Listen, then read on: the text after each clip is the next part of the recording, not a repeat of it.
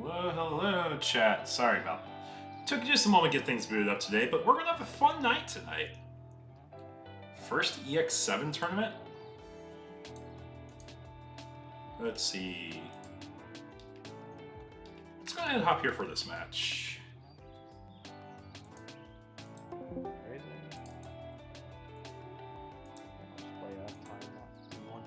Hey guys, I'm gonna go ahead and put y'all on the stream. If you guys need a judge call, please ping in the judge request. I want to have my headset on mute. Good luck, y'all.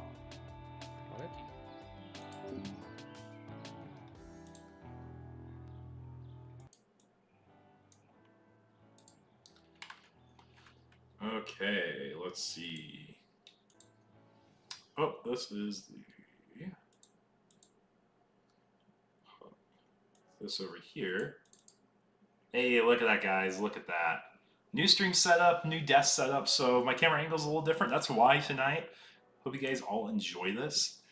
So, at the top, we have Adam East piloting Hunters. At the bottom, we have Kupo piloting the Omnimon deck. These are both what I would consider really fun decks that a lot of people enjoy. Hunters was such a great thematic deck, and the package is a super strong one that's going to be relevant even through today's format.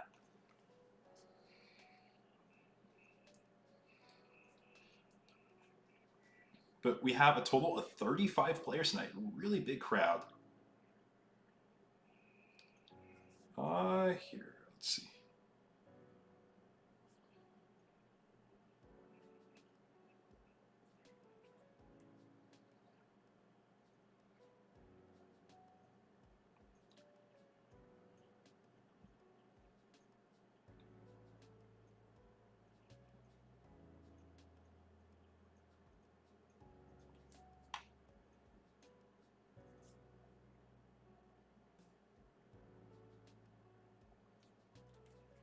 Okay, there we go. But for anyone joining the stream, welcome, welcome. 35 players are playing in tonight's tournament. It's going to be a good show. We have a lot of different decks being played and piloted. And I'm really expecting a good showing. So, for anyone who doesn't know, Hunter's whole game plan is gimmick around using the save keyword. Any single time they tuck a save Digimon underneath their tamers, they're able to enable basically a cheaper Digivolution, or they could be opting for extra card cycle, extra memory gain. And a lot of their things are very resource management oriented for performing well with the deck. And the Omnimon deck, on the other hand, is focused around kind of like a Mega Zoo almost playstyle where you're going to warp Digivolve your rookies into their ultimates, and then you can go into the Omnimon if you have the corresponding piece in hand for a Blast DNA timing. And Omnimon's a deck that's actually starting seeing more play lately on the competitive scene. We're going to go ahead and cross with the Psychomon. We're going to be pulling out a Digimon from source from all of our tamers. Looks like we are going for our purple save Digimon there. I didn't quite catch what it was. Oh, it looks like it's a Gumdramon for a cycle. And we're going to be using the interrupted effect of View to reduce the Digivolution by 1 for our stack, and Arrestor will give Rush for our level 3 Digimon. And when we swing Rush, we're going to get a draw from the site. We can pop a Floodgate with a Shoutmon and pop Shoutmon Inherit. All the red Inherits will do the same thing. And we see the free Tamer. The Tamer is what enables so much memory efficiency in the Omnimon deck. And we're going to end our turn with a Taiki for 3.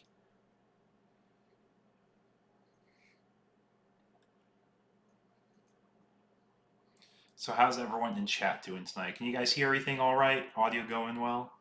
Hunters, I know, right? I love Hunters. It's honestly probably one of my favorite, what I would consider evergreen decks for Digimon, just because it does so much. You can adapt your package, like, you got about 3-4 cards you'll see people cycle in and out of Hunters. You got the Prism Garrett option, you got the Overflowing Power option. You have ways to emphasize Quartzmon more or less with Astamon, and because Astamon looks for Psychmon, you can use the Floodgate Psychmon. Yeah, you got a few different routes. With it.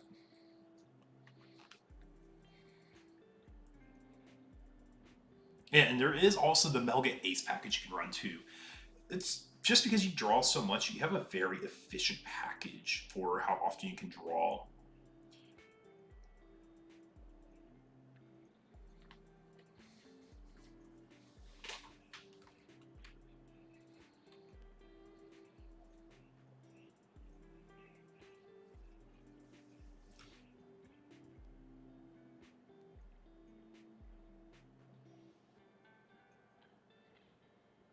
Yep, and we're using the save from Arrestermon and an installation effect of basically what I call super save, where you save a second source from your trash. This is part of like that resource looping management that you really want to be a good steward of when you're piloting a deck. Your purple inherits are your draw ones for consistency, so you're typically going to be sucking those underneath and saving those as often as possible. Especially if you cross, you're going to be going minus cards in hand as well.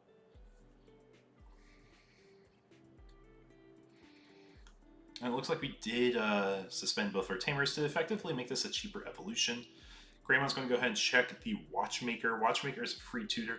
So one thing that's really important to think about for hunters is their average DP threshold is actually very low, meaning you're going to live lots of checks. So if your expectation is for a Digimon to die in security, it's going to be pretty rough unless you check the level 5. Especially with how many tamers they play. The tamers are what really makes it hard for your Digimon to die in security. Not to mention, a lot of their rookies are like 2K rookies. And we're going to go ahead play our Searcher Agu here from the option. Get a tie, we get Greymon, or War Greymon in particular there.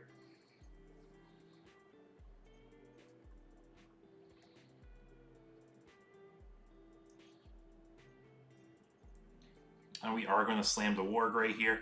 When we slam the War Grey, we're going to go ahead and go into our Secret Metal Garurumon here, because Greymon is treated as the Digimon sources for naming purposes.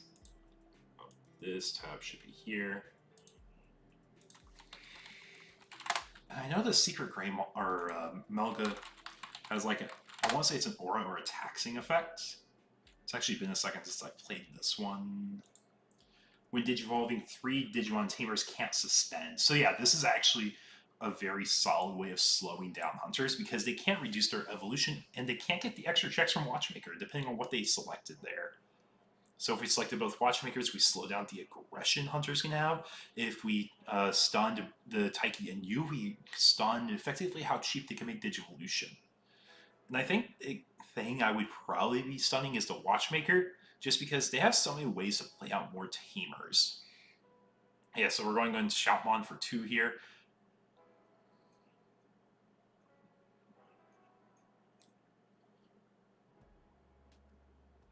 I'm not sure which one was stunned here. You're still able to pull the source, but I think we did commit to Digivolution. Yeah, I think he might have debated on using the suspend, but I think the Melga selected both of those. Now we're debating if we're going to be playing a tamer. Typically, you're always going to play this tamer if possible, because you can actually use it right away, but it looks like we probably don't have one, so we're going to use the Gumdra for when we swing to draw, and our check is going to be the Melga here. So draw for Moni first, now we're going to save our Shoutmon, and we're going to super save, or what I call super save. It's probably just going to be that Gumdra. Yep, we are pulling that Gumdra, just because the draw in here is so powerful. But for anyone who doesn't know, Adam East here, he actually got top 64 in the Bandai Cardfest Regional playing Hunters. I think he got 40th place on the spot, going 6-3, which is actually really impressive.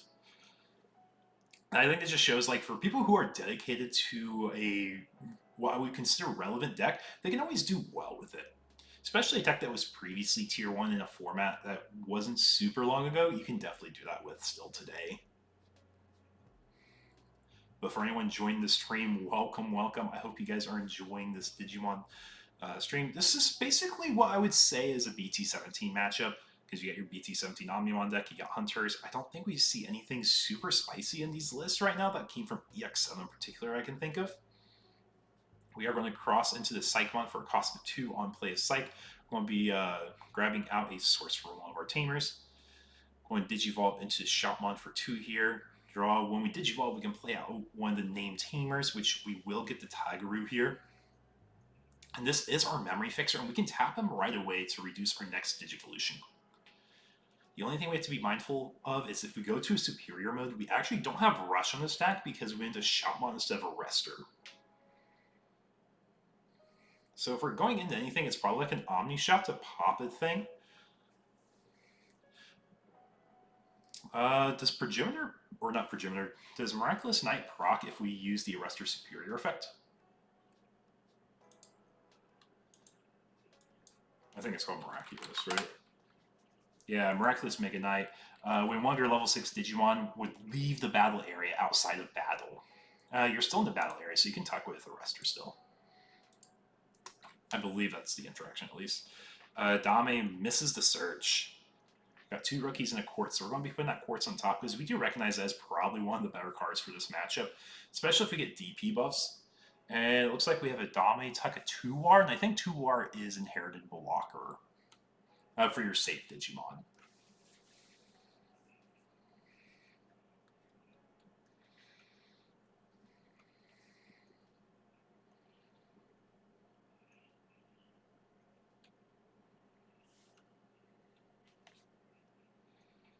But how's everyone feeling about this matchup?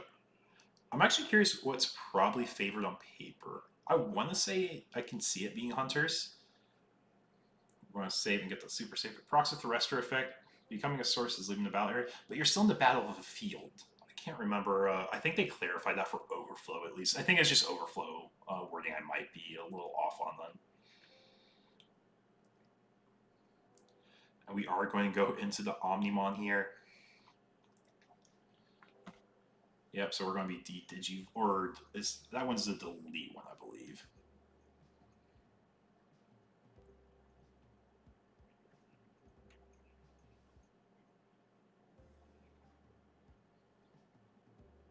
Yep, and we're going to be able to rip our sources. When we rip our sources, we're actually going to be able to trash a bunch of security, and it's basically going for game with how strong it is. Yeah, rip the 3, hit for game.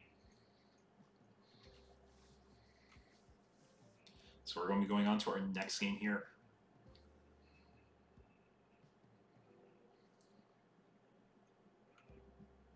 Well, yeah, I'm very well aware for overflow, but I'm pretty sure in the comprehensive rules that says they consider to be in the battle area still. Here, let me pull that up here. Yeah, nonetheless, it's still something to clarify and learn at the end of the day for myself.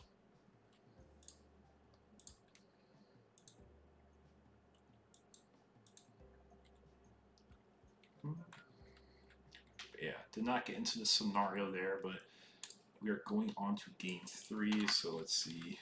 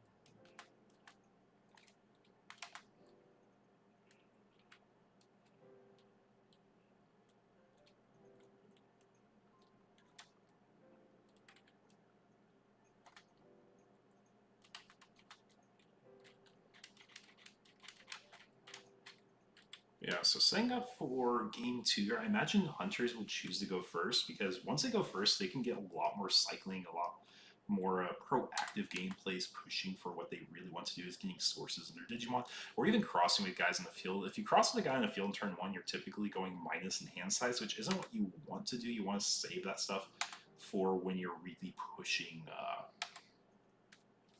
resources towards like the late game with your U's and your Taikis.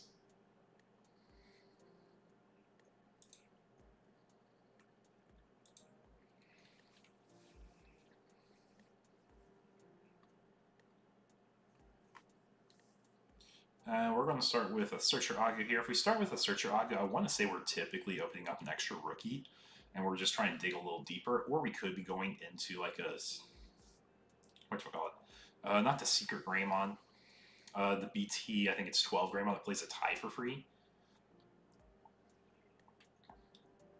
But it looks like we're just going to go ahead and slam our Tamer here. Got a lot of value moving on for both sides already. The Uamano getting basically your extra draw inherit here. We're going to draw for Digivolution first. Then we're going to do the top 3 reveal for the Dame effect for Digivolving on play. We do get another Uamano. It's not the optimal tamer, but we will take a free tamer. A free tamer is still a good tamer. And this Dame is able to swing immediately, and when we swing, we do get extra draws from the Arrestor. Yep, so we're going to swing 6k because we have saving sources from Drak. Draw for Superior. Find that Tie and Mat again. Like we just said, free tamers are good tamers, and that goes for both sides here.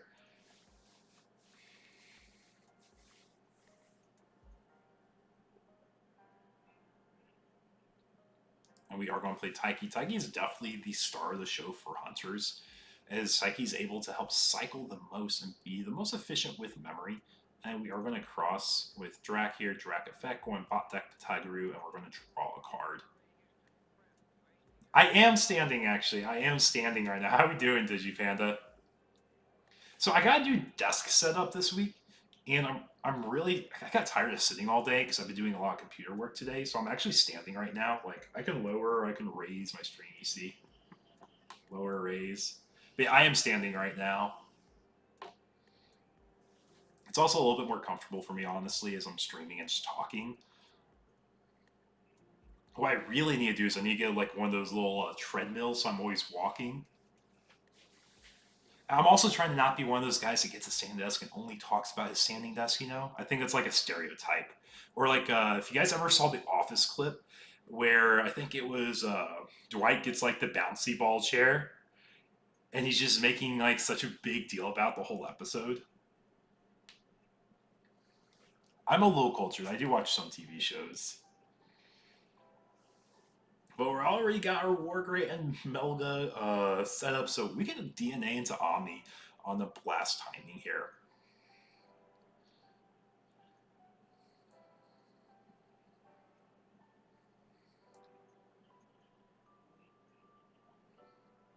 I'll be honest, I never thought I would like a standing desk until I got this one recently. It just really helps like keep things feeling fresh. Like I'm not tied to sitting to my chair today. Like you can tell, like I'm walking around. Yeah, Wargreat attacks, piercing, finds a watchmaker. We've just seen free tamers go back and forth for both players. And honestly, like they're all great targets here for the watchmaker. We don't have the tamer to grab. But I think Clock is probably the choice here because we do have lots of megas in our opponent's security on average, just with how the deck is built. And the second check's another tamer. Like I said, guys, average threshold for this deck is very low because there's lots of tamers, and we're seeing all those tamers are coming out now. So we have, now we're in our main phase. Start our main phase, we are going to be using Taiki first for a free cycle, and now we're going to our next Taiki here for another cycle. And then we got 2 U's we could be using here. If we want the extra memory, we'll go for the extra memory. But we may just value having the cards in our hand to make sure we have our lines, like if we have a superior mode. Yeah, it looks like we're opting not to use the U's. So we do have Gumdra and raising. Let's see, so if we were to go over that Drakmon, we can go into like a Shoutmon King with no downside here. We'll play out that Tamer, and then we'll be able to draw with our inherits from the Arrestor Superior. And then I'm assuming we tuck like another purple source, like the Gumdra, if we swing. Probably with the Clockmon. We're just trying to be mindful of the Omnimon in our opponent's hand. So we're going to tuck our U, grab that Arrestor, grab that Clock. And for the reduced cost of 2, we are going into the Arrestor here. Draw, so we didn't spend any memory on the Digivolution there. And I'll be honest, Hunters is, like I said, I've said it before, Hunters is still one of my favorite decks of all times. Oh, I think we're going to try going for a lethal angle here. The only thing is, if we see an Omnimon come out here, it could be really bad for us. And something tells me we may not know what Omnimon does, or we're just very confident our opponent doesn't have it. So we're going to swing. Yeah, as long as he didn't verbally declare the ordering, that's all good here. We're going to tap our Watchmakers because it's not attacking, it's a main phase timing. We're going to swing jamming for 3 checks here. jamming at 7K in particular.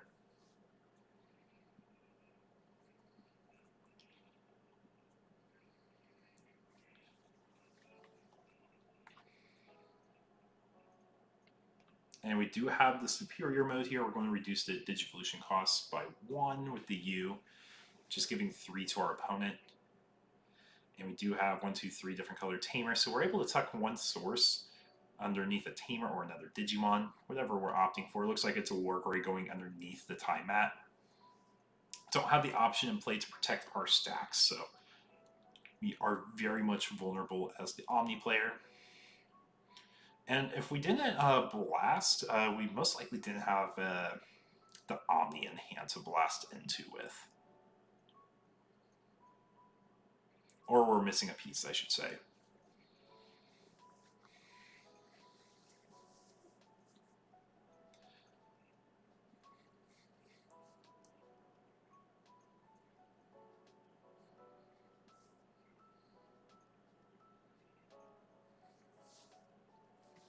Yep, so we do have the Mega Knight option, Miraculous Mega Knight.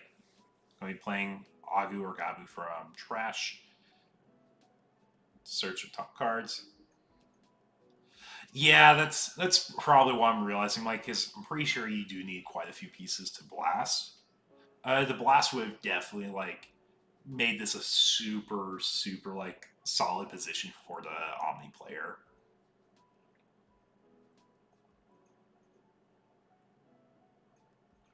And we could opt to tap our tamers for memory. It looks like we are going to do that.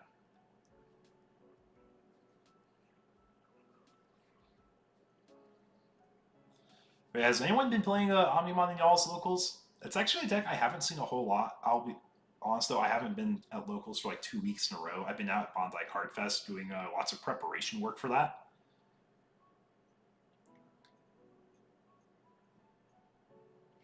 That is a whiff on that Agumon there.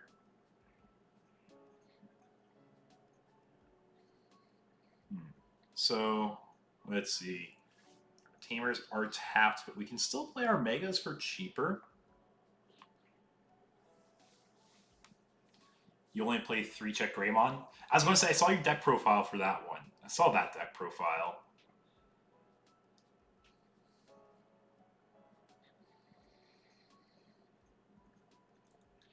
I'll be honest, it was a really good meta call, I think, last for the latter half of the format with the new ban list.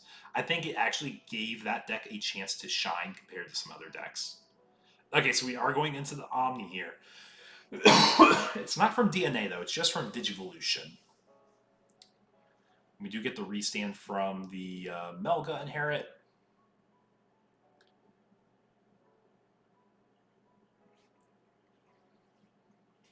But it's a very good chance that we just see Hunters take it all here.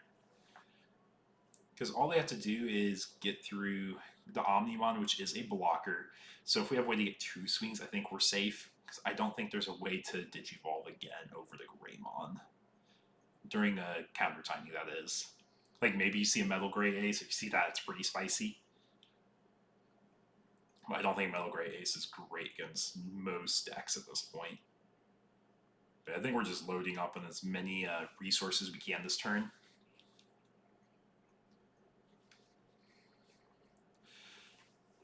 I don't think they have enough colors, actually. I think they need their fixer in order to tuck the Omnimon, because it starts at level 3, 4, 5, 6, I'm pretty sure. Quartz is a valid out. Yes, Quartz is a valid out here. I think we bot decked our Quartzes, though. But I think we have plenty of wiggle room here as Hunters. Draw for Evo. If we play the Tegaru, then we do have the out with the Arrestor. Yep, there's the Tegaru. How do you say his name? Tagaru?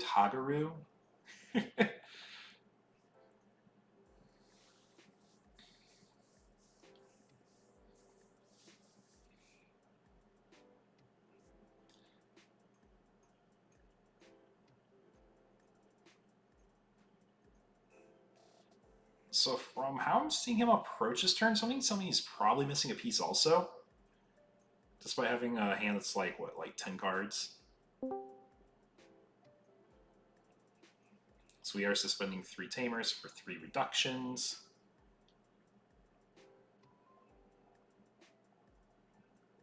Starts with Todd. Must be Ty Kamiya. Yeah, exactly. I only know like two. I only know like 2 or 3 different tamers, man. Oh, I think he's just gonna pop here. You're gonna overflow 5. Let's go to the next game. Okay, we're going to game 3. Game 3 of Hunters versus Omnimon. This is exciting, folks. Yeah, I know. I know you got Kari. I know you got Izzy. You got Joe. Those are easy names. I know the English names. Ask me for the less traditional names. Probably not going to get those. I know Marcus. I know that one. Well, I see 13 y'all here in the chat today. Appreciate y'all watching. Uh, like I said, Eagle X, tonight we have 35 players playing in our webcam locals. Really good scene tonight. Everyone's playing the EX7 format. We are allowing to use proxies just because I know not everyone's cards, if they ordered on TCG Player, would be here in time for this week or even next week. So next week's going to be another week of proxies. What about the Gaomon Tamers? You mean the Thomas H. Norsteins? I know Thomas. I played a lot of Mirage. I played a lot of Mirage.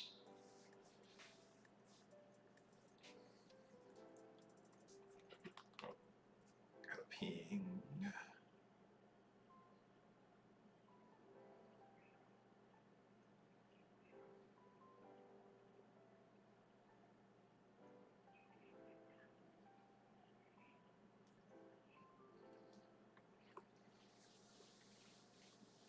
And we said we're keeping this hand as Hunters, it looks like already, so this is going to be probably a really solid start with like a Taiki and a Rookie, and then the rest you just kind of figure out, oh, no, we're mulliganing. I think you forgot he can mull. Boo Mirage. Mirage is fun, man.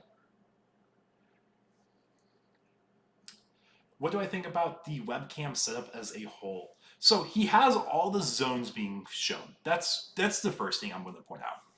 When you're playing in webcam locals or webcam events, the very first thing I look for is to make sure every single zone is visible, which every single one is visible. But the hand does hover a little bit back and forth. I'm able to see the base of the hands, and that's what I personally look for in these type of webcam setups. Because if you see the whole base of the hand, you're basically acknowledging that, okay, their hands are being occupied like right here. But this is also a local I can bug too, so no worries. But it definitely is on the less than desirable side, I would say. But I would say it is passable for like the premier event as long as the hands stay visible like it is right now. It is very close on the edge though. And we're going to cross into Dame here. Let's play a little bit of a gotcha. We got the fixer here, guys. We do show the blue plugin. That has been one of the highlight texts that Adam has had lately in his Hunter success story, I guess you would say. Because it gives you out for Omnimon X blockers. It gives you out for Mother blockers. The only thing he is vulnerable to is redirects with like Izzy Tamers. But high speed does a lot. It also gives jamming to your stack. So we do know if we're looking for that out, we do have to get to the very bottom. Which, as Hunters, is very doable.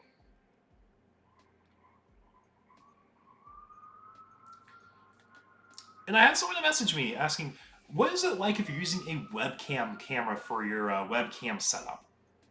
It's very possible, but I will be honest, it's going to be really hard to get that as like a super optimal angle. My early days of playing Digimon, I think everyone knows, I've been playing since the game came out in 1.0. I've been playing for a very long time. And when they had webcam premiere events during COVID, I was super excited. I wanted to get into them, but I didn't feel comfortable playing like necessarily a whole lot on webcam just because all I had was my laptop. My laptop, I had to angle the entire screen down. If I want to see what my opponent's doing, I had to kind of like look all the way underneath it. So it's a really hard setup. I did have a stack of college textbooks I used to raise it so I can look a little easier and show the entire setup. So it is possible. I think every setup could work to some capacity, but some of them are a little harder than others. So you got 17 people here in the chat tonight. Welcome. I hope you guys are enjoying our webcam locals. This is round 1, game 3 of Hunters versus Omnimon. Top we have Adam, Issa. Bottom we have Kupo. Both are pretty regular webcam local players. And we have a really good set so far. Game 1, we saw Omnimon just tear through security with the Alter. I can't remember if it's Alter B or Alter S. It's one of the Alter Digimons. And then game 2, we saw Hunters just run over with a super quick 3-check stack of Arrestor with the Clockmon in sources for jamming. Excuse me. And now here in game 3, we've seen both players do a little bit of their gameplay. Hunters is definitely getting a lot more value out of their stacks. They've been able to cheat out, I think it's 2 Tamers and get a Watchmaker in turn 1, which honestly, that's one of your best openers as Hunters. So we're able to get a lot rolling. And just being able to start turn 4 memory and extra cycle is a lot. Not to mention our stacks are living security swings too.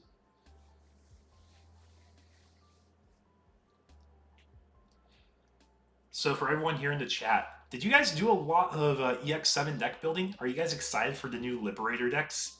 I know I'm excited to try out the Shoe deck eventually. Go ahead and give that one a moment before I play it, though. I know a lot of other locals have been hunting for those cards. But I'm excited to try out the Shoe deck. Terramon, I think, is probably the better of the 2 decks, but I'm just not personally interested in the line as much. Not to mention, like, if you don't have the promos, it is an expensive gatekeep for the deck now, if you're missing promos.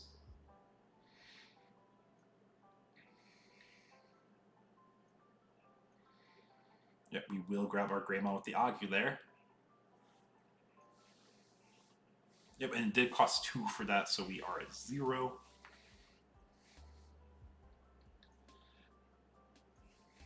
And it looks like we are trading into the Shoutmon. We're going to draw for the Omnimon X first.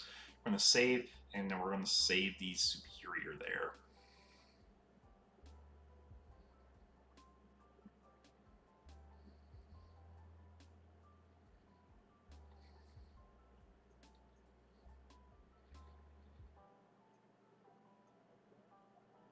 And we are going to slam our Wargrave for a cost of 8 because we have our Tamer in play. And we're debating if we're going to warp, and I think we are warping our Greymon into the Metal Garurumon. We're going to target 3 Tamers that cannot, or 3 Digimon and or Tamers that cannot suspend this turn. Or does it suspend them, actually?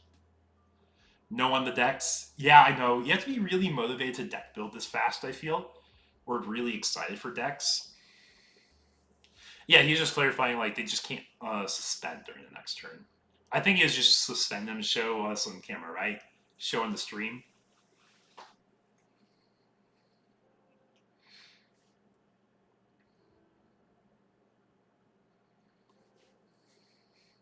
I love playing Hunters when I use my hybrid deck. Yeah, because you're going to get value. You get the inherit still. As long as you Digivolve over your Tamers, as long as it's not Digimon Emperor, right? Digimon Emperor is the only one you won't go over unless you run Susano.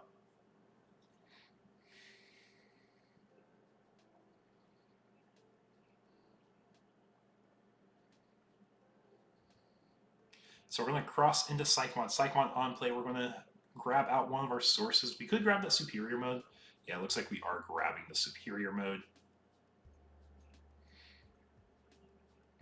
So I imagine we probably have the Arrestor next, because we did cross with one. So I'm hoping we have another one. Oh, we could just go over the Dame here. That is right. And we're actually not going to be using any of the reductions.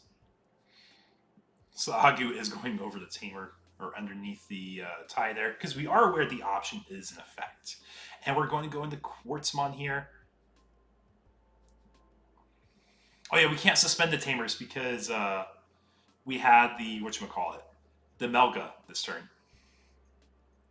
So we're kind of got 1, 2, 3, 4, 5, 6, 7, 8 things. So we get 4 memory back for our Quartzmon here. So it costs 9. It's effectively a 5-cost Digivolution here because we went over a Digimon with save. That was a level 5.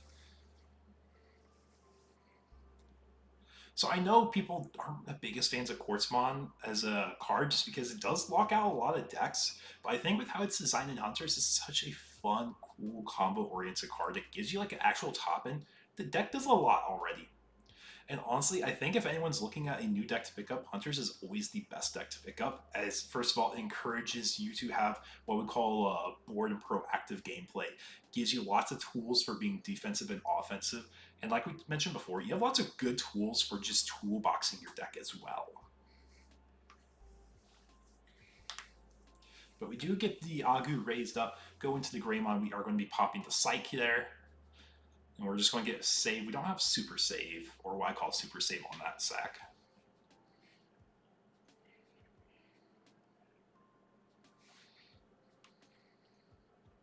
Oh, is that for all effects or only for their own effect? It's actually...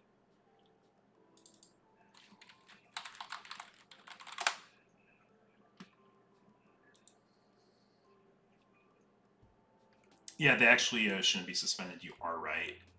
Here.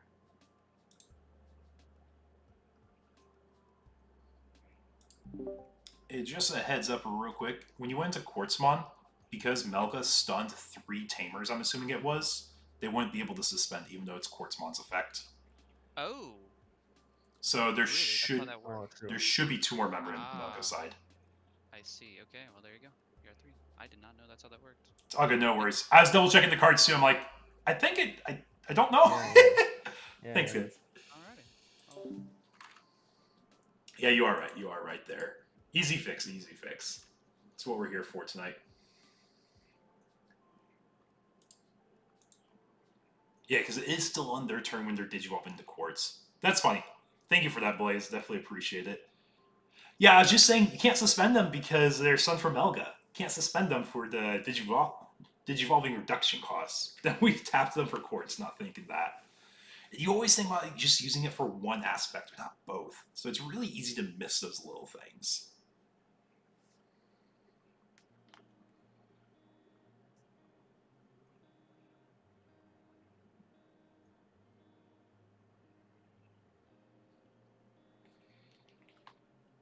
EX7 not a good set for me because I'm only to be a hybrid only player, but I still use my Shine Greymon. Shine Greymon is a fun deck. And honestly, I don't know if you guys saw, Shine Greymon actually performs really well in the Bondi Card Fest Regional. I think it had 2 or 3 toppings in top 16. And that was one of the decks I was giving a little bit of credit for in the, like, preemptive, what I think will do well format video. So I was really happy to see it perform well. I think it had lots of tools to help it in the respective format before we got into Cardfest. And just losing like a bad matchup helped a lot.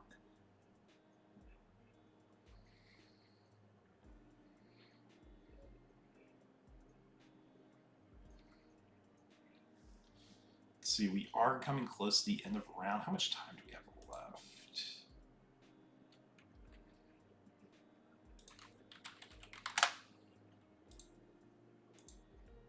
There's 6 minutes in the round still, so players should have a good amount of time to be able to finish out their set still. Quartz is slowing down the game plan just a little bit.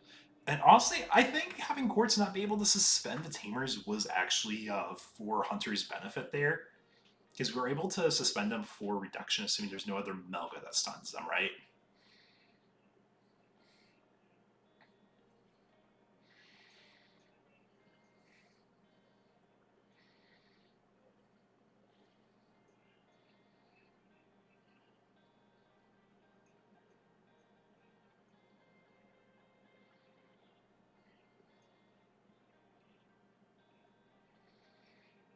So we are going over to Hunter's turn. We're not able to unsuspend Watchmaker here because Quartzmon is in play.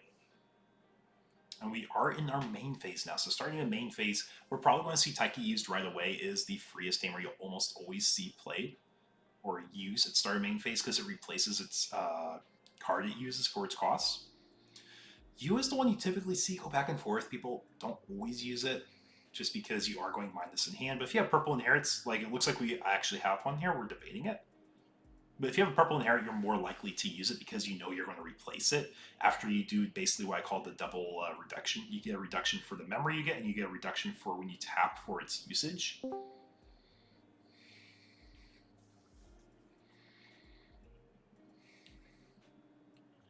Yep, so we are going in 2 war for a cost of 3 less because we are suspending our 3 tamers this time around. Yeah, we want the Gumdrow, we want the draw. Gumdra, and we do get to de-digivolve a stack.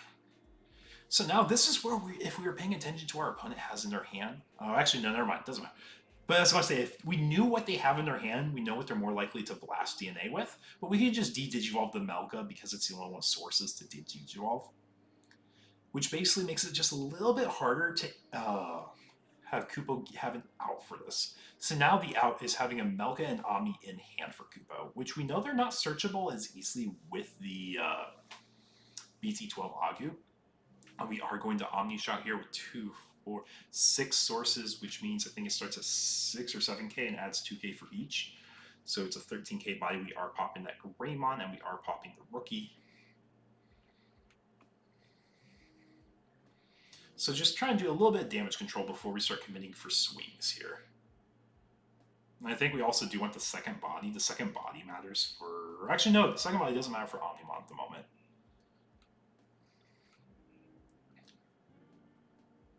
So we're going to swing. We'll get 1 draw inherit for the purple source. We are swinging at 7, 9k because Dirac inherit.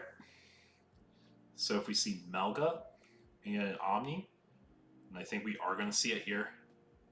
Melga, Omni, draw for Evo, when DNAing. Yeah, we're basically removing both stacks. Yeah, it's just debating if we're spinning or deleting which stack. So that's when we spin to the bottom because we don't want those deletion inherits. And then that's one that we are deleting.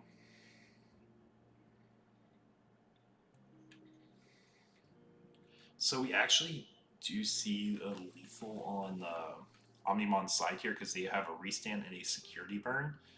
Tommy, I guess we, don't have piercing.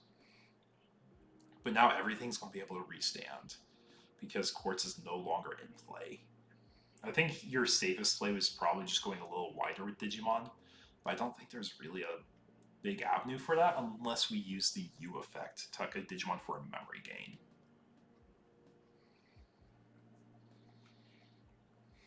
Yep, Uko Search, we are going to grab an Omni here.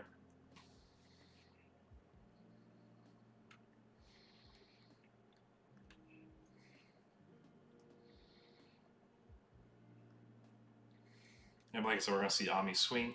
Wargrave is going to burn a security. Melgo restands. So unless we check a Quartz in security. Oh yeah, we're playing around Quartz as much as we can there. And we go for game with Omni. That is game 3, folks. So that is round 1 of our Digimon Webcam Locals. If you guys have a deck you want to see, go ahead and drop it in the comments of the stream here. I'll be right back. I want to get myself some water.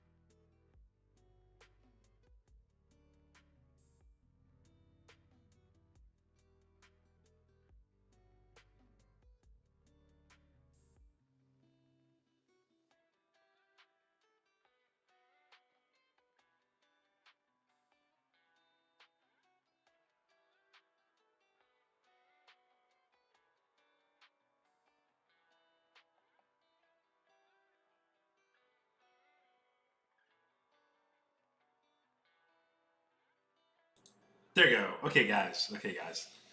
So I was just saying, if you guys haven't seen, I dropped in the YouTube chat for next decks we can see on the stream. We actually have a good variety. Not a whole lot of new decks. We do see a good amount of Mother Shoto decks, though. So if we want to see something new, we can see Mother Shoto. We can also see Galaxy Mirage. Yes, Royal Knights is still kicking it around. Yes, it is. I think if everyone took a guess, if you know the people in my webcam locals and you look at the roster, I think you know who's playing Royal Knights. Yeah, we did have a time extension on table 1 here, so we're going to make sure they have the adequate amount of time to finish their set. But yeah, so we have a good selection of different matches to look from. We got Blue-Green Imperial, we got Mirage, Galaxy Mirage, Lilithmon 7, Great Demon Lords, Mother Shoto decks, Royal Knights, Magnet X, and Black Base SOC. That Lugo is pretty good. Yes, I think that was your opponent, right? That was your opponent? Yeah, and actually, just for anyone here on the stream, actually, I don't have my metagame. I'm not logged in. I have a tab where I'm not logged in. I have a tab where I am logged in, so we don't have a metagame here, but our metagame is actually like in a pretty good spot, I'd say.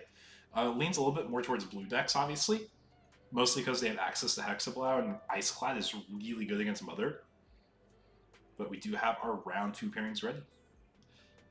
Felt not having played in months. Oh, I get that entirely. Let's see. I'm going to go ahead and try picking a table I haven't seen before. Actually, I think this might be a fun one. All right. Here, let me use my caster vision on my other screen. Not that screen. Oop. But this screen. You guys can't see this. I think this should be a fun set.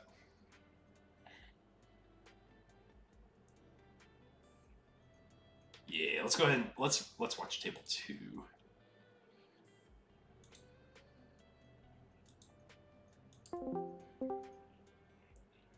Hello. How are we doing, guys? What's up? I'm gonna go ahead and put y'all on stream. If you guys have a judge request, please use the judge request channels. I'll have my headset on mute. I'll be doing my best to keep the board states corrected when applicable. Awesome. Good luck, y'all. Thank you. Okay, so I think this is going to be a little bit more fun of a match to see here. It does emphasize some decks that you don't normally see, but also shows you a different twist on how they've been updated with the new set release. So we're going to go ahead and wait for our second webcam to be turned on here, then we'll be starting our set. Oh, they are all the way down there. There we go. So at the top, we have Happy Cat on that Stingmon playmat, and on the bottom, we have Melon. One of the new people in our webcam locals. I don't think we've had them around before, so it's super exciting to get new people on the stream as well. So it looks like we're doing a roll-off, see who is going first. Got a 9 versus a 6. I'm not sure who is what, but we'll figure it out here in a second on who was assigned which role. So for anyone who doesn't know, Happy Cat is a regular in our webcam locals, and they have been a one-trick pony on, or they've played a few different decks, but they're one-trick in a certain play style, I will say. The decks they all have one theme for how they all play out.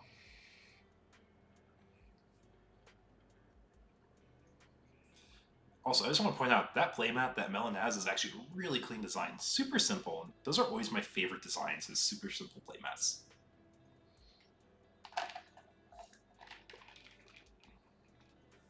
But for all 16 of you joining in stream tonight, welcome. I hope you guys are enjoying our webcam locals experience here.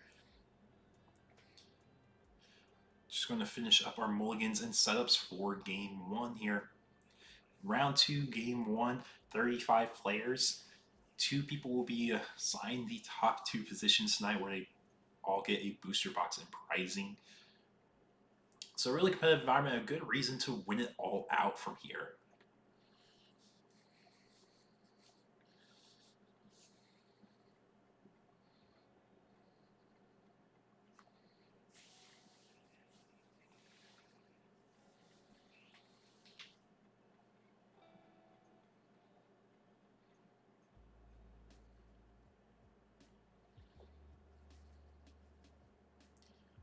we're going to start things out with a Wanyamon. Wanyamon can mean a lot of things. It could be blue hybrid, but reduce the Gal. And I'm just going to let you guys know, this is going to be a Mirage deck we are seeing. Mirage's deck we haven't seen a whole lot in the Webcam locals scene lately, but it does exist every once in a while. We do go into that Galgamon. So, one important keyword we will have in this matchup is the jamming keyword. As we go into our Royal Knights hatch the Drazel Egg, we're going to draw with the Omeka. No Royal Knight on turn 1, but that is alright, because we're going to be getting the Tuck when we swing and have him deleted. And this is the Event Pack Omekamon for anyone who does not know.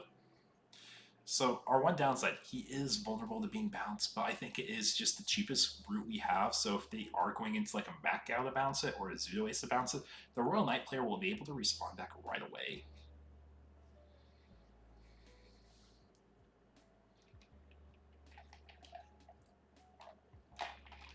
And for anyone joining our stream tonight, welcome, welcome. I hope you guys are excited, ready for some Digimon here. So Mirage did get what I would consider very relevant support in the EX7 format. Getting access to the keyword Iceclad is a really big deal here.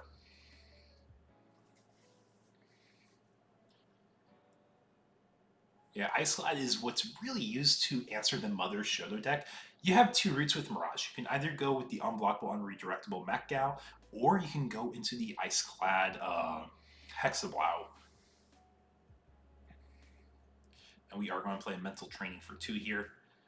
Got 2 great choices. We are going for the Memboost. Means we're probably just going to be looking for a piece, or we just want to make sure we have enough memory to actually be able to go all the way up into our top end. So top 4 here. We do have that Mirage. We do have the Wonkmon. And Wonk is something you're actually going to see a lot more in Mirage decks. Because we have access to Hexablow, we're going to be using Wonkmon with BT7 Bukamon to make it effectively a 1-cost cheaper Digivolve.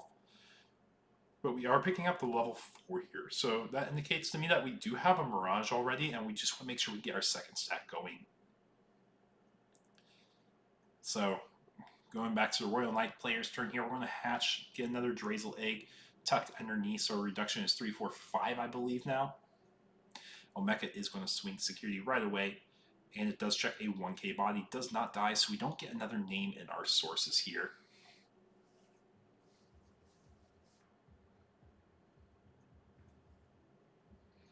And we are playing a Leopardmon for costs of, I believe we had 3, so for 5 total.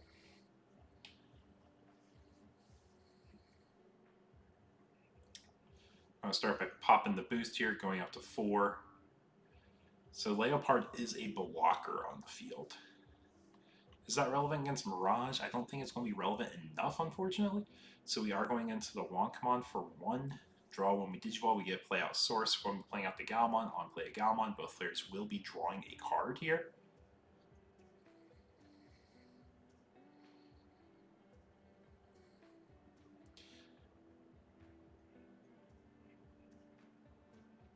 Yep, and we do have the Galga, so we do get a memory back for that. So this is a 2-cost Evo. Could be a 1-cost Evo with the BT7 Buka Egg, actually. It's really neat.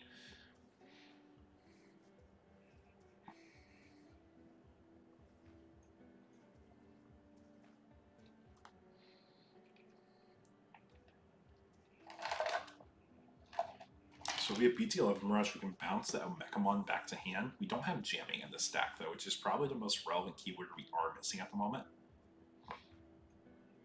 Because we are able to crash into a lot of things Royal Knights has in security, as they're a lot bigger DP. So unlike the Hunters matchup, where Hunters has like no DP threshold, Royal Knights has a very high threshold you want to pass in order to live security checks. So jamming's a very relevant keyword here. So ideally, if we drew into the, I think it's EX5 Galga or EX6 Galga, we can go over that Galmon, and then when we swing with Mirage, we can actually get jamming. But we're just going to use Zudo Ace here to bounce the Leopard back to hand. Going over to Royal Knight's turn, going to get our last egg, so our reduction is 4, 5, 6, 7.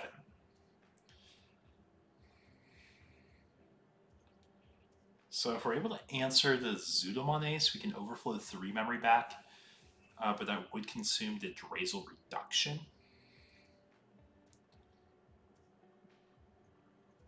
Yeah, it looks like he is debating that Old Force there. Old Force is basically on play. He sees himself being played to strip a source and bounce a Digimon no sources, I think is what it is. So you can bounce that Zudo Ace, so it's 3 less on top of the reduction.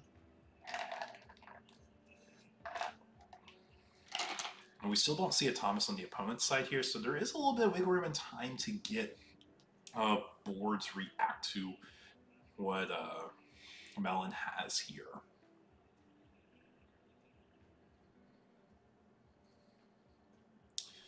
So we are playing the Omnimon just for the on-play to pop a stack. We are popping that Mirage stack. Basically saying we respect what our opponent can do here. Let's just go ahead and make sure they don't have an easy avenue for killing me right now. So I actually really like that play. Even though you could have played Old Force for cheaper, Omnimon does address the problematic stack right away. Not to mention, it's a little harder to kill unless he sees another Zudo Ace to bounce it.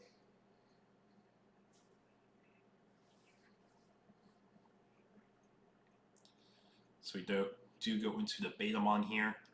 And for anyone who doesn't know, the Wonkmon level 5 plays out a level 3 from sources, so you can play out the Betamon to get its on-play actually, because it's played from a source.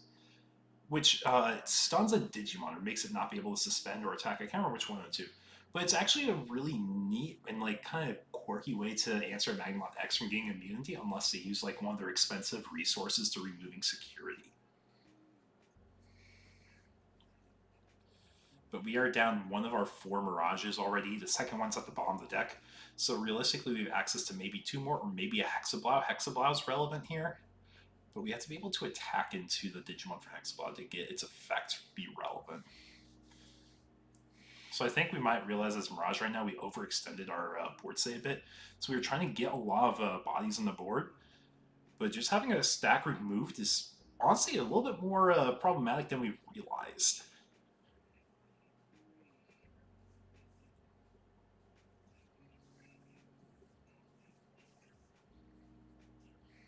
We are going into the Galga and raising. So if we have like a fixer, it's not the worst thing in the world to play here. But I think we are definitely regretting the line we had the last turn, leaving the Mirage vulnerable without actually really getting a lot of value out of it. Yeah, and there's that fixer, Thomas, like I was saying.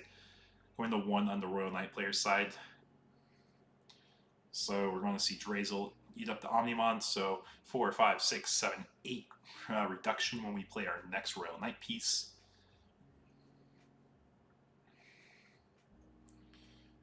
Yeah, he's just counting out the reductions here.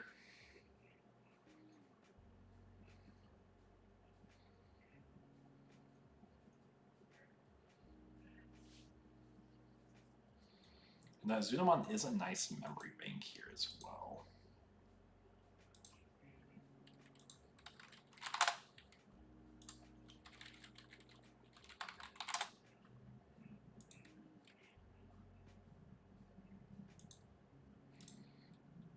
So even though we don't have a whole lot of things to do on this turn, what we do with this turn does matter a lot.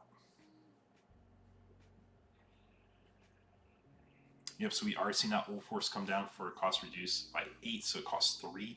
Bounce the Zudo Ace, and then we overflow 3. So it's effectively a free Old Force. And this is a turn where we could go into the Pillowmon. It looks like he has in his hand. Pillow is actually a really good card to respond to like the Wonkmon route, because it stops Digimon from being played by effects, or a Mechamon for a cycle to get ideally another Royal Knight under faster, but it's most likely going to be bounced. So he is opting for that. He just says, you know, you're going to have 3 memory. Let's go ahead and be as memory efficient as possible here.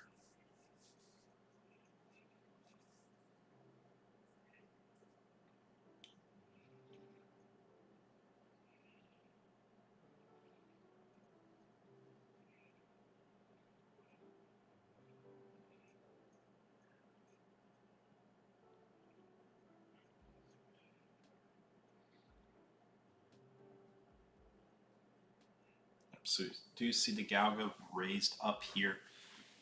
So Wonkmon is a valid route if we do have the Wonk. I do see a Zudo at the top of the hand there. Zudo is also really good against Royal Knights because there's no way to punish the Royal Knights from being removed from field. Now if we don't think about it, there is the chance that we do get aced here by a Paladin Ace. So if we do go into Zudo, bounce Omeka, which I don't think we do, we go Zudo, bounce Old Force, go in Mirage, bounce Omeka. That'd be like the perfect line. So Gout is just going to go into security on his own with Mirage, or Thomas Effect, we are going to be drawing.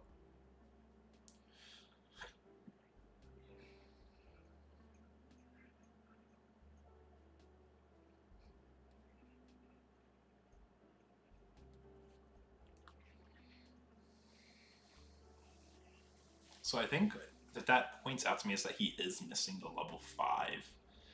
Or not missing the level 5, but doesn't have the level 5 he wants. So he's going to use Zudo. We're going to be choking our opponent as effectively as possible. That's that Old Force. No memory gain inherits. First thing I want to see, Omeka swing security. Omeka lives because we check another memory bank card. Now I will say, I do expect Omeka to die when it's swinging in this matchup, but it's just not finding things to die against. And we're just going to play that Old Force again for effectively free bounce that Zudo Ace after we strip the sources on the other Digimon here. So now Wonkmon will cost a full 3 with nothing to play out by effect, and we do see the Fixer Kari here, guys. This is a Tech 4 of Mirage matchup in particular. When we go into BT11 Mirage, there's no OTK route available now, because we will suspend Kari if a security is removed by effect.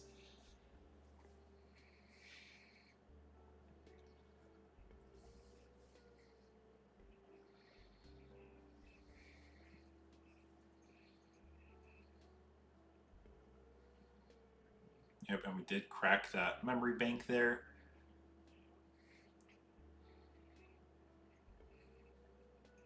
So we have a Fixer now as Royal Knights, so we're able to at least get something going on our turn every time now, with just a matter of fact of how fast we're actually going in this matchup. So for people in chat, have you guys actually had a chance to play Royal Knights lately with the new Ace package? The Ace package and the Kari Fixer are such a big improvement to this deck. Kari Fixer may not seem like the best tamer off the top of your head, but once you realize one of the worst matchup is Mirage, you realize it actually adds a great way to answer that deck. Not to mention if security is burned, you can use the Kari effect still.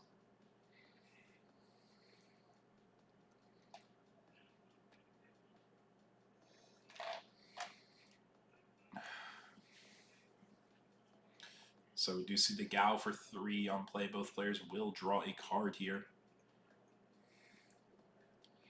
So we do have that Zudo still.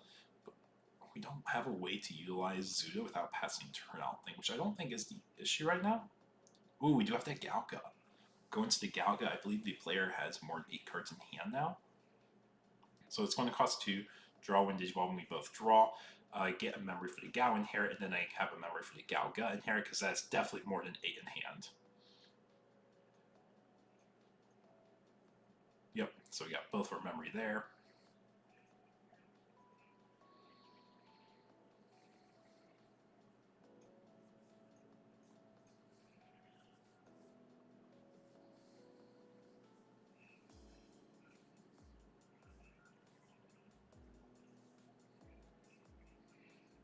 I think the funny thing is, he can keep playing Zudo Ace every turn if he wants, and Happy Cat can just respond to playing the same Old Force every turn if he wants. And he's progressing game state by swinging with Omeka. His opponent's progressing board state by doing something in raising. So there is something going on both sides.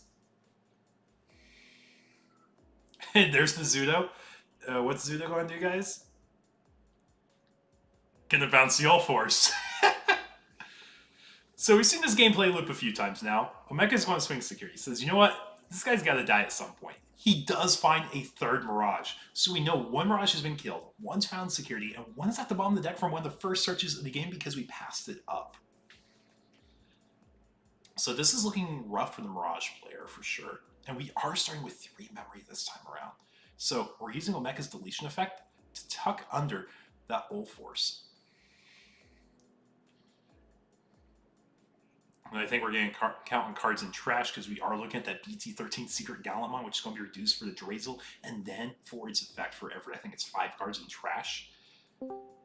So we're actually going to be able to clear more of the board and get overflow from our opponent. Yeah, he says, you know what? Now is probably one of the best times to use it.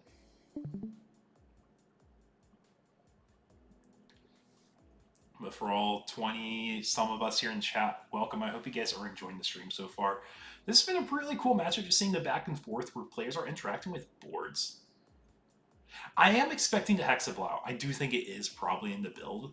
We're just not seeing it, but we are almost out of Mirages, which means our burst modes have less value.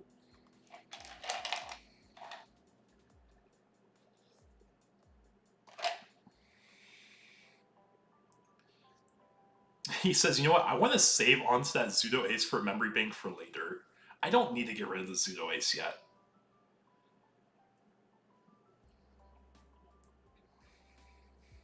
And I think that is actually the better route there. Oh, we're actually just going to play the Jesmon right after. So it's going to put us up to 8, but then we're going to overflow 3 memory from the Pseudo Ace being deleted. So we are down to 5 on the opponent's side, and all they have is Goemon versus the world here, guys. So Goemon's going to be pushed out. He is unblockable for the turn. So there's no ace blocker that can get in the way. But there are other aces that could affect the stack that come out. One that we've seen before is Shanghai, which can't go over red. So where the red is, the Gallant. The Gallant is the one that goes over the Lilithmon. So that makes sense, right? So let's start with Galga. Costs 2 to go into. We're going to spend 2 to Digivolve into it, going to 3. Draw for Digivolving. Galga effect. We're both going to draw a card. It's going to get a memory back. And I believe this is our jamming Bukamon egg in the stack here. So something a lot of Mirage lists you're going to see adapt to is you will see them adapt to probably 5 eggs sooner than later because they play a little bit more of a grind game now. When I say a grind game, they're pushing out later games trying to control the board more. Like Control Mirage, I think is what people are dubbing it. But we will go into the Pseudo Ace here. We will bounce one of the stacks. It's probably going to be that Jesmon that gets bounced because we can swing into the Lilithmon if we have enough memory. But yeah, this Pseudo Ace has been recycled, what, like 2, 3, 4 times now? I know one of them was finally popped, but this is just the second one that gets to come into play. And there's BT11 Mirage, guys. When draw, Mirage effect, we're going to be bouncing a security because there's no Digimon to bounce. So that goes to hand. He's going to suspend Kari, give security -1 on the Mirage stack now. So now Mirage is slowed down, but they're able to go into burst mode if they need to now. But yeah, this Kari is teched explicitly for this and the Ancient Garu matchups, which I would argue are probably the hardest matchups for Mirage or for Royal Knights. And returning that Thomas to hand, we are going into burst mode. When we go into burst mode, we're going to be bouncing the Gallant. So we do know this is the 4th Mirage the Mirage player has available. Unless we got to the bottom of the deck, which I don't think we have yet. You don't have to show the whole hand, man. I know you're a happy cat. Happy cat doesn't have to be so happy and show the whole hand, sir. And we're still in game 1, guys.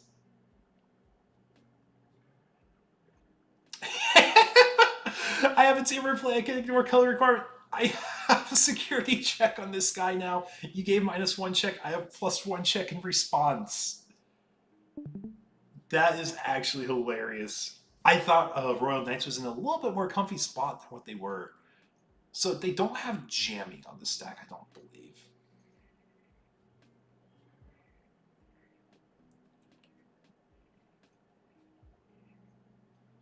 But now we're just going to be bot decking cards. And there's probably game here. So he gets a bot deck 7 cards. So what looks like to be a very safe and secure game. He's just going to say, keep those 8, sir. I'm going to restand, do my 1 check now because I have +1 from the red plugin. 15k, does it die? Does he have jamming? Yeah, he has the Galga. He had the Galga. That's right. He had Galga. So he actually lives still. Swing, Thomas effect. We're both going to draw. We're going to restand. So it's not going to be an OTK on this turn, but we are going to shred through the rest of security. It says, take your pick, man. Take your pick of the one card you want to bot deck.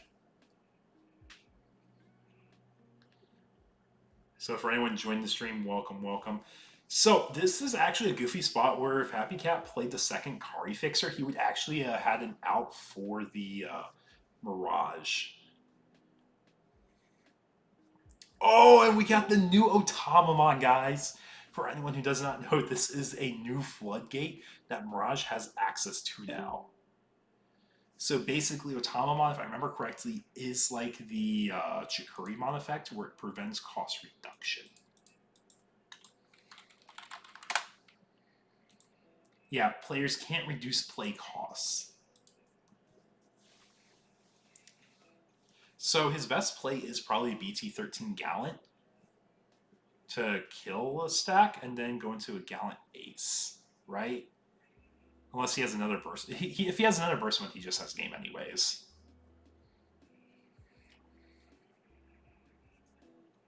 Oh, we could use the Genku wildcard here. So for full cost, Genku wildcard plays out Ulforce. Ulforce will strip. And then bounce a body here. We have a blocker, Overflow 3 from Zudo Ace.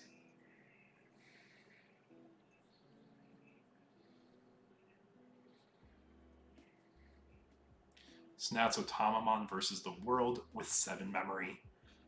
We've had a few of these Digimon versus the world scenarios, right, guys?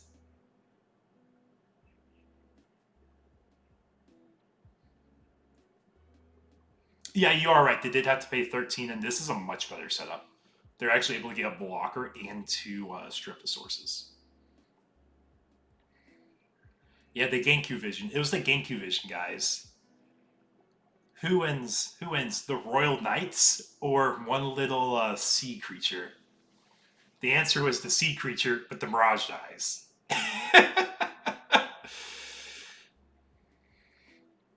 So we've actually seen a very well piloted game by both players. We've seen, okay, I know what your out is. Let me play my response card. But then we see the Mirage players already proactively building outs for the opponent with the red plugin. Maybe not for the opponent explicitly, but it did come up here because he is able to shred through the last bit of security. So now it's a 0 security versus 1 security game. Well, there is one more Mirage. There is one more Mirage because it was bounced to hand with Ulforce. So the Mirage is accessible still. There's a lot more to get up to it. Honestly, they can just wait out. Most likely Omni was bomb decked. There's an Omnimon in sources. Oh, from the burst mode. Excuse me, you are right. It really depends on what they got out with that. Yeah, it's a really good game though, guys. Like, and we got the Mac out here, so we are passing over 1 memory here.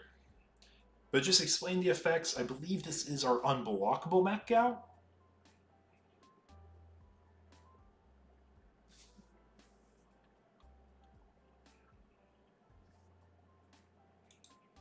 Yeah, unblockable Mac Gao. We had to have a Gallant Ace in hand because this is from the Otama the turn before. Yeah, so we are going to game 2 now. That was a grind of a game though, guys. That was a grind.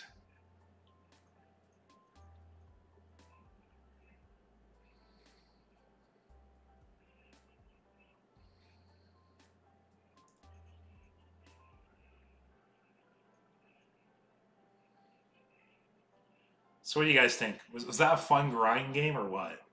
I love seeing games where they're back and forth. They might be a little bit grindier, but they are showcasing what each deck wants to do fully. We didn't see any other Megas besides Mirage, so maybe this is a pure Mirage list, but we are making use of the new Otama Floodgate from EX7.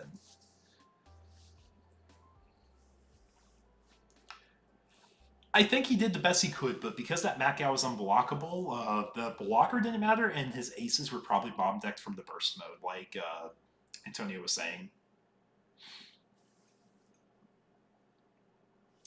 And now that was a long game, I'm going to run and refill my water because I actually went through my whole cup. So I'll be right back, guys.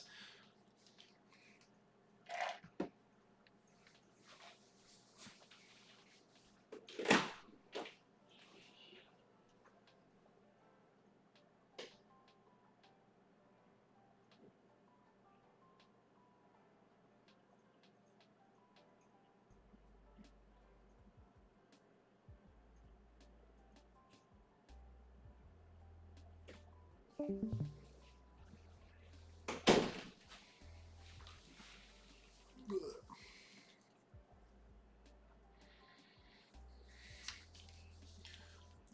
I'm back, guys. I got my cup of water. I will probably go through this pretty quickly again. But this game, we didn't have an Omnimon that lived like 3 checks. We just start with a Royal Knight in turn 1, which is such a good start for them. Because we'll get a card cycle. On top of the card cycle, we'll actually have another reduction in our stack. But now we are aware they have the Omnimon, and having Otama in this deck is going to be such a different way to play the game now, and knowing they have the red plugin as well.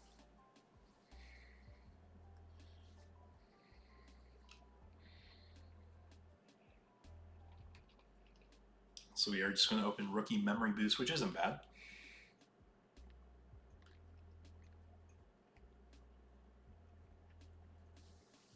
But we do bot deck that red plugin. We're going to put it to the top, knowing that this is going to be one of the best outs for this matchup.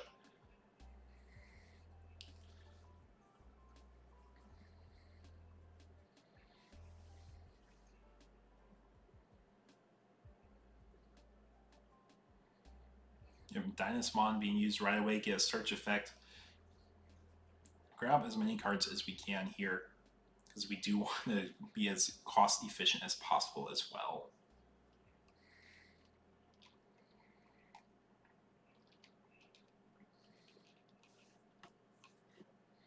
But yeah, I think Royal Knights played it really well for what they had. Mirage just had the better out for that game. They had 2 outing tools, which I think was really big. One being the red plugin, and the other being the Otama. Like, even though they used all the Mirages they had available, there was just enough to go for a game anyways.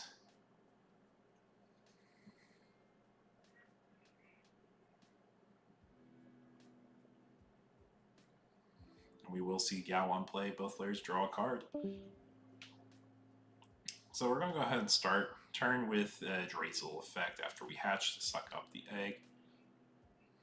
How do you feel about base Mirage versus Galaxy Mirage? So, both decks, I would argue, are tier 1 right now. Galaxy Mirage and traditional Mirage are both played in a very different way, though. So what do I mean by that? First of all, pure base Mirage is emphasizing BT7 Bukamon Egg. BT7 Bukamon Egg says when Digimon's played from source, gain a memory. The reason they're running that is so that they can run 4 Wonkmons. When they run Wonkmon, they have a few routes. They can either opt to start with a Floodgate and then play that with Wonk, or they can use the Galga, or the Gal Rookie like we saw in this game. If they went into that, they gained a memory, not only from playing a Digimon from source, but from the Galga inherit. So you want to maximize the chances of that happening. And when you're doing that with blue-based Mirage, you're doing it like traditional Mirage, you're emphasizing controlling the board. You're going to have multiple stacks. If you're playing Galaxy Mirage, you're more of a turbo deck.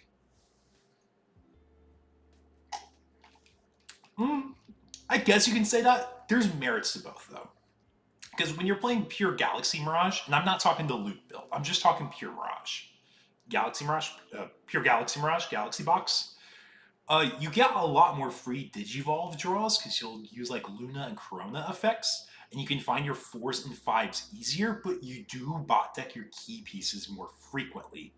Meanwhile, in Mirage, you're drawing a lot and you have more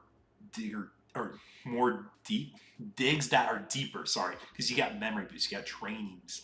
If you have to, even have the Gal rookies, and your Thomases do help with a little bit more consistency as well. They just offer different game plans, and if you have a preference towards which one you play, they have different merits. Like, you are playing Floodgates if you're playing traditional, but you're not playing Floodgates if you're playing Galaxy. So I don't think anyone's wrong for bringing one version over the other. I think you just have to emphasize the game plans a bit differently. Because you have the Crestmon, the level 5 blue, which is really good. You can emphasize some more unique cards if you play like the red Galaxy Fixer, because you get free Digivolves, but it makes like your trainings a little bit weaker because you have less targets. So you can't run 4 blue trainings as effectively as pure Mirage can.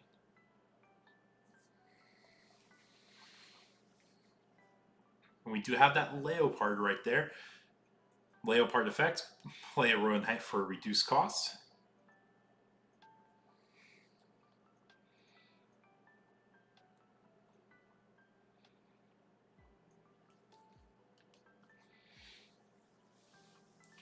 So now we have 2 blockers, and when we have the 2 blockers,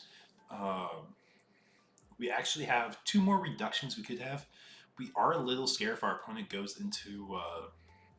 Oh, we have a Kari Fixer out already? Oh, so one thing I do want to point out. Because Happy Cat saw the red plugin in game 1, there's a chance if he gets second Kari, he's just going to be slamming it. Because that says you don't have an out when you go into BT11 Mirage, even with a red plugin. And honestly, I think he was right in not playing around it, because it's not common to see that come up. So we are going into... Oh, we're cracking the memory boost. That's what he does. So I don't think we Digivolved into Galga. So we do have a Mac for 3. This is our blocker Mac, I think. Here. I always have to look up which Mac is which. I know in my build I emphasize more the unblockable one.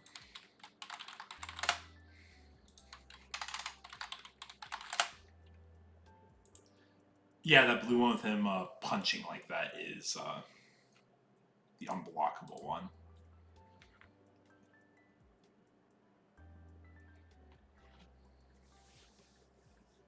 But we see Paladin Ace here stripping all the sources.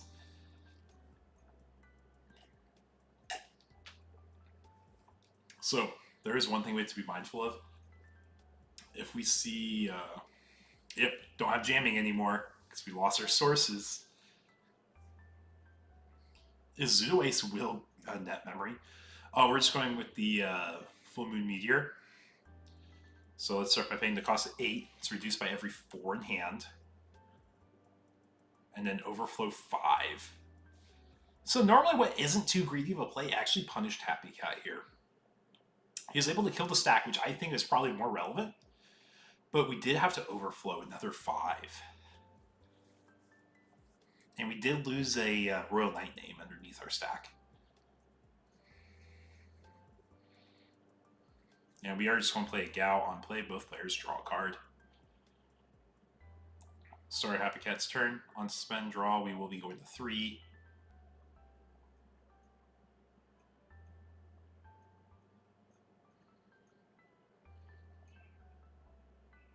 So we have 4, 5, 6, 7, 8, 9, 10, 11 reductions right now. So 11 reductions is pretty solid.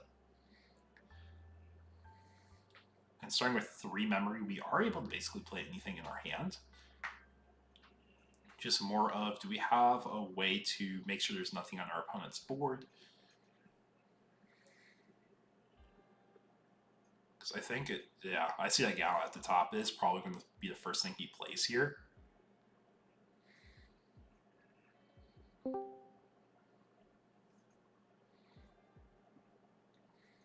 So Gal on play will pop the rookie.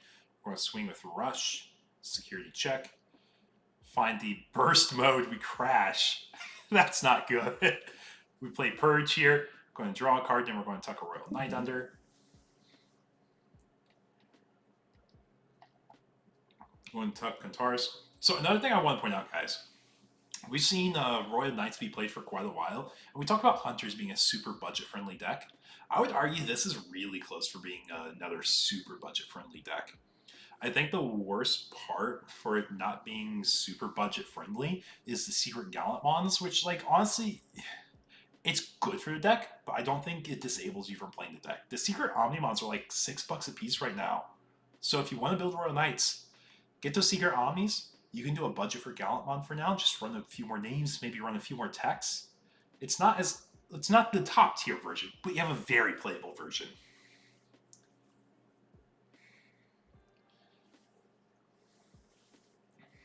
Oh, we're actually just building up our stack. Galga effects, both players draw a card. There's 8 or more, so we'll get a memory back, going up to 4. So there's no body on the board to be balanced.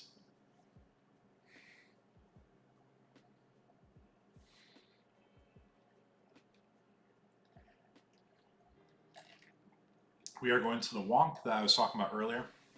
Wonk effect will be playing out level 3 or lower if we choose to.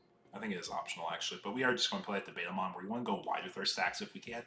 And if we have another Galka, which we don't, we just have the Mirage, which is still really good.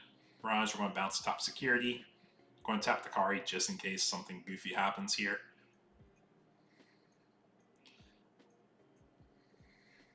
Four, 8, 10. So not quite enough, and we're going to be going back to 3 from our fixer anyways. Now let's see. What does our time in the round look like for our players?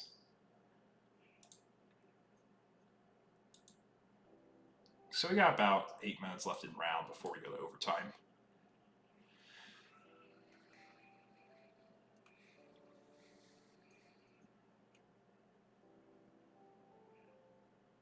But yeah, we have a lot of reductions, so we're actually able to get Omnimon and probably go for game here. Yeah.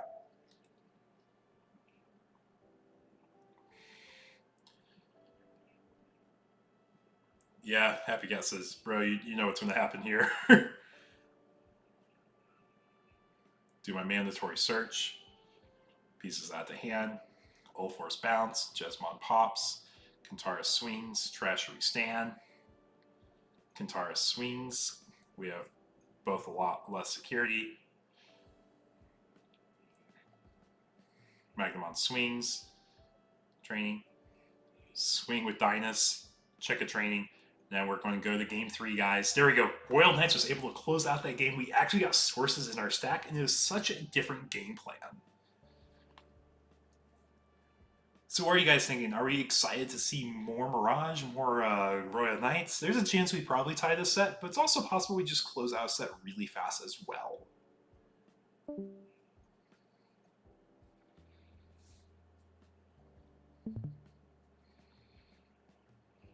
But yeah, Mel and Happy Cat are both playing really well.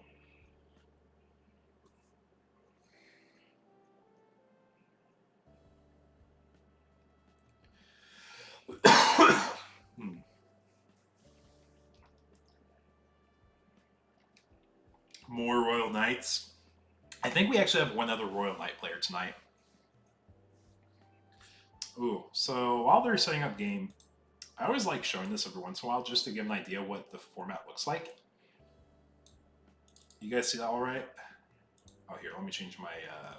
So while they're setting up, I just want to emphasize, our format tonight, we have 35 participants. Most common deck, blue-green Imperial with 5 people playing it. 5 other, 3 rapid decks. I'm assuming that's like a mix of Magna X. We have Takamazuchi, 3 players. Dragon Links at 2. That's some EX7 spice, guys. 2 Royal Knight players, 2 pure Mirages, blue Hexablaw. I'm not quite sure. I'm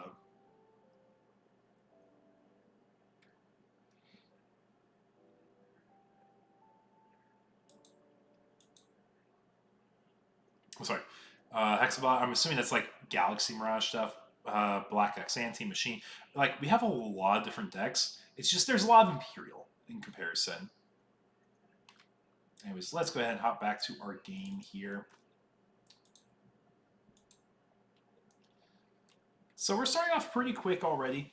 Got Purge of Royal Knights for the Royal Knight player.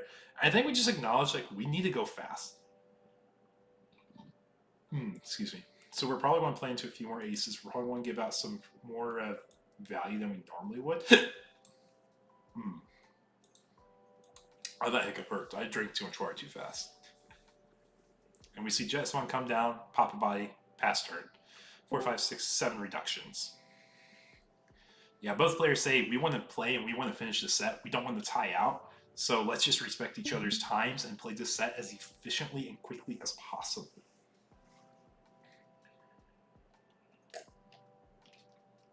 So getting both Thomases on board is really good. Oh my gosh, we have a second BT for Thomas. There's a chance we can start just going for game with like a level 5 if we get jamming on it. So we have 4, 5, 6. It's 4, 5, 6, 7, 8, 9 reductions for Royal Knights. Starting with 3 memory. Leopard, and then we're going to play Kari. Because we said we're not going to be OTK'd, sir. Nuh-uh. If you have the red plugin, you have the red plugin.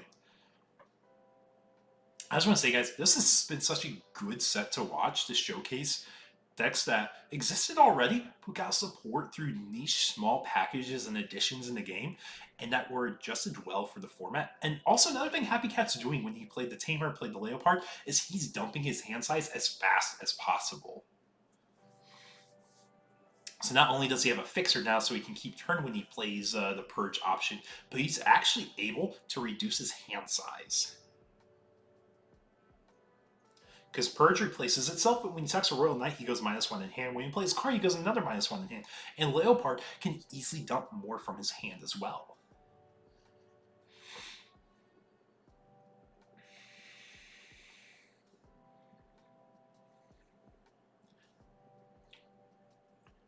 Yep, so start turn, we go 3 from Kari, onto spend, draw, get a tuck underneath. Now we have 10 reductions underneath Arge Razel Egg. So we can play any Royal Knight without passing turn now, I believe. Is it actually possible to just go for Omni? Or we're playing Genku. Genku wildcard effects, play out Jesmon effects, pop both stacks because it's 8,000 DP. And now the pass turn Omnimon. I think this is shaping up really well for Happy Cat to potentially close game before we hit overtime. Yeah, we have 2 minutes of regular time still, guys. 2 minutes of regular time, then overtime starts.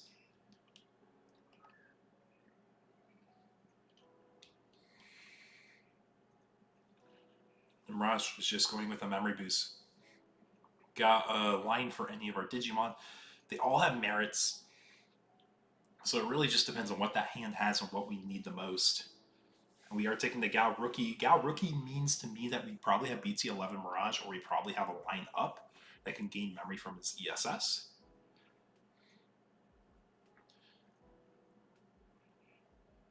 And then training for 2 here, leaving opponent at 1. We know that Kari is going to fix them.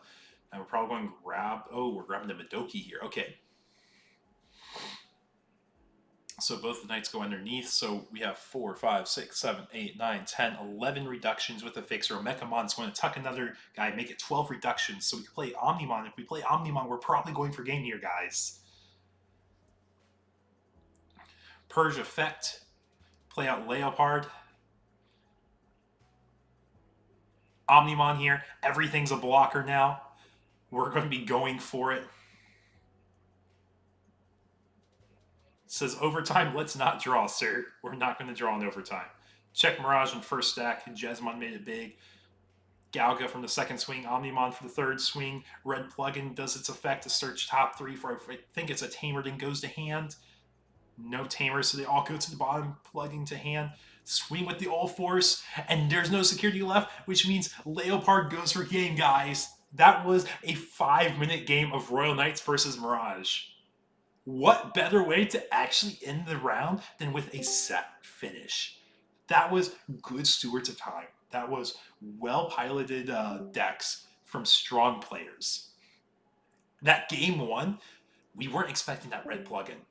That game 2, we saw Royal Knights just be able to get their stack moving along. They played those purges. They valued those purges at 6 memory just to get reductions in their stack. And this shows you that there are more decks than people realize that can be played in this format. And even though we played through, like, probably the worst floodgate for the deck, we're able to close out games still. That was a fun set to watch, though. I thoroughly enjoyed that set. I know I enjoy Mirage a lot as a player, but I think just showcasing Happy Cat as a pilot is such a fun experience every time.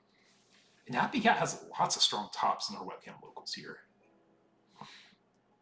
And guys, in case you were curious, table 11, Hunters did take it.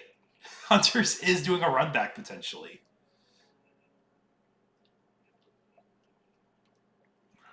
But yeah, we are in overtime now. So while our players wrap up overtime, I'm going to cap out my water again because I actually went through it all. So I'll be right back, y'all.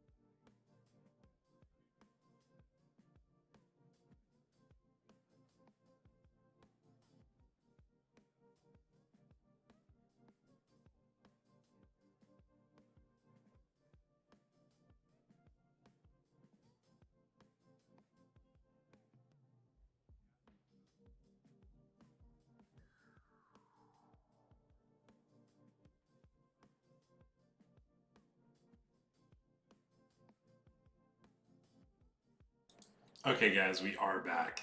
Are back. So, we just saw a really awesome set, round 2 there. So we know Royal Knights is going to be an undefeated right now. Round 1, who do we watch again?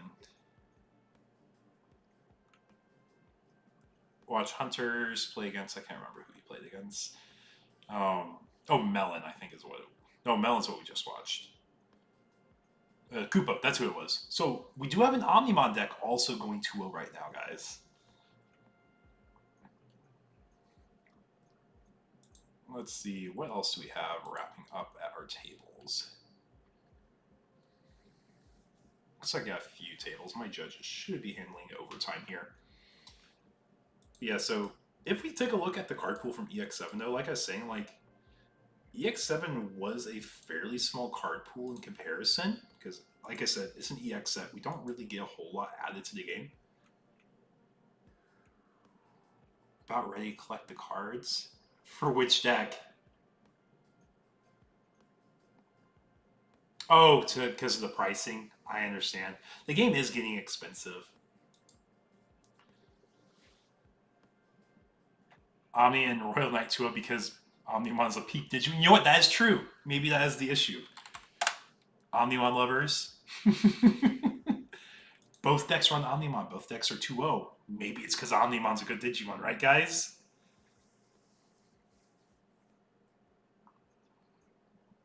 So, when it comes to breaking in real life, something I personally do, and this is how I personally play the game. Let's see. Do I have a deck on hand? Here. Okay, so on hand here, I have my Hunter's deck. And we're just talking about unbricking and decks that brick a lot. I think there's a few things that like you'll see people traditionally do. So let's go ahead and see. Pivot down. Can you guys see my setup all right? It's kind of jank right now. I have some cards aside for orders. Just ignore that. Here, let's go ahead and use this little area, my playmat here. So typically you'll see people like start pile shuffling because they say, oh, this is going to fix my bricking issues. You know, because I'm going to make sure all my cards are spread out. Don't do that. This is my personally. I hate pile shuffling. First of all, pile shuffling is not real randomization. But second of all, there's other ways you can shuffle your deck. For me, I riffle. That was a bad riffle. You can riffle up your decks here, and they're trading cards. They're meant to be played, guys. I understand what people like, but it's going to hurt and damage the cards. I've been riffling my cards for years. So like my pre-release gums right here. If we take a look, you cannot tell it has ever been riffled. I'm explaining. You don't pile shuffle. Am I on mute still? Make sure I'm not on mute. Okay, I'm not on mute. Yeah, so don't pile shuffle. Like I just don't like it as a concept. Like you can riffle shuffle, and your cards don't get ruined. And this is just something you get with practice when you play this a lot. I come from Pokemon where you have to pile shuffle. Your left thumb locks up, it's all good. So you can mash shuffle too. So like, that's what I'm doing right now. You can mash shuffle.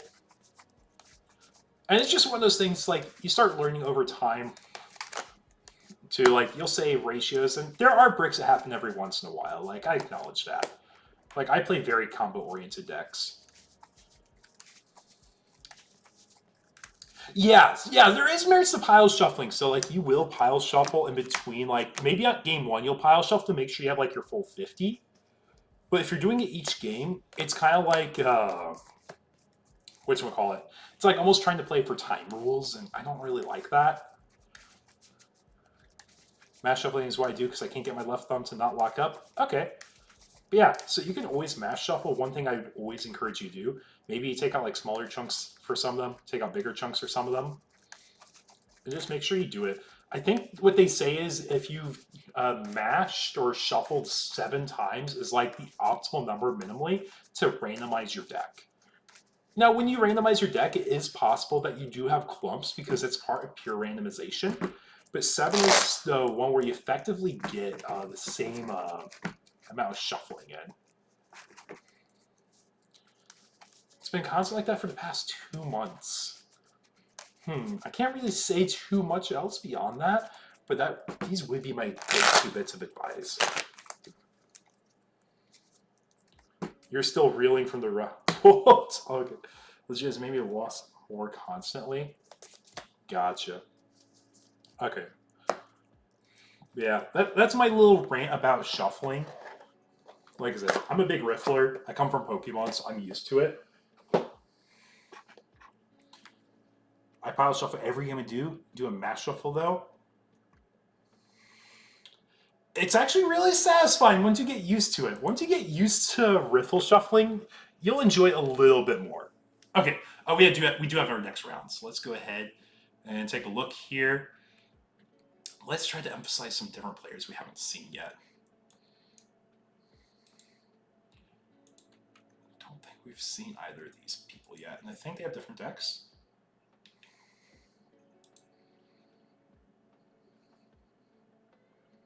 Okay, yeah, let's go table 1, guys.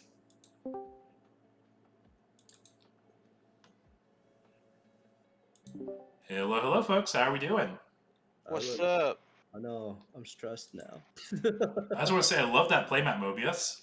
Love that playmat, man. Yeah. Yeah, guys, we're just having a good time. I'm going to put you all on stream. If you guys have a judge question, please use judge request on one of my headset on mute. I'll try helping maintain board state, but judges will be they're able to answer questions at this time. Good luck, Right. y'all.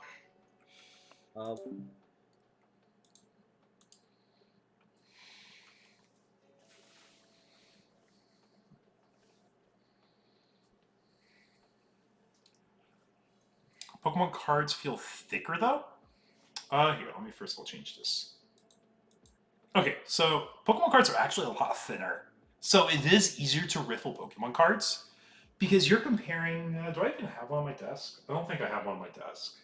Oh, no, I actually do. Let me pull it up. It's going to be hard. I can't really show it in case of too much, but like Pokemon cards, they're very flimsy. You see, like, I'm barely doing anything, and it folds super easy.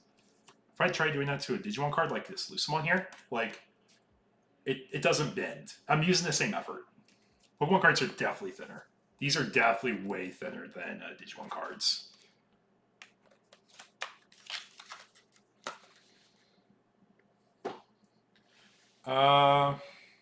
FWIW, the 7 times thing, was talking about riffling and mashing.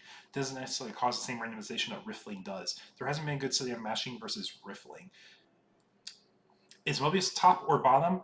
Mobius is on top with the black playmat.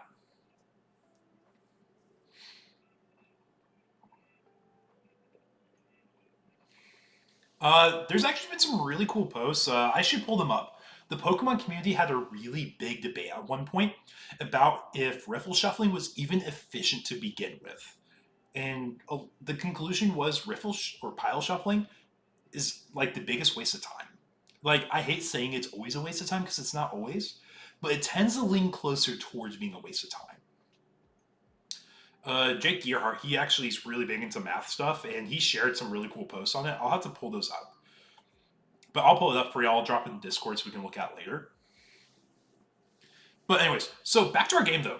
We have, is that Dorumon there? Yeah. So we do have SOC versus what looks to be like a Melga deck here, guys. This is table 1. Both players are 2-0 so far. Yep. Uko Search, Uko Hatch. Start a main of Luga, because Uko is first. Excuse me.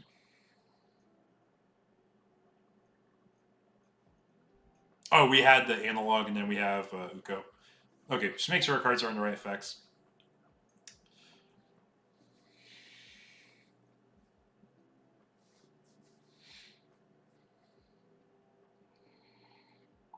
Be watching the game a little closer now, right? But yeah, honestly, that was a super strong analog. You think this is Lilith X in the bomb? We'll find out here in a moment. I actually don't know. I thought it was Melga because I saw the Suno egg, but I do see the Witch, so that does make a little bit more sense. Then we're going to do a wisdom training here. Then we're just going to use that rookie right away in raising.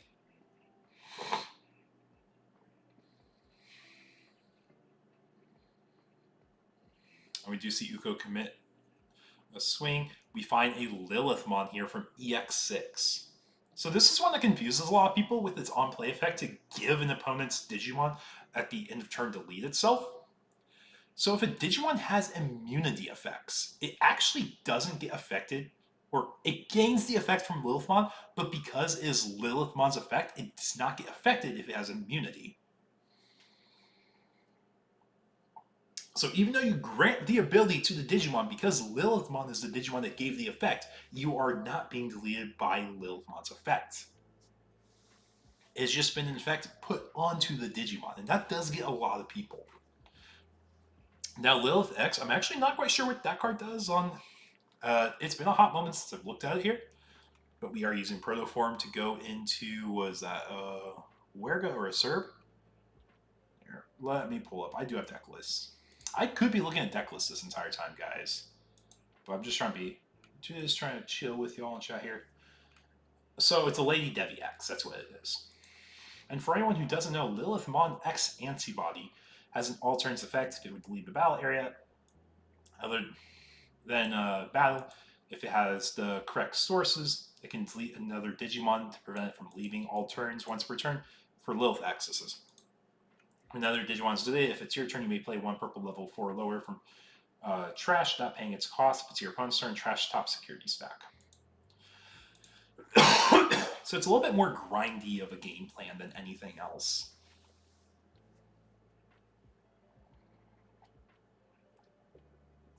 Also, how are we doing, Spent? It's been a moment. And we do set Lilithmon and the Lilith X here. We do have a token. Making use of the brand new token cards we got from the EX7 boxes. I kind of wish they were colored in, or at least gave you like a gotcha of I want to get this token or this token. But it's a generic token. I can't complain too much about it. I think of unaffected as just ignore due to cards like Lilith would kind of explain it better. If Digimon just says this card will ignore for this long, it could potentially help clear it up. It's very good versus Luga, if you recall. It would make sense because once Luga loses its stack, they lose a lot of their extensions. So I can see it being a rough matchup, and honestly like a good meta call for tonight, because tonight's meta call is a lot of Imperial.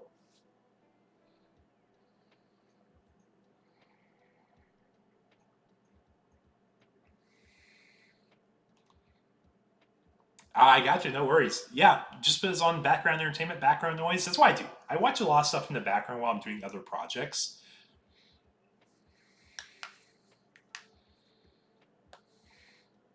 I wish we got a token card in every pack since they're generic and thinner than normal cards. I actually have all of them here. I haven't opened any of my token card packs yet. Like, they just literally been floating around since I opened my boxes. I was just going to give them to a local to use. I actually have custom tokens being made right now, which, by the way, guys, keep an eye out. I might have some new webcam local pricing added soon.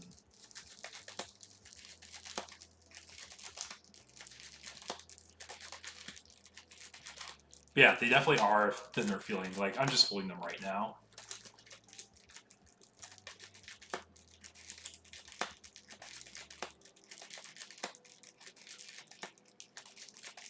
So I think we're explaining all the effects going on here.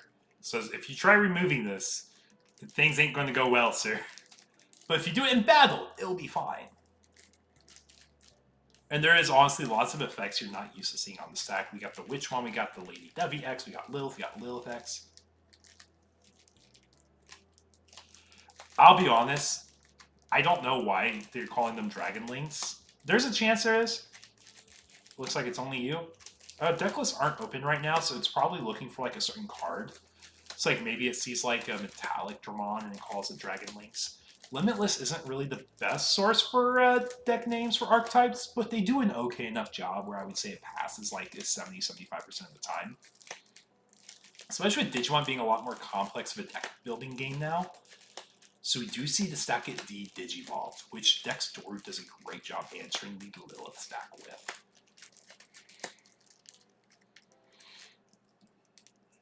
But for anyone joining, welcome. This is round 3 of our 35-person webcam locals tonight. Hope you guys are all enjoying the matches and the games.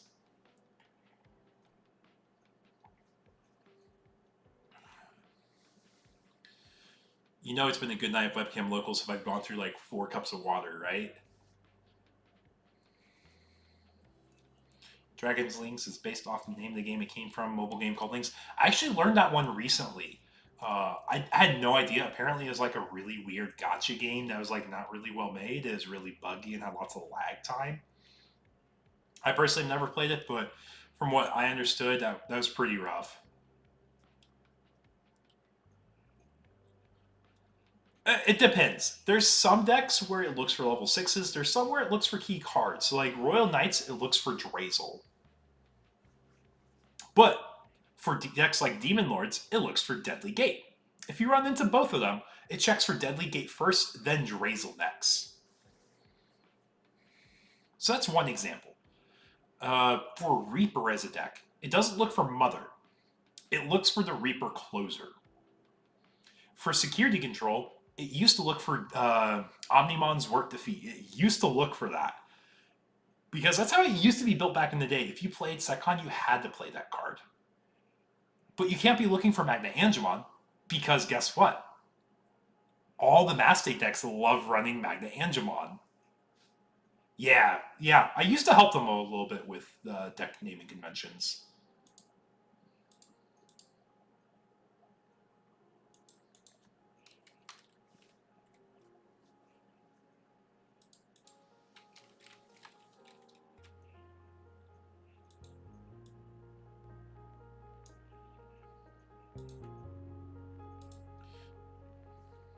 Yeah, it's just a limitless side thing, though.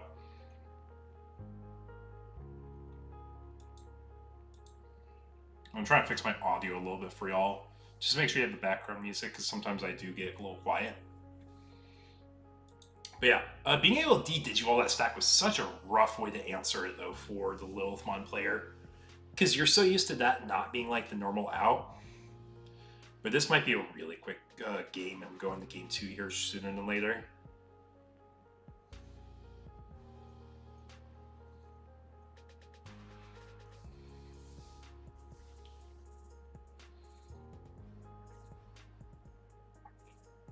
We are going to Alliance for 2 checks at massive DP.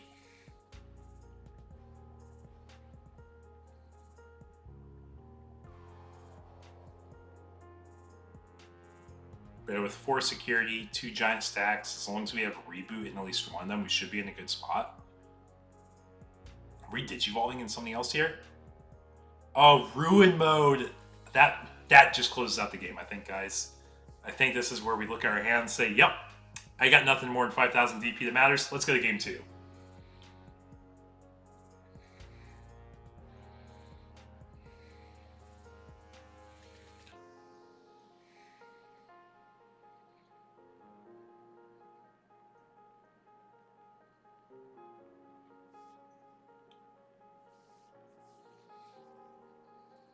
Yeah, I wasn't expecting to be that fast of a game, but once I realized that the Digivolve actually answers the deck well, it went really fast. So, another thing that I want to point out, and I've mentioned this before, de-Digivolve as a keyword gets so much better as the game progresses. Because deletion effects are so strong. When Digimon leaves the field, effects are so strong. So pure removal isn't always the best out. Sometimes de-Digivolving a stack, especially if there's an ace for overflow, has so much more value.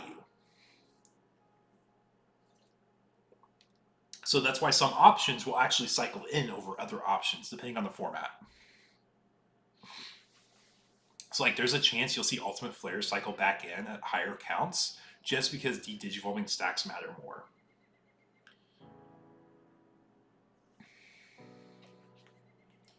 But we're going into game 2 of round 3 here, guys.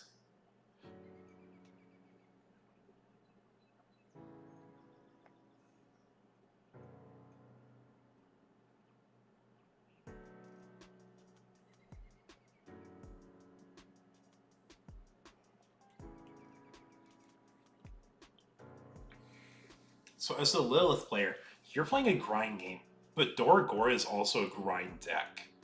And because they're both playing grind decks, it's a deck that has better value, I feel, wins. So this might be another quick game of just seeing Lilith X be answered as a stack, and Dex just saying, cool, do whatever you want to me. Because if you delete Dex-Doru, you just Digivolve again, right? Like, that's the whole deck gimmick.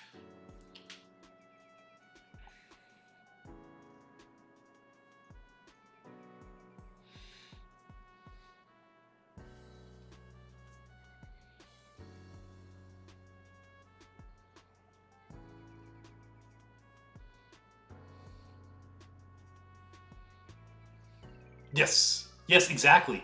Like we were just saying, like, different things cycle at different times in the format. And seeing a Trident Arm cycle in would make sense. I think Trident Arm's in a really good spot right now. Especially if you're playing the Ace Con build of Mother. Like, Ace Control with Mother is such a solid way to play it.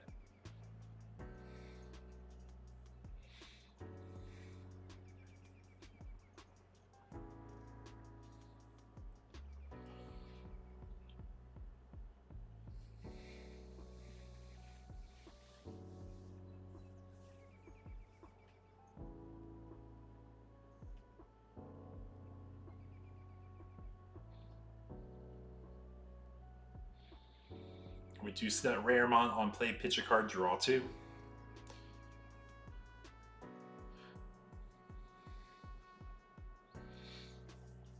So are we happy that we got some promo reprints in that regional pack, guys? I know we just had one wave of it so far, but all the store regionals coming up should be using that as your participation. Laplace is better, you feel, after testing. It is a lot cheaper to play Laplace than Trident Arm. I think they both have different enough merits, though, where I would argue they're not the same thing. But if you only care about the forcing your opponent to attack effect, then yeah, it would make sense to say that Laplace is better. The gem boosts do look really nice, yes. I'll be honest, I don't think any decks I play actually care about the gem boost, but I see it mattering for those two. It is a lot cheaper, and we use Vikemons and Rapids for D-Digivolve. Yeah, that is true. You could just say, you know what, I don't need the 6 costs for the D-Digivolve because I want to do it with my aces anyways. That does make sense. I think it's a really good argument, Spent. I think it's a really good argument.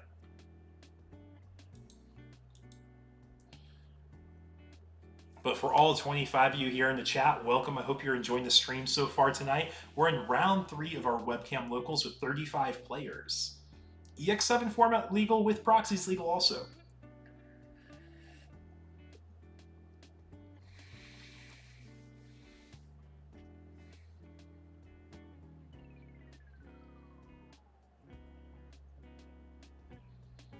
NSP needs a quad color boost.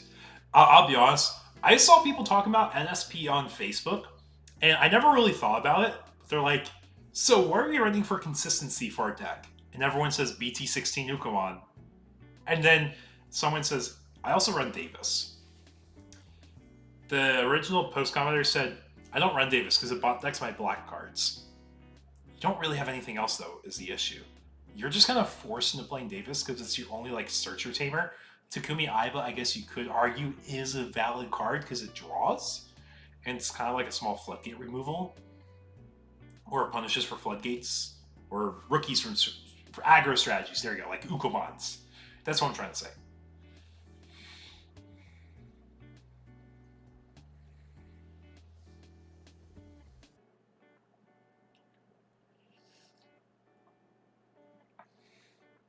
That is funny. Yeah, I tried making proxies legal for 2 weeks after a set comes out, just because I want to make sure people have accessibility to the cards. And having accessibility to cards is a big deal, especially like if you order singles exclusively. It takes 2 weeks for an average TCG player order to arrive.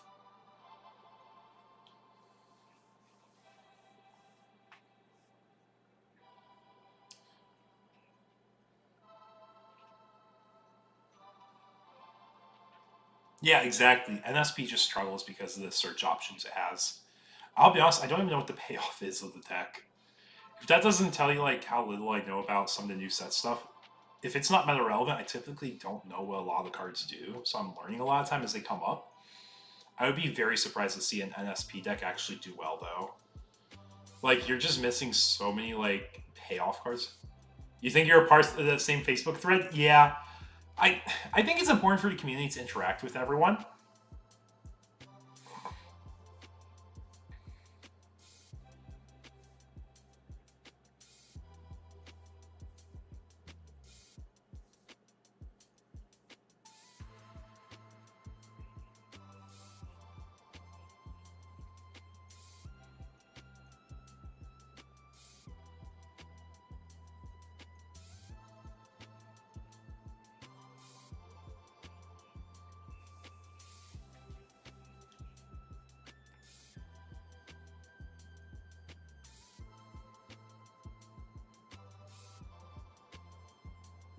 So what are we going to do here? As the Lilith player, we don't have enough memory.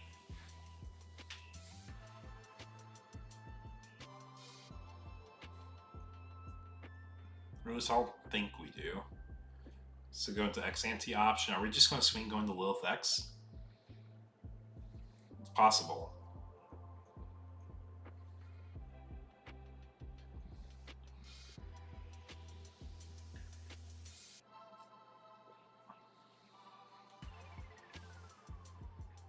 Oh, we're just going to Digivolve Lilith X for her effects.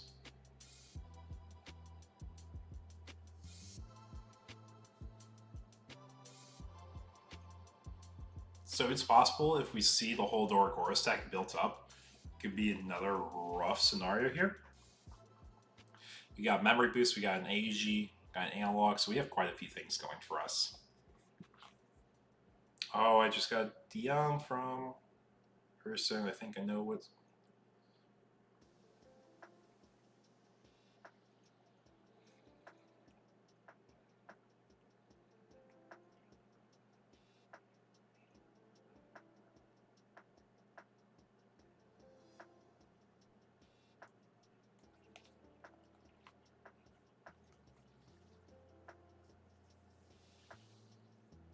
You guys want to see something cool after this game real quick?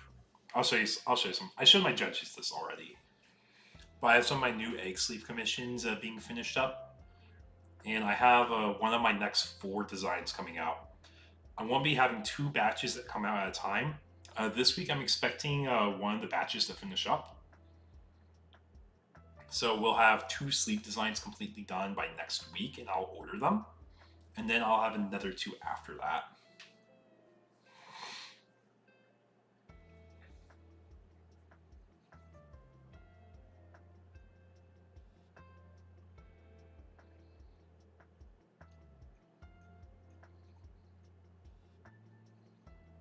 In case you guys are curious, our Royal Knight player is at table 2. He is still playing his set.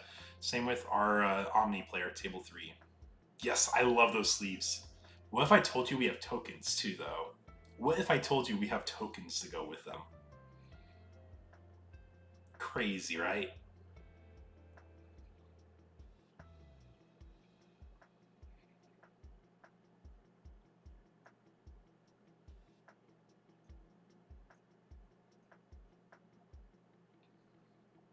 Yeah, I have a friend who actually works with making proxy cards. Like, he has really high quality proxies. And one thing he does really well is make token cards for games. So he is working on making some proxy or token cards. Where's this shut up and take your money gif? I know. I love getting cool things for players. We got judge requests. Got 2 of y'all. So we should be good.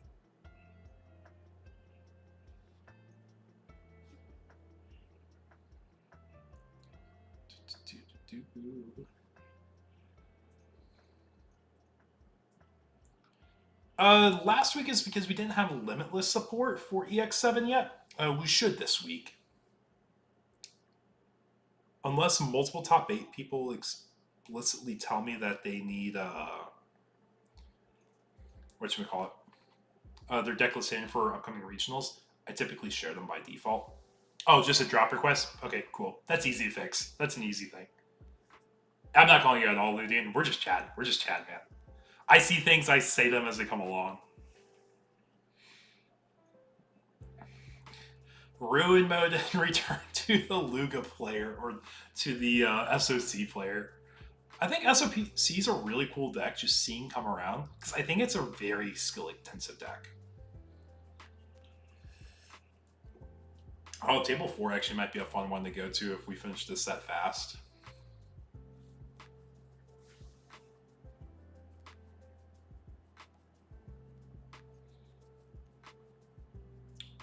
So we do have Doragora, or Dora Gray here. This is not Doragora. Doragora is the 6. So we got Dora Gray here. Are we going to have a response for Ruin Mode? We could de-digivolve it. That'd be kind of cool. Doragora, Doragora effect.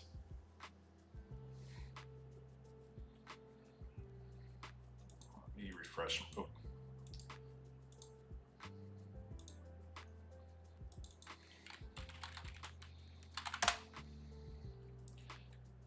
Doragora effects is if you have SOC, delete an unspent Wonder Tamer. So there's a 10k blanket.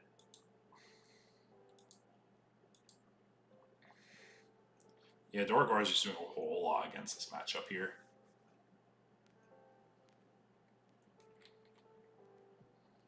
Token swings. I think it is forced to swing, maybe.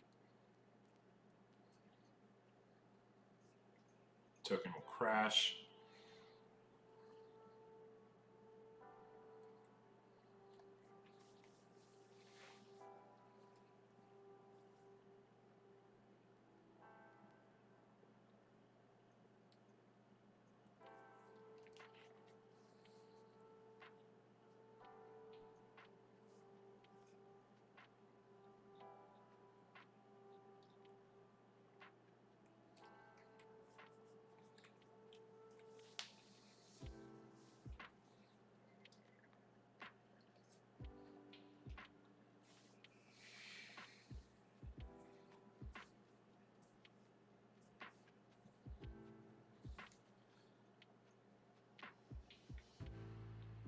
Okay, we're going to go ahead and mind link AG here. So, we do have Alliance on this stack now. I'm just trying to think. We're not closing out the game right away, because these are both grindier decks, but it's possible just to see heavy value run over some things. So we know there is Ruin Mode in the deck, so we are going to Alliance, Revive from the Darkness, goes to hand from its security effects. So question for everyone here in chat and audience, because I'm curious on this.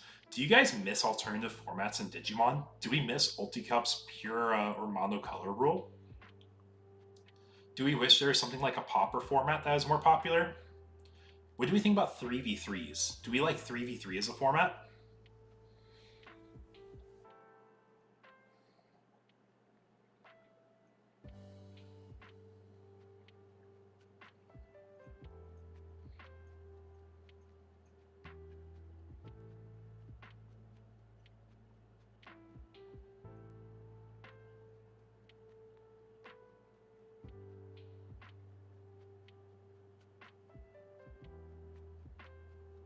You miss it more than you thought you would?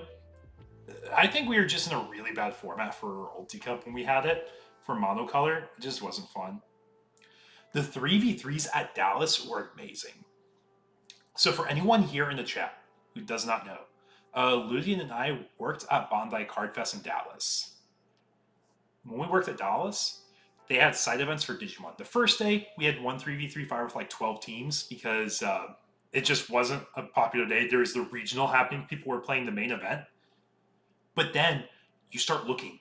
And when you saw on the second day when the regional wasn't happening, we had a 32-team 3v3 tournament.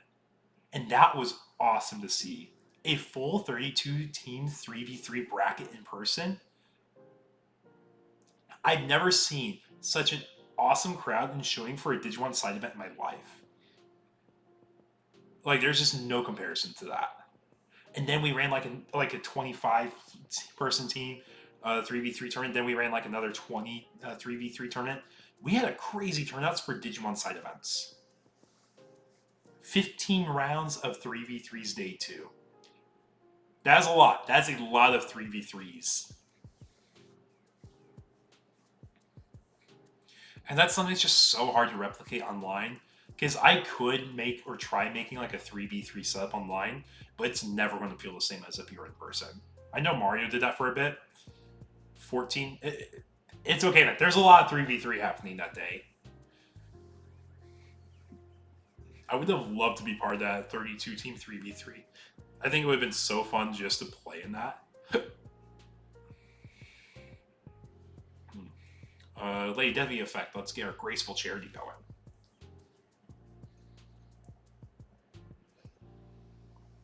You think they should combine Ulti Cups and regionals, to be honest, or at least the prizing?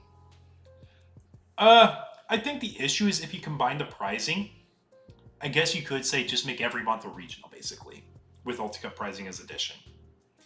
You could do that, but I think the whole thing they want to push is they want to push people to try 2 different formats, or not formats, but like, if it's a regional, you're going to see like more quote-unquote like sweaty people because they want their invite.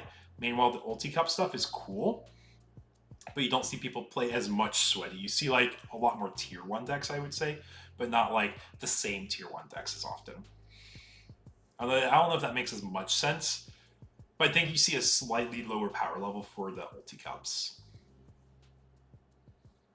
You would love an official tag team rule set. I'll be honest, I would love to see some type of alternative format, and I think the only one that would do super well is Pauper, where it's like commons and commons only, or commons and commons rares only, whatever you would consider that stuff. I think with rares, the power level's a little too high, so it needs to be just commons and commons. We are pretty far in the Digimon lifecycle where we could do a low rarity format. Like, it always goes super well in Austin. In Austin, I will occasionally run a low rarity tournament, so it's super easy for anyone to get in. And when they play in it, we always see lots of cool decks showcase. The only issue is last time we did have a huge surge of black decks with Jumbo Gambemon, because that was what, BT17? Your Locals does do a gimmicks format? That's cool. I love that. Like, anything that pushes like player activity and keeps them involved, I think is a really big deal.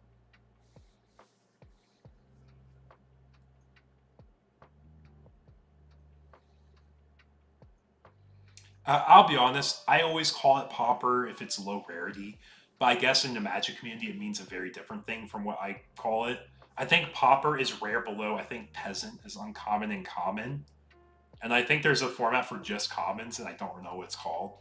I think commons is way too hard. I think commons and commons in Digimon would be really fun, though. Your boss monsters would be like Jumbo Gambemon. It would be the raid guy from the red vaccine line. I can't remember his name.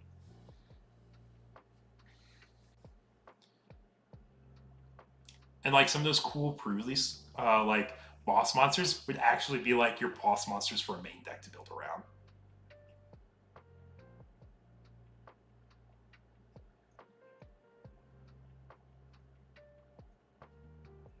You played in a 4-player free-for-all in the hotel? You played Devas? You just ace and blanket everything? That sounds like a good call for that.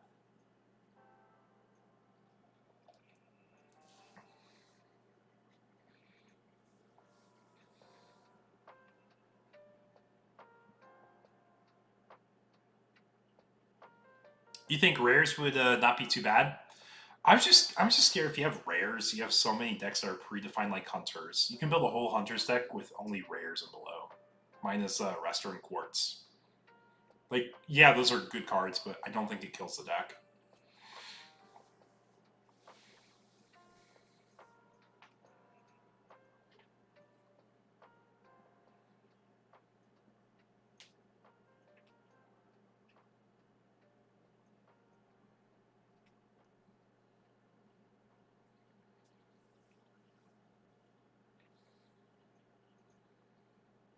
Yeah, so we've seen a board wipe. We see Dex-Doru with their stack going. Yeah, I think this match is mostly wrapped up, but we'll see. We'll see.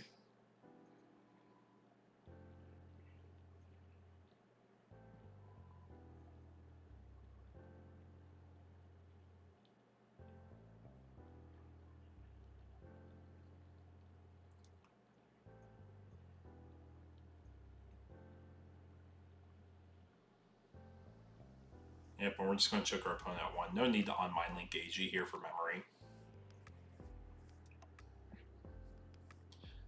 I wish we saw the Lilith deck do a little bit more. I know the pilot's probably doing as much as he can. Oh, we see Death X here.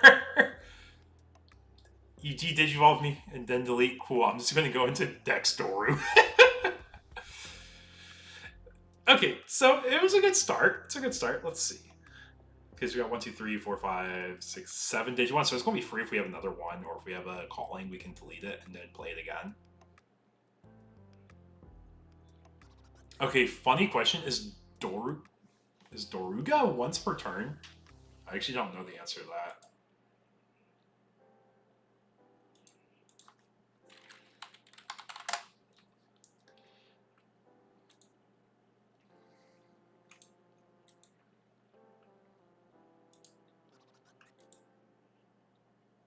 No, it's not once per turn, so Dex-Doru can just digivolve into Dex if he gets Death X'd again. That's hilarious.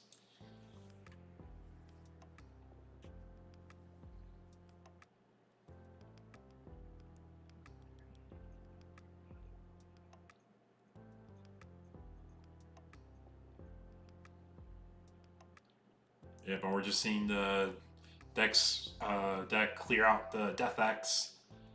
We're seeing it play out their AG from Inherits. Restand because the Digimon was deleted.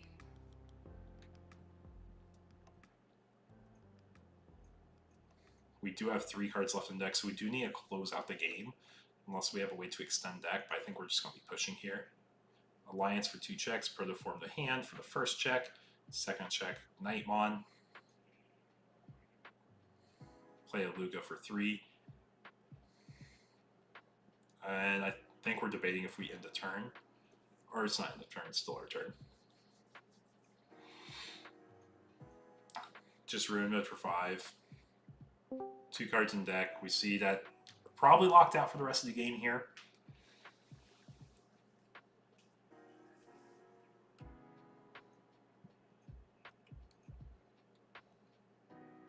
But just a showcase for why SOC is a very strong deck in this set.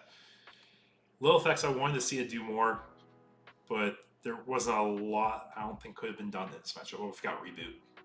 Generic Reboot. We'll see Revive come out. Delete a Digimon, play a level 5 or lower. No on-plays activate.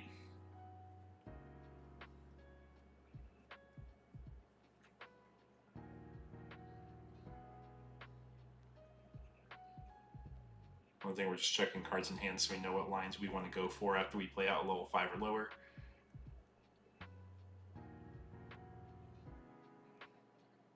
It's going to be Lady Debbie X here. We do have Protoform.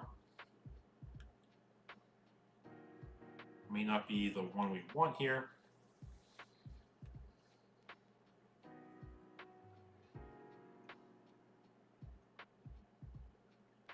And we see the OG Lilith coming here, recurring 2 options.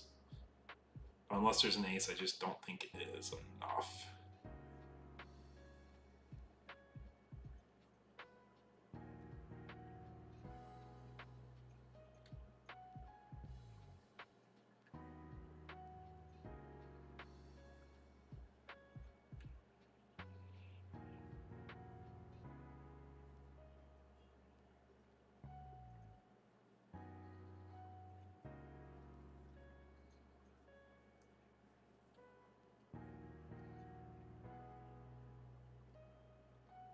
Pending no crazy bomb. 7th Fascination. I actually don't know what it does, but I don't think it wins the game here. Prevents deck out. That is 7th Fascination, right?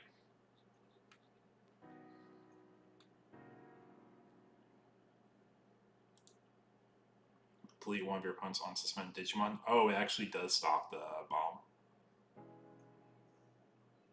But Digimon's later restand swing again. Yep. Okay.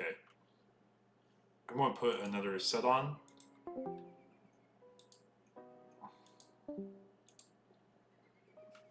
But we got Mother Control versus Imperial here, guys. I thought this would be fun. We got V Passion. We got Jacques playing the set out. They're both 2-0 at the moment. And while they do that, I'm going to go ahead and pull up. So actually, give me just a second. I do need the Discord tab for just a moment.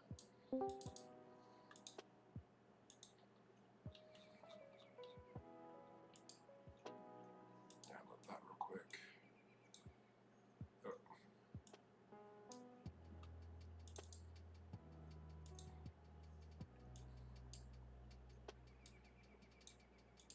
Okay, there we go. Now I can use my second screen here while that pulls up.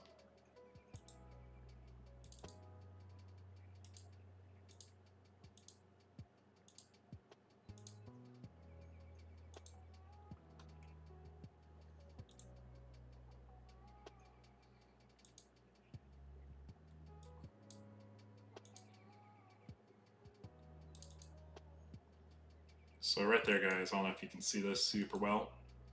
This is new egg sleeve design I have. Here, let's pull up. This is my new Schumann egg sleeve I'm going to have come out for our next print wave of egg sleeves. I'm super excited for this one. I think my artist did a great job. I think it's super cute.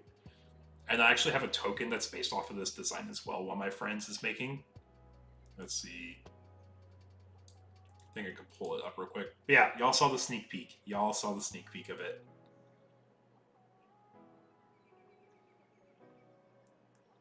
I'll pull up the token design. It's the same art, it's just with all the token information.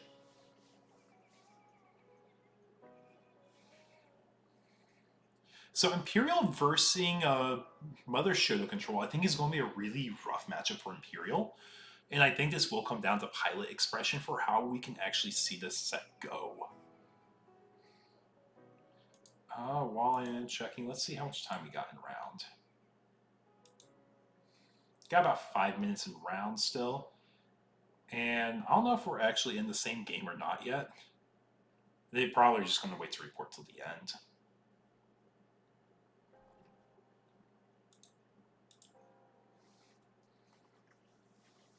Yeah, Mother Control is a deck that is brand new in this format. Thanks to the Shoto Tamer existing given generic blocker, we're making a giant immune Digimon stack.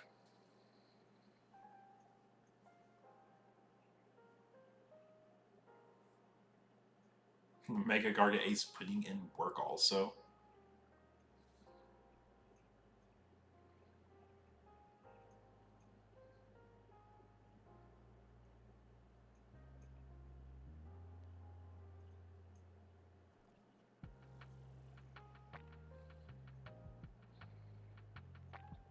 Yeah, while they play out their set, I'm actually going to run to the restroom because it's been a hot moment and I've drank a lot of water and I'm actually out of water. So I'll be right back, folks.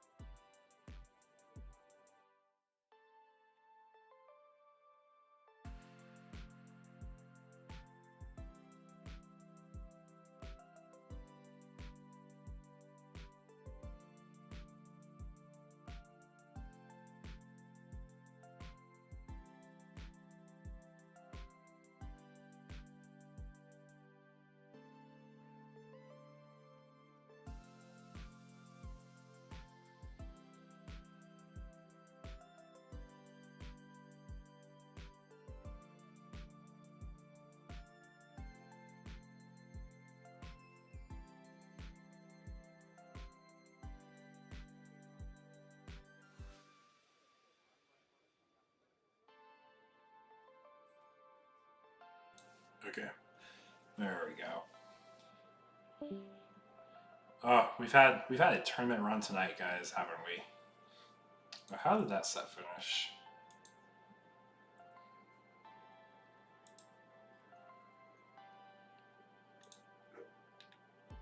Imagine they're reporting right now.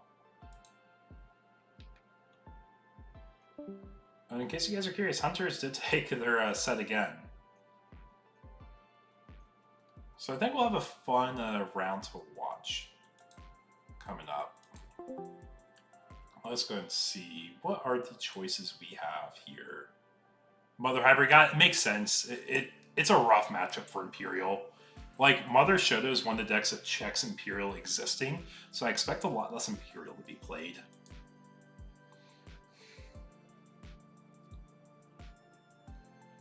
Royal Knights did lose at table 2.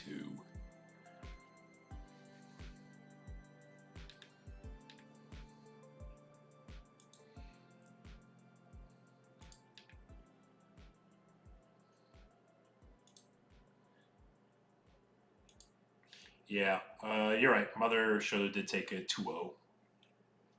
That is a rough matchup on paper. And there's a chance we actually could finish with 1 undefeated after round 4, from the looks of it.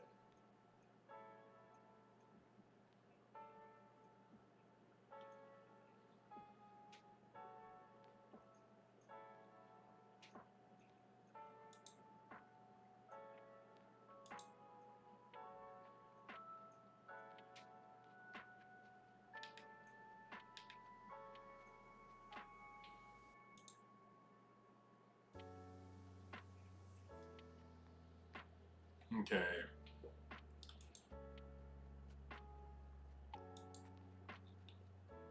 Yeah. Appreciate folks for playing tonight. Yep, overtime. Turns going on now. Yeah, I will say I'm super happy with the turnout we had tonight. 35 players is a lot. Like, and I always put this in perspective for myself. If I'm asking myself, okay, was this actually like, is this really a big deal? And I always put in perspective of, this is over a third of 100 people playing in the tournament. It's a pretty big tournament size, you know? And like we said earlier tonight, our metagame, really heavy on Imperial existing. And because that's existing, I'm expecting Mother Shoto somewhere in the other category to do really well. But we talked about Takamizuchi, Luga Dex, talked about Rapid X, Magna X probably mixed in there too. Dragon Links, I guess there's a good chance something else is mixed in there. Royal Knights, we saw Happy Cat pilot really well in round 2, but he barely lost in round 3, it looks like. Then we have Mirage Gao Hexablau variants going around tonight too. I think it's a really solid deck right now. But Bloom Green Imperial is in a very good position. How many Mother Hybrid decks are there tonight? It's somewhere in the other category if I had to guess. I'm not quite sure off the top of my head though. Unless there's another title it would be pulled by.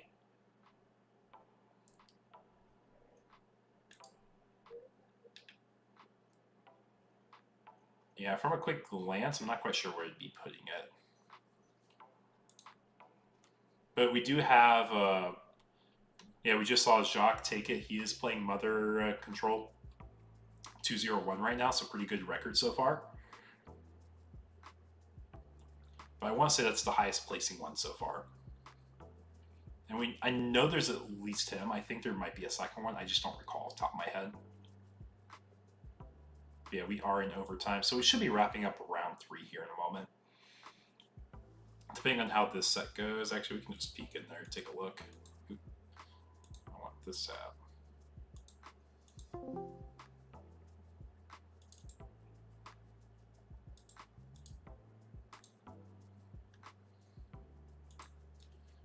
Yeah, it looks like we got Omnimon DNA versus Demon Lords here. So it makes sense why it's a bit slower, grindier of a matchup. But they're one of the last tables we have finishing in overtime right now.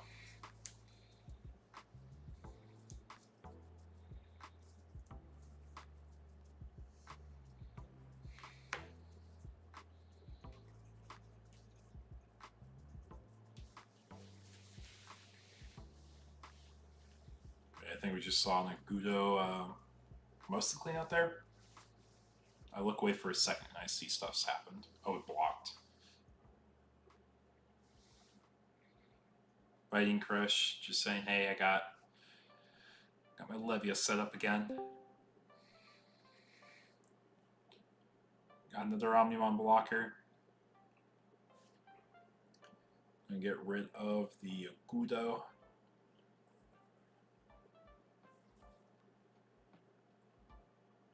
I know we have Michael at the table, so I'm not quite sure where we are in overtime with the set.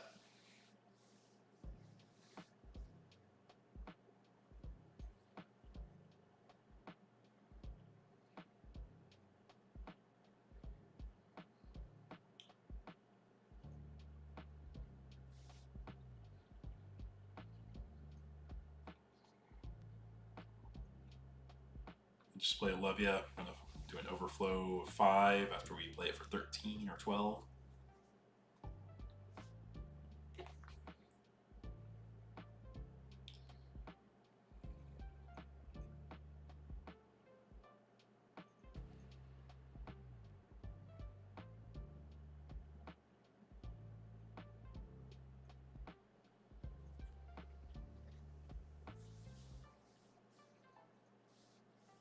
But yeah, I wouldn't say there's a lot of Mother Hybrid tonight, though. I wouldn't expect it, to be honest.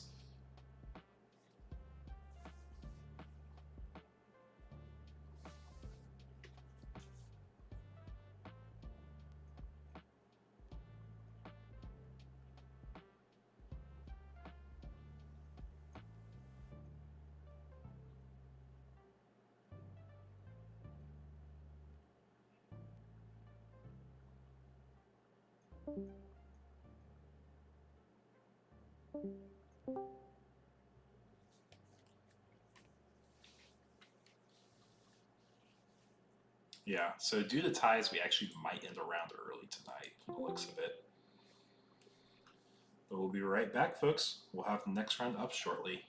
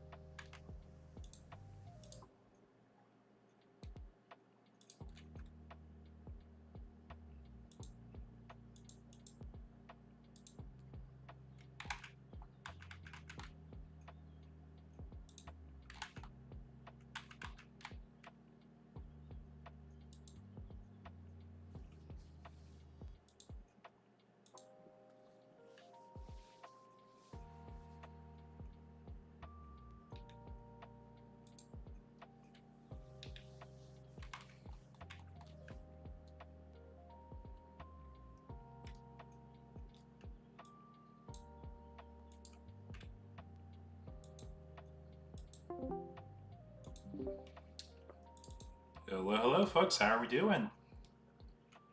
Doing pretty good. Hi, and I'm playing card games here. We'll go ahead and put y'all on the stream for this round.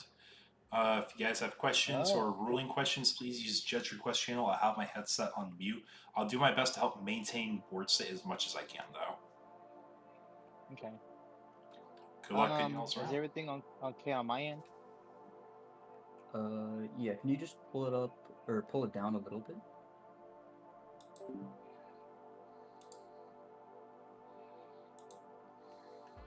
Okay, guys, we are back.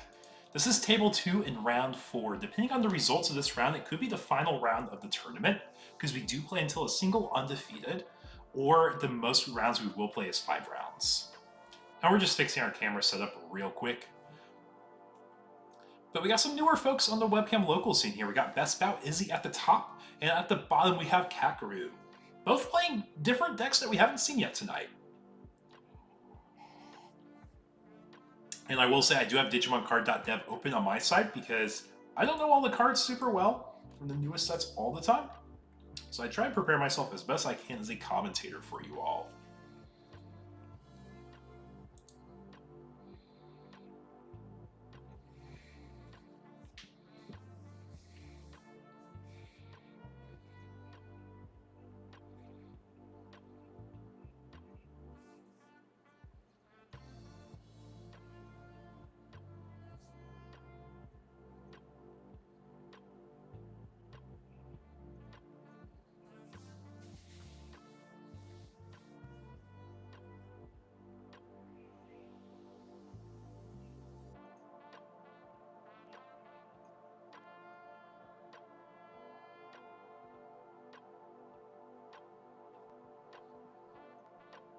It looks like Kakeru will be starting us out. Oh no, that is also a 5. I thought it was a 3. Okay. Yeah, so best bet Izzy is going to be starting us out in round 4, game 1 here at the top.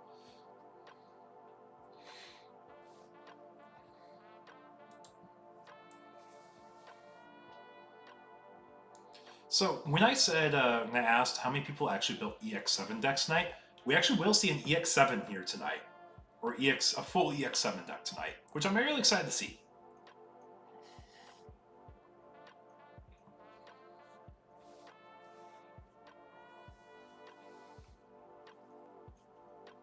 Yes, go Green Ranger. People always have great playmats, designs, I love them all.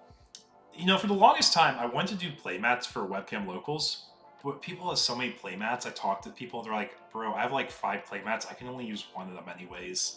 Sleeves are so much more usable. So that's why I pushed for channel 8 sleeves to be made. But table 1, we actually have Omnimon versus Dora Cora. But we're going to hatch a Sunmon egg here. So Sunmon, if anyone's not familiar, is the galaxy egg you will see. We are going into a Solarmon Floodgate here. And then we will play a Lekis for 4. And got choices of our red cards here. But this is a Galaxy deck here. We're going to pick up our red Fixer bot deck. The, not Pheramon, the Flareamon I think is what it is. And we got BT7 Bukamon with a Lunamon. So we got some shenanigans going on with Galaxy engines on both sides tonight, guys.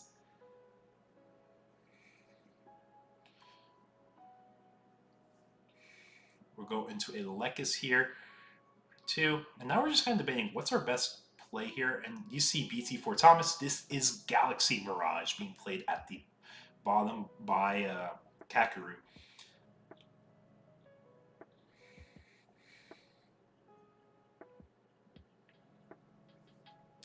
And we're going to be swinging security with the Lekismon, finding a blue memory boost. So found a 2 memory bank for the opponent. So we can see some real like heavy plays on their side.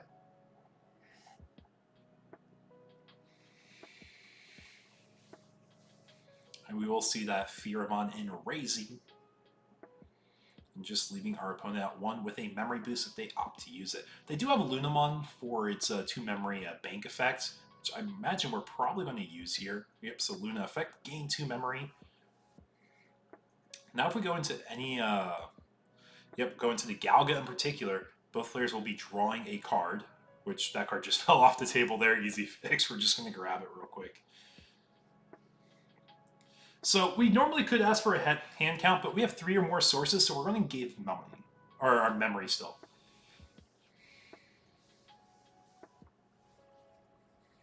That is a lot of green Power Ranger stuff, you are right.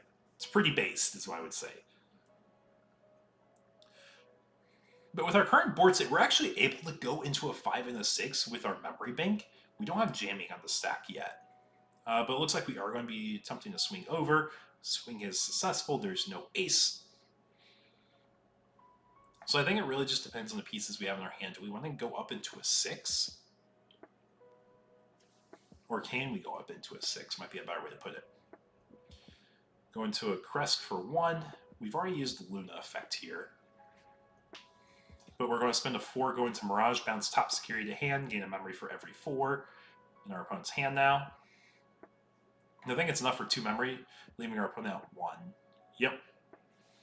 So Galaxy Mirage, honestly, is probably one of my favorite decks to play around with. I think it has lots of cool avenues and routes for what it can do, and it's really fast. Like, we were talking about, what's the merits of pure Mirage versus Galaxy Mirage? And I think they both have merits for how they play.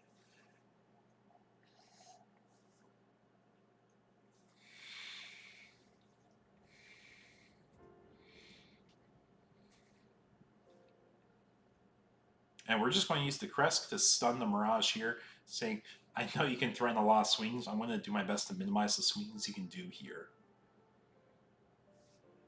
We will go into our BT7 Buka, go into that Coronamon here. So we may not be able to swing with Mirage, but we have the Floodgate live. And that's actually really important for this matchup. On play for Gao, both players draw. I'll gain a memory for every 4. You should have 9 or 10 now, so I'll get 2 memory back.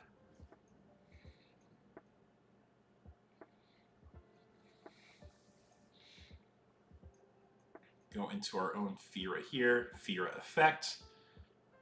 We can actually pick up the option because that is traded with the Nightfang Lightclaw attribute. The only issue we have with this stack is because Fira is red, we can't go into most of our level 5s unless it's a Crest. And we have no way of peeling that stack at the moment.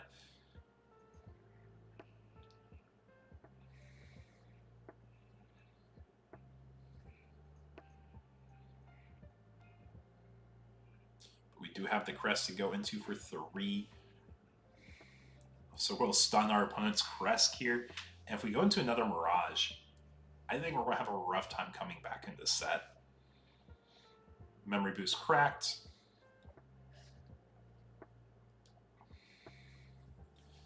Sayoko effects. Can tap, peel a Digimon. Digivolve a Digimon, any of them, into another Digimon for free. Go into another Crest.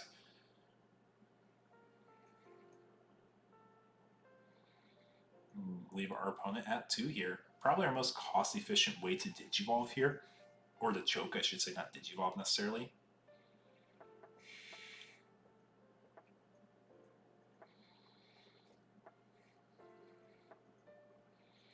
So I think this is a ride or die situation where you probably have to push up the Fira, even though you don't want to. I think it's the only way you'll have routes to do anything at this time. Because if you push up Fira, you can play your Fixer. If you play your Fixer, you can peel Fira and Digivolve your Crest into another Digimon. Excuse me. That's one of the routes you have. But I've been playing a whole lot of Galaxy Engine lately. It's something I've had a whole lot of fun with. It's something I would definitely recommend. You don't have to play Loop. You don't have to play Mirage. Just try out the Galaxy Engine. You can run a really cool top-end toolbox.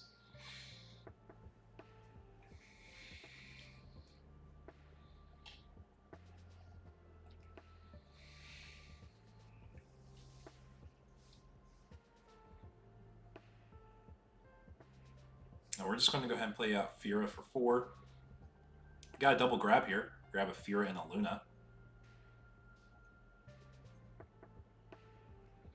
Then Mirage all turns effects.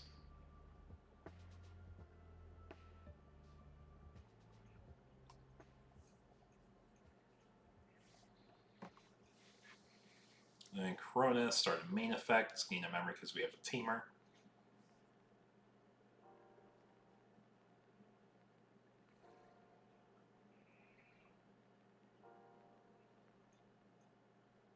Nume the Galaxy. I'm assuming you mean Nuke, not Nume. Nuke. I'll be honest, I have no issues with the Galaxy Tamers with as they are. I think they're really cool. I think it provides. I figured it is autocorrect. I think it provides really cool engines for like what can be played in the game. Because then the question is, like, do we want the Galaxy engine as a generic thing?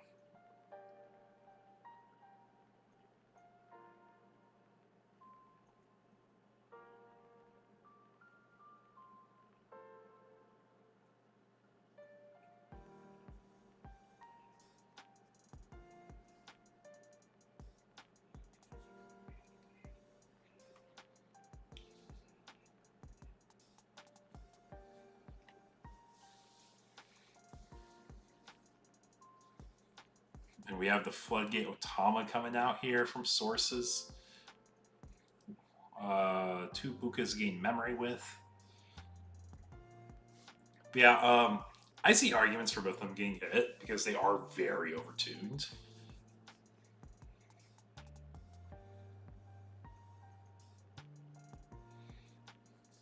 But also at the same time, like I said, I love them for the generic engines they provide for red and blue decks.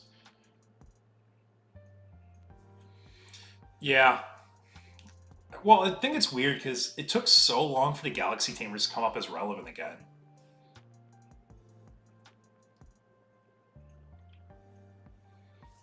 Yeah, let's start removing the bodies that can be aced over. I'll be honest, I hate pair bans. I don't think pair bans should be a thing unless it's absolutely impossible to play around some stuff. But that's my personal take, at least. There's a metallic Dramon, by the way, guys. So some of the spice is revealed.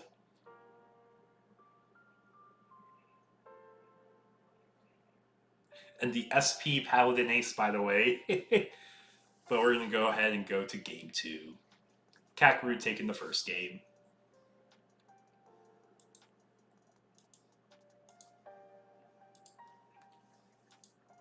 And just for reference, Kakarot is our undefeated right now. If best bout is he wins, it will end the tournament early, pending no other ties.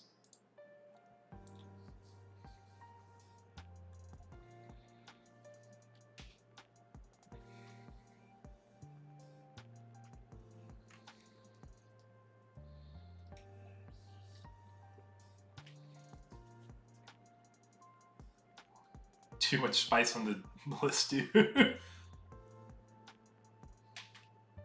I mean, he is 2-0-1 so far. He has won 2 rounds and tied 1 round. He is at table 2 right now. He's not doing bad. I think it just shows the Galaxy engine is good as a whole. I think it's just unfortunate hand versus Mirage. Mirage just had a much better hand.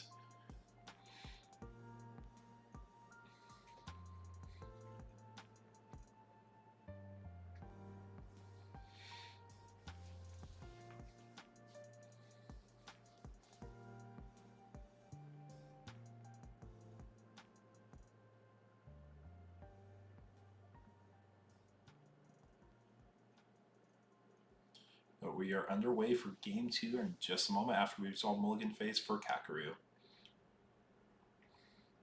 But I think another problem like we can look at is like Mirage as a card too. I do think BT11 Mirage should have been hit on the last list. I'm very surprised it didn't. But it's how Bondi sees things and how honestly formats evolve too. I think the more people play Mirage will show it's more of a problem deck than people realize, or than maybe devs realize.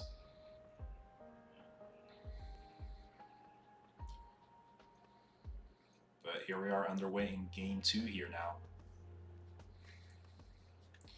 But because we did see it, I'm going to go ahead and pull up the Metallic Dramon. For anyone who doesn't know, the new Metallic Dramon has on-play/when attacking to de-Digivolve 4 in the Digimon stack. And then when attacking, none of your opponent's level 4 or lower Digimon can Digivolve until the end of their turn. When it would leave the field except by an effect, when this Digimon would leave the battle area other than by your own effects, you may play 1 Digimon card with Rock Dragon or Earth Dragon trait from your trash without paying the costs. So basically, you have ways to turbo or keep your board alive. So we're going to pick up Mirage for the memory boost because that's going to be the hardest card to find in the deck as it's the least searchable. Then we're going to go ahead and do a solid Gao 3, draw a card. So with Corona and Fixer, we are guaranteed 4 memory if we push out on this turn, and then we can use the Fixer to do a few avenues. You can either get another rookie in stack so you can go into like 3 Galaxy lines.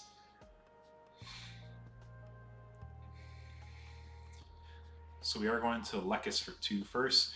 Lekis effect. We see a Kresk, we see a Fira, we see a Kosayo. So we'll get 2 grabs. So we're at the Crest regardless. It's just we need another level 4. And we're going to bot deck the Fixer, so we do prefer the level 4. So now we can use Corona Effect if we want to peel for 2 memory and do this again.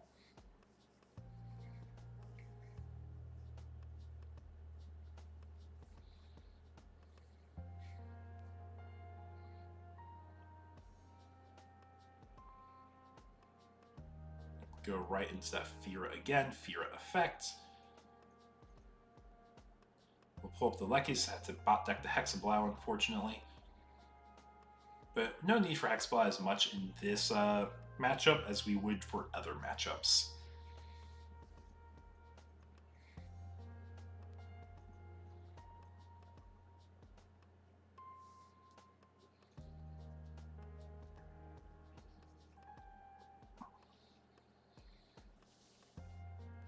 We are going to use our Tamer. We're going to peel a stack and Digivolve a Digimon.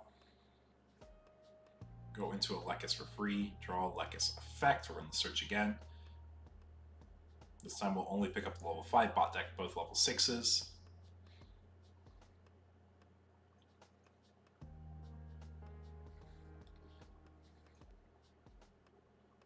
And this one we do get to pop a stack. I think it has to be 6,000 DP or less we pop. Now we're going to go to a red Digimon top end here. So if we have a red one, we can go into it.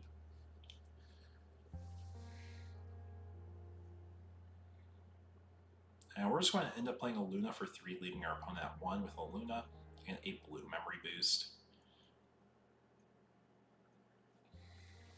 So I think what's probably happened in this game is we either have the wrong color level 6, or we've just bot decked way too many 6s, because none of them are searchable. So we'll do our own Lekis here. We got a level 4, we got a red card pickup, so we're going to pick up them both. Bot deck the Fira. There's a chance we see a peel here. Yep, we're going to see a peel for 2 memory. Going to go into that Galga because it's guaranteed to give us some memory back. Galga effect, we both draw. I have 3 or more sources, guarantee the memory.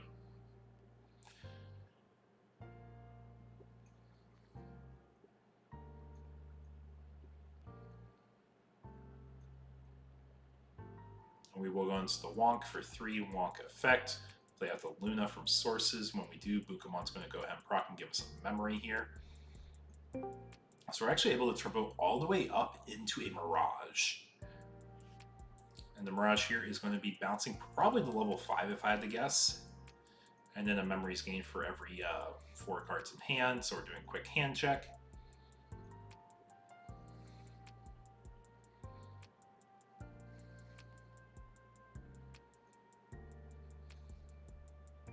But Fixer's going to put us to 3 anyways, so the Mirage memory didn't matter as much. Now we could use started main Omnimon to bounce it back to hand. That would proc Mirages all turns though. So it looks like we're opting not to use it.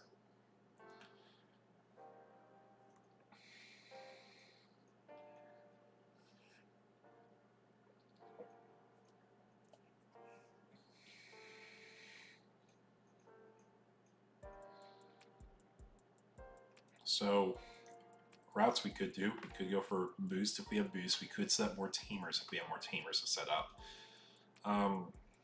It won't have to go into Galga right now because our opponent has the Mirage out.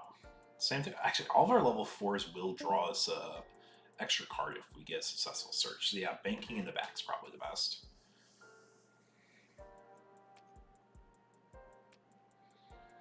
But yeah, if we did anything on field, it's going to be bad for us just because our opponent has that Mirage established already. We actually are just going to play the Fear to pop that Luna, it looks like.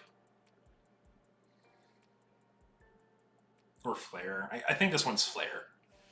Here, I can just look it up real quick.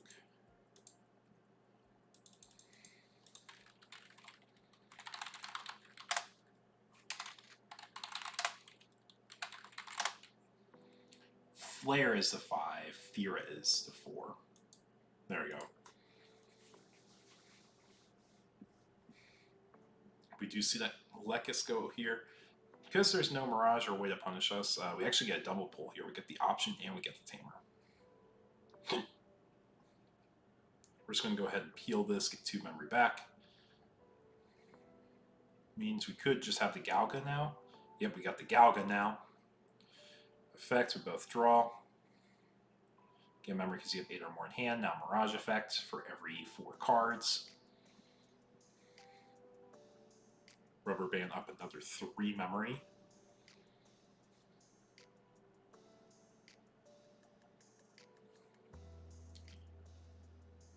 But yeah, I think this does show Galaxy Mirage is probably one of the better decks of format. It's unfortunate to see the other Galaxy deck working a little bit more with the Dragon top end, focusing on the red side more.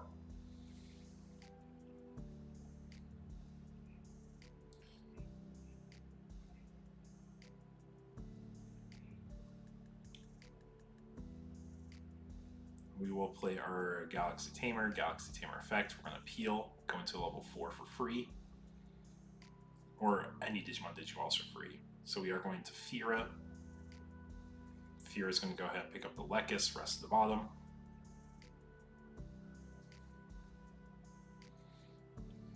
So we know we have the Kresk where we can stun a stack, which we will be stunning. And now we can go into Mirage. We basically double memory gain. One for each Mirage.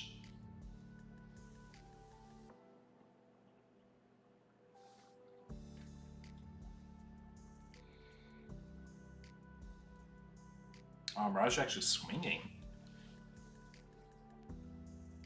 Does check into a Galga, so no issue there. Then we will go into this Mirage for 4. Bounce probably to level 5. Gain a memory for every 4.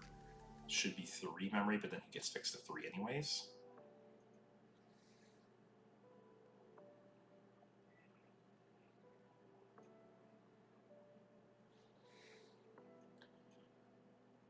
So I know it's so tempting to use that Luna started main effect, but with 2 Mirages out, you're going to be losing so much memory.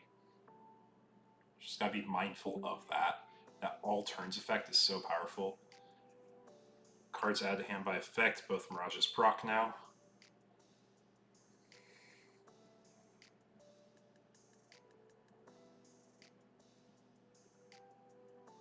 Yep, just making sure we saw that.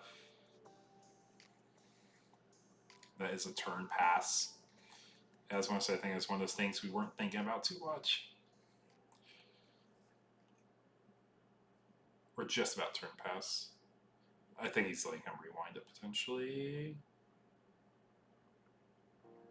If the players are agreeing to it, that's fine with me. Because this is a webcam local end of the day.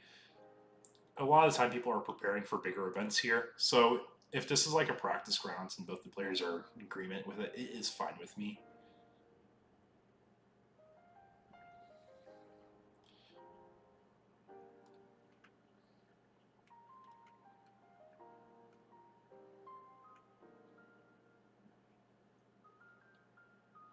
But yeah, I think we're in a very commanding position with 2 Mirages out. Like, we're kind of forced to have our level 6s to out this board.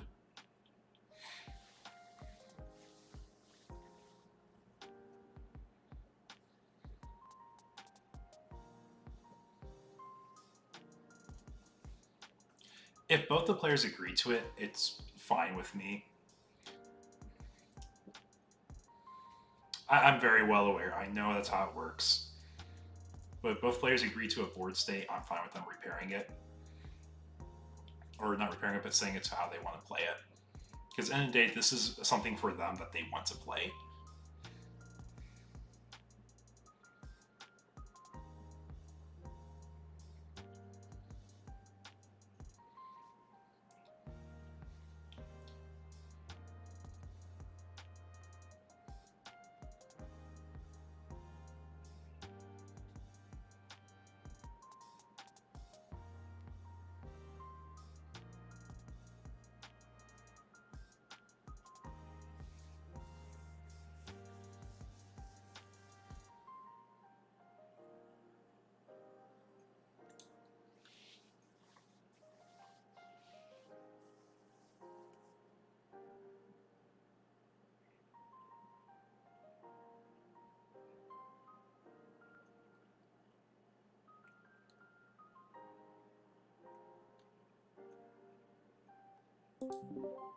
Yeah, just real quick question. Did we pay the 1 memory for the second Kresk?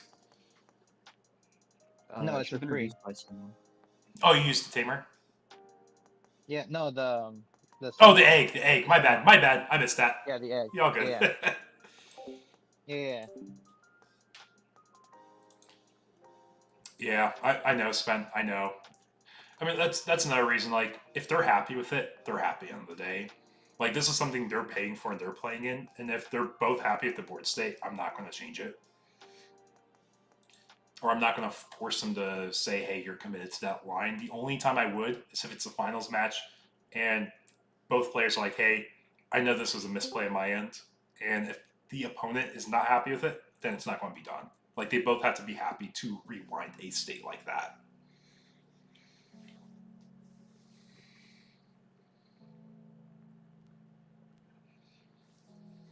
So basically what happened at the start of turn is he used Lilithmon's starting main effect to bounce it to hand for 2 memory, not thinking about the fact that his opponent had 2 BT11 Mirages to proc for a memory gain for adding card to hand by effect. And that would have forced a turn pass. So basically, it seemed like his opponent said, hey man, this is what's going to happen. We can rewind this just so you can play a little bit more optimally and learn your deck a little more, which is what I personally prefer. But we do see the Hina coming down here now. Now, Hina, if you guys don't know, is meant for the Dragons deck. We have a really cool Dragon topping because we are emphasizing the red engine a bit more. Yeah, and I just missed the Sunmon egg. I totally forgot that egg is in the stack.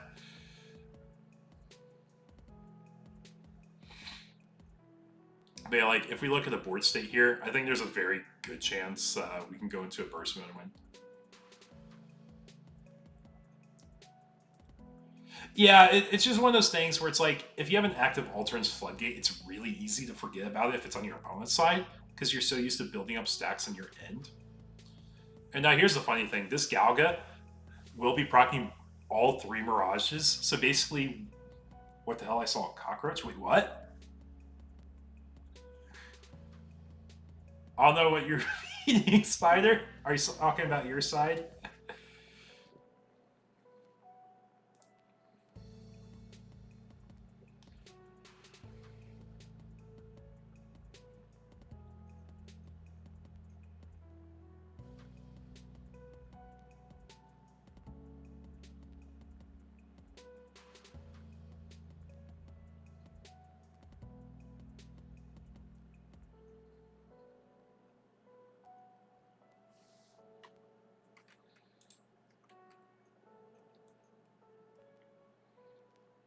I think there's a chance we'll see another Mirage come down and possibly a burst mode over it. On the Green Ranger mat. I didn't see it, I'll be honest, I've been looking at all the cards in chat.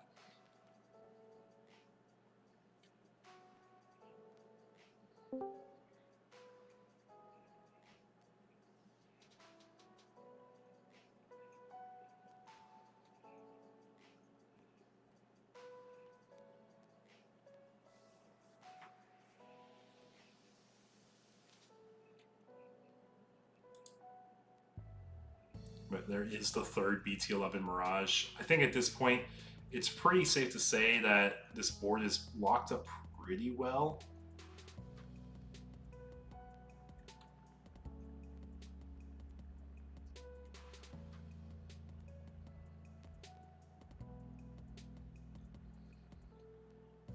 Yeah, we could just hard evo into a burst mode here. Yeah, we're going to be peeling, going into a level 5 for free now. Unless we want to go into burst. Oh, we are going to Paladin. Now, whose trash are we resetting, sir? Yeah, I think we all acknowledge that's the board state we're in.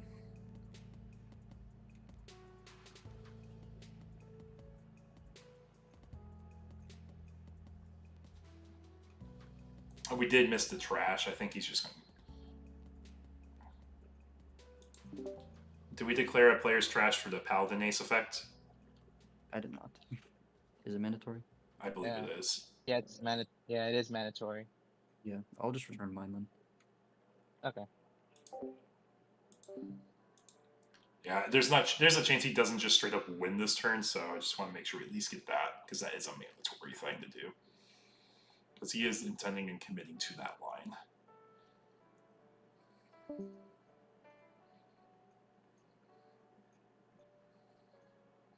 And we are going to pick up one of our burst modes here. No Thomas to burst with yet, but they do exist in the deck.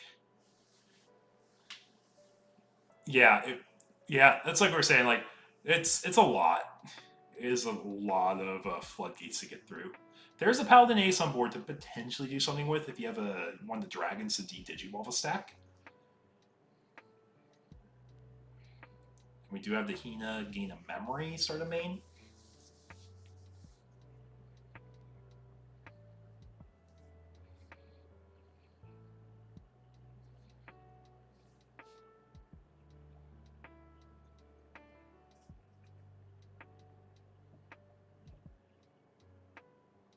Yeah, like I said, there's the dragon who on de-digivolve one of the stacks. And all level 4 lowers can't evolve. De-digivolve 4. There's no rookie because we played out with Wonk, Overflow 5. One stack is gone, hurrah!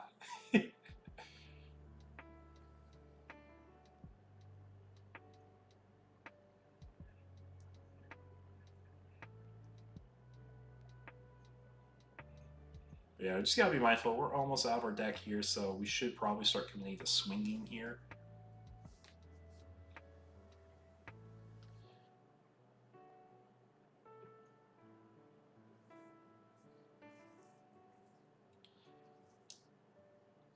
Yeah, I do think it also shows that the Galaxy engine is just a good generic engine. But Kakaru did take the set. We will have one more round unless Table 1 completely ties. Let's actually hop over to Table 1 and see how they're doing.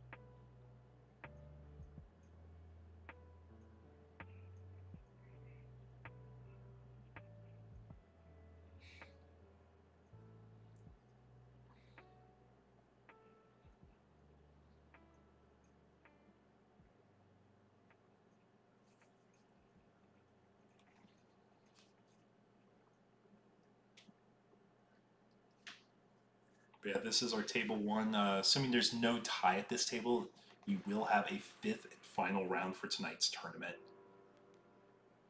And this is Game 3. So anyone curious, this is the game that decides who wins the set. How much time do we have in the round? We do have 11 minutes in the round. I highly doubt there's going to be a tie here. We should finish up this set.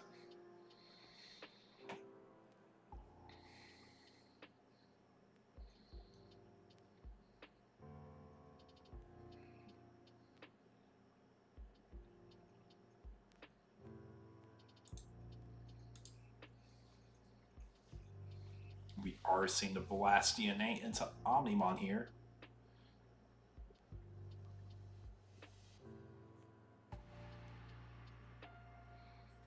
Or DNA into Omni, and we are going to be closing out game, it looks like here. We're just about close out game. Players are playing with some speed here. Say, I know Dex can be a very timey deck, so let's go ahead and be as efficient with our time as possible.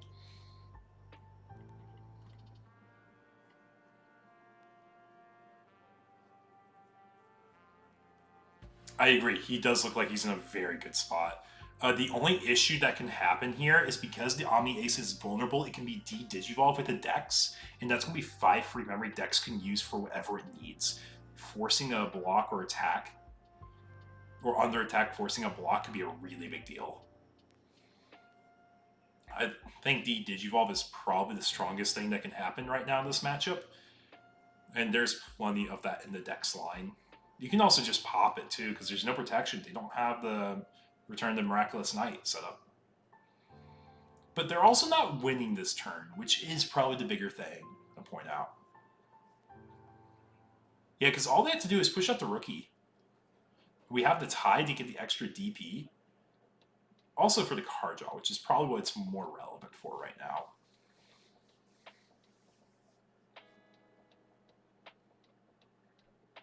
I had turn player effects.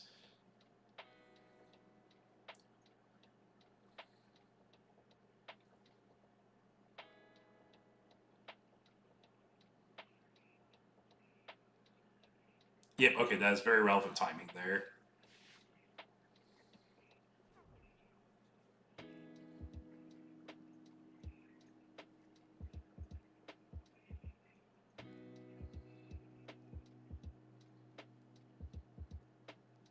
Yep, and that Agumon is the one blocking the Dex-Doru stack.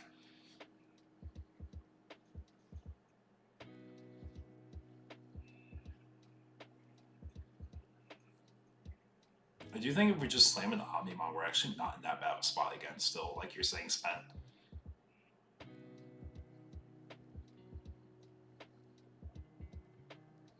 And getting the overflow on the stack was such a big deal too.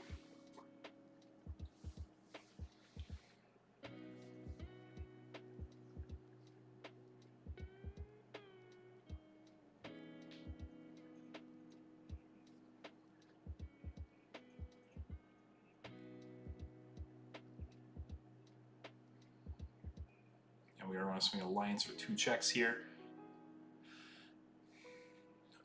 ESS to delete a Digimon. Right.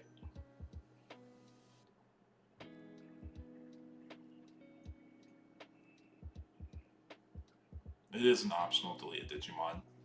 If he did, he'd get a restamp. I don't think it matters to go for game at this point, so he's not going to.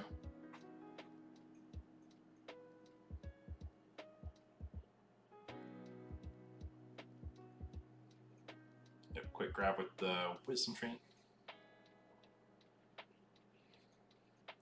It's a really good deck. I don't know if it's about the best deck, but it has lots of strong keywords.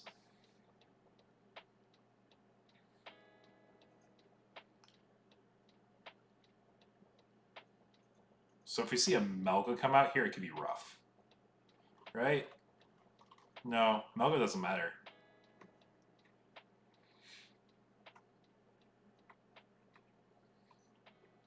But they're playing a really good set, it seems like. I wish I saw the other 2 games. I know Ludian's been chilling here in chat as a judge. So I imagine he's been watching the whole game, having a great time. Isn't that right, Josh? Been having a good time watching the set? Yeah, we're just going to play the Melga and stun. So you can't suspend, which means you can't use the Digimon for Alliance. I'm assuming he's going to be targeting probably the regular Doragora. And this actually does threaten the Omni Ace again, too.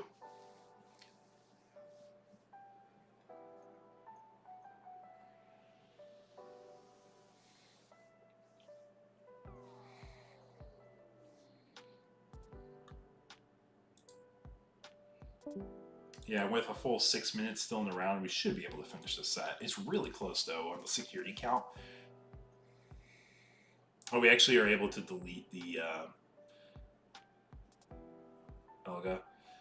Can't go for game, but we can play a Ruin mode and just ruin the rest of the next turn.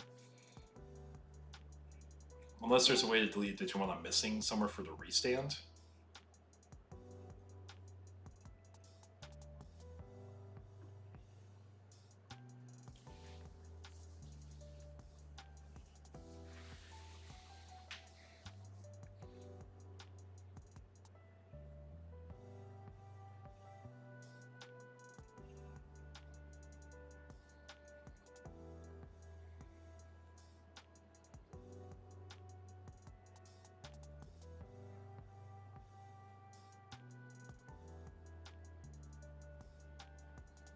I'm gonna grab the Mega Guardian Ace, make sure we have a blocker on our side. Honestly, that's one of the aces that started seeing so much play because Imperial was such a popular deck. Having Mega Guardian Ace as an out mattered so much. And now we have the Psychmon to guarantee the reduction can't be done. And then pull out that Luga. We could proc our analogs. Digimon Wizardly, we do get a resend, we do go for a game. Actually, holy cow, I wasn't even thinking about that as an extension with the Soul Lugar. That's really smart. That's a set. So we do have one more round, folks. I'm going to go ahead and use this opportunity for a restroom break. I will be back, and we'll have our final round up sooner than later.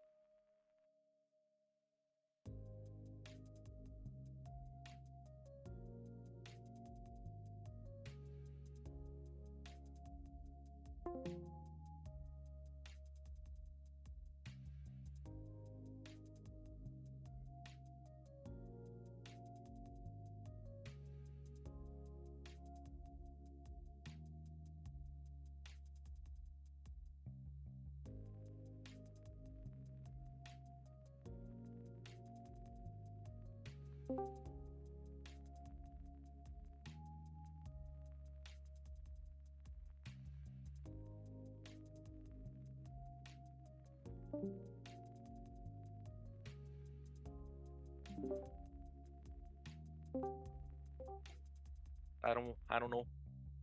I don't know. Maybe. I don't know. Doable, maybe.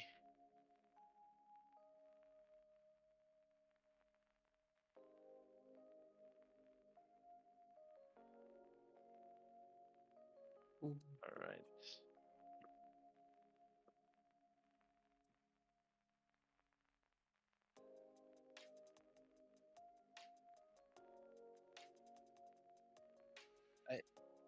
Good luck.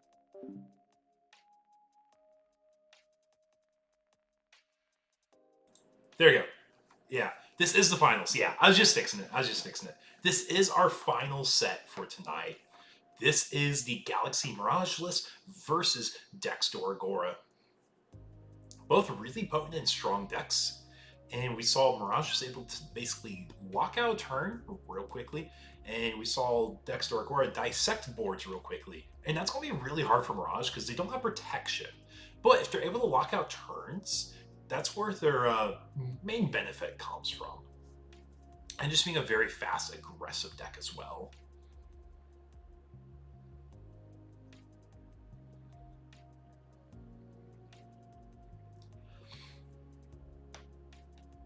And for anyone who knows, yes, I am sitting down now. My legs finally gave out around the 3.5 hour mark.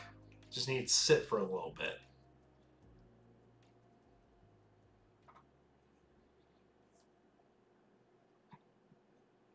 But we're going to go ahead and start by hatching that Webcam egg here. And for anyone curious in the chat, there is no Homer in the deck. It's just a straight Galaxy Mirage list. So I call it Honest Mirage. Because you're trying to swing and go for game, as pretty much every deck's intended to do. We do see that Digimon Emperor come down right away, saying, you know what, man? You can start your turn with 1 memory if you push out that Gao that is on you.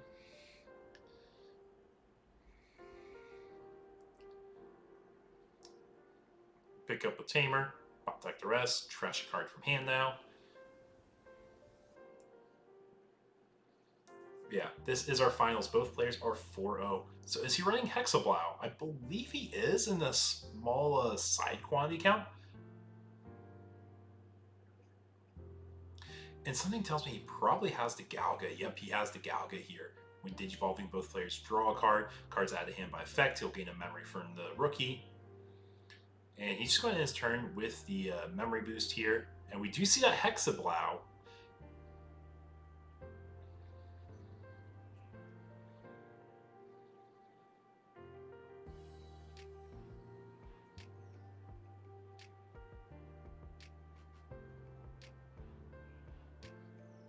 Yeah, I want to say on paper this is probably Dex favored, but I think Mirage can win if they outspeed. Both players are playing really fast. They understand that time is an issue with these matchups normally, especially going against a Dex deck.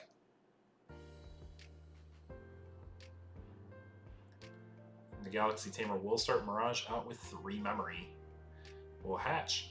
And now, the thing is, we can go into a Webcam, and we'll be able to actually peel down, or not peel out, but play out our rookie. We will be grabbing that Lekis because we do want to start turboing out our next stack. There's a chance we actually might just use the Tamer here to heal the Galga, go into the Lekis now. Yep, so we will go into Lekis, effect, pull out the Kresk. We do have one boost that can be popped right now. So are we opting to pop it? We are popping it. We're going to be stunning one of the stacks if we Digivolve into that Kresk. There's a Kresk for one memory. I'm assuming whatever stack's not getting bounced by a Mirage is the stack we're targeting. Oh, we're actually swinging with the Kresk. We do have jamming thanks to Galga. Hey, how we doing, Messiah? How we doing, man? Yes, Ludian is great. So is Michael. All my judges are fantastic. I love them all. They do so much work to help out the community, especially running these events as well. So it looks like we stunned that Tyranno blocker, so we're able to swing. And then we had jamming on the Galga inherit. And we're able to go into Mirage and bounce the Luca. I'd say it's a pretty solid turn.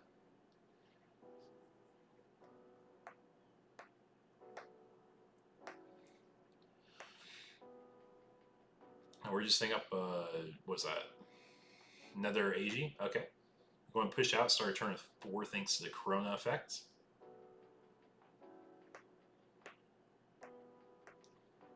And we do lose 2 memory on the Digimon Emperor attacks first, and then we gain the memory technically.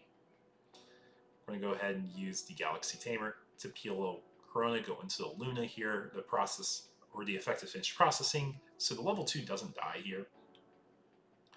And now we can go into multiple level 4s here. This Lekis is going to go ahead and grab the Luna. We see that Paladin Ace. We're going to make sure it's on top with that restricted Mac Gao. Probably want to use the first ESS, use like a Corona one here. Get 2 memory back. Going into the Galga, it looks like here. Draw, Digivolving, draw a card.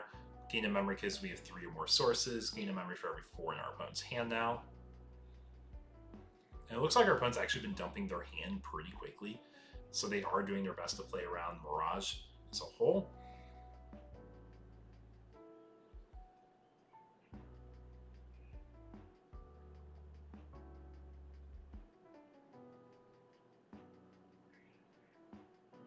Yep, so now we'll use the Luna ESS. Go into the Lekis. I'm going to cycle 3. Probably pick up the Gao. Yeah, the Gao is an immediate grab here. Now we can go to a level 5 for 1. Or 2 if we have the Wonk. Oh, if it's Wonk, it's actually 1 cost Evo. Because we have 2 Bukas. But no Wonk here. And this Mirage will swing security jamming, because now the blocker is stunned. Find another training.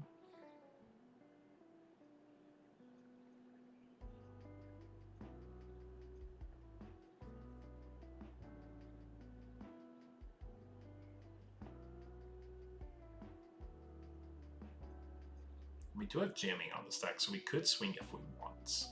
It's probably better to swing if we can. Yeah, we should be able to swing. And it's relevant because our opponent does have the Dex line, which will be popping Digimon that aren't suspended. Same with Tamers, so we want to make sure everything's tapped out if we can. This gal's going to force a draw first. Go into the Galga. This is basically free because there's 8 or more in hand now, and the Gao Inherit will gain a memory.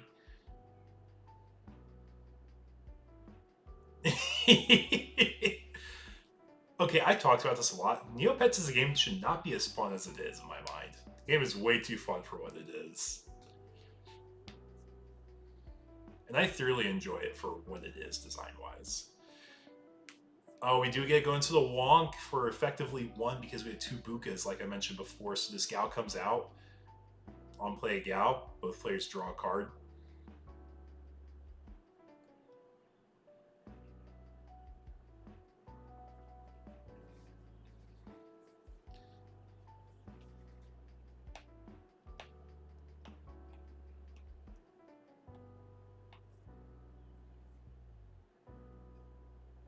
So this board is giant, but I think Dex can definitely deal with it.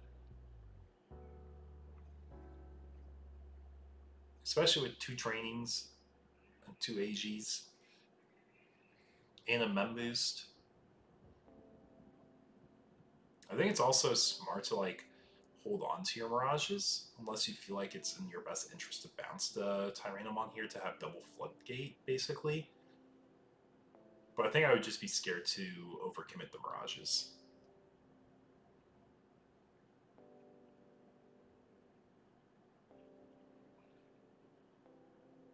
We are going into Mirage here, bouncing that Tyranno, gaining memory for every 4. But the AG is going to start us out with 3.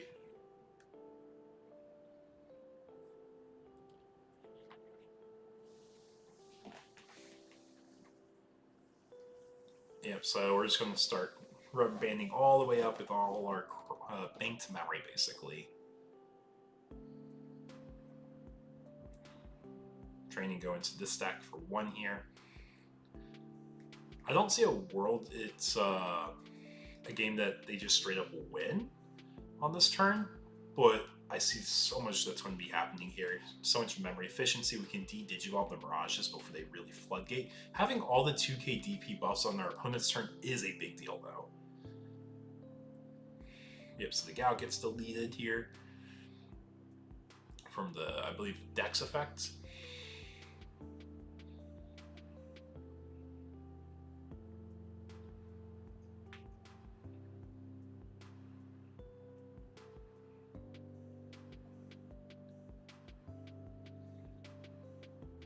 So we do delete the Wonk, because it is not suspended.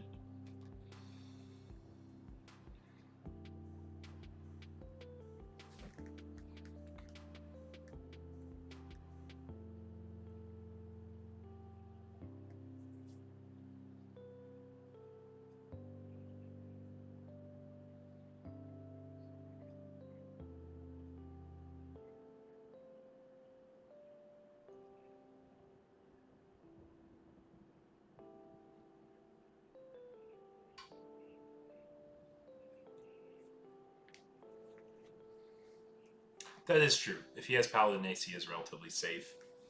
I think he revealed Paladin Ace early on.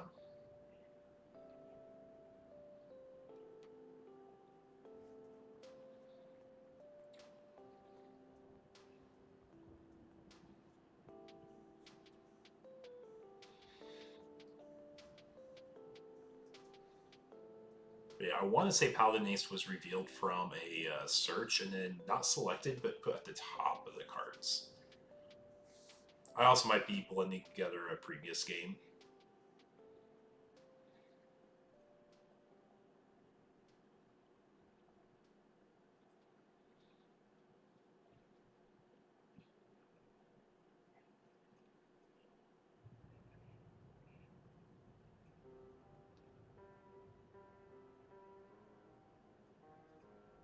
Yep. Yep, this is where Mirage will proc for every 4 in hand now.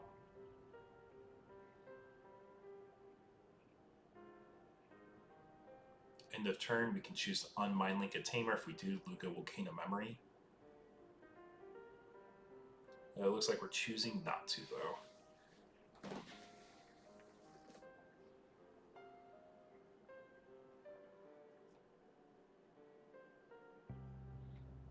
Oh yeah, we had the Daruga start main forced to attack. We just spent so many resources committing to such a big board like that, and it was a great board. It was set up really well. It's just there's so much that Dex can do to respond to it. I think we're just going to Digivolve and force our way up to another Mirage as fast as possible, because I don't think Hex will do enough. The Dex cannot unsuspend. Can we ignore color requirement right now with that? Cannot. That's one. Okay, just making sure. Yeah, he just committed to a full red board, play the blue option. No Galaxy. I know there's stuff that ignore color requirements, but I don't think that one can.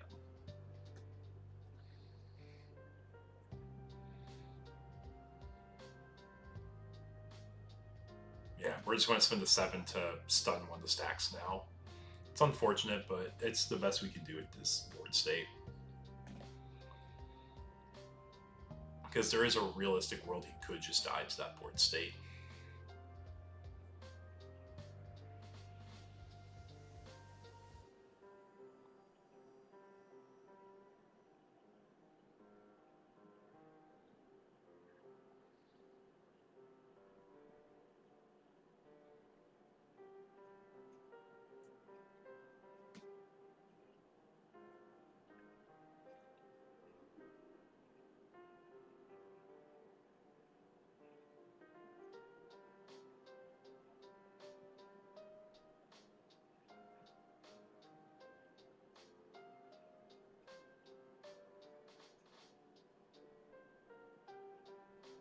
Oh, we're seeing the A's here. Did you want to still delete it? So we do go into the Dex.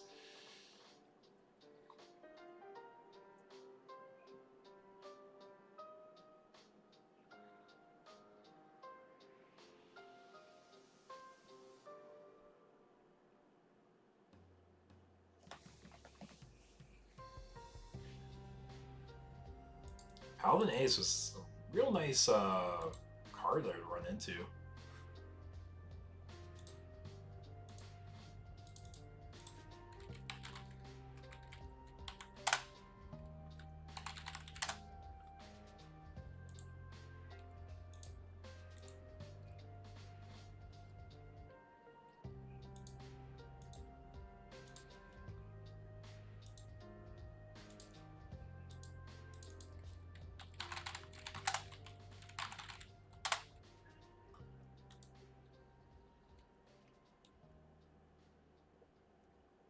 I'm just rereading what Imperial Fighter Ace says. It's been a moment. I've only ever seen it as Imperial as a way to answer stacks because you're a giant body. But being able to go over blue and Ace there is pretty nice. Because you are playing Galaxy, you're going to naturally have a really tall stack. And now it's something that you have to play around in the next game, especially knowing that it can really mess up some plays. It also could just be a potential closer, especially if you have jamming.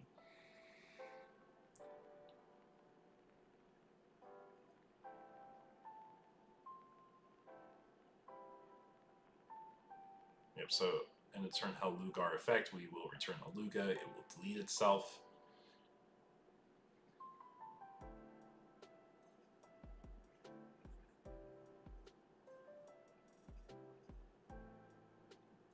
Reduce our hand size, pop the Ace, overflow 4. But that's a really great defensive play there. I know the Imperial didn't live a turn, but being able to Ace over there definitely was not ready for that one. I think the inclusion of Aces every once in a while that are spicy like that are really great for the game. So, issue with Mirage, we are almost decked out.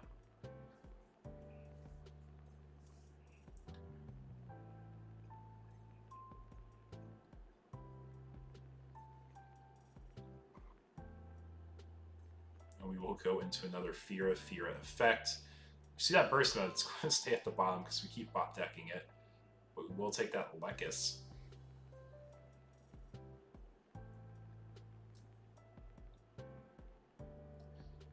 So if we had a way to go into Mirage and keep turn, we could burst mode and remove that entire stack. I just don't know if we have enough resources for that.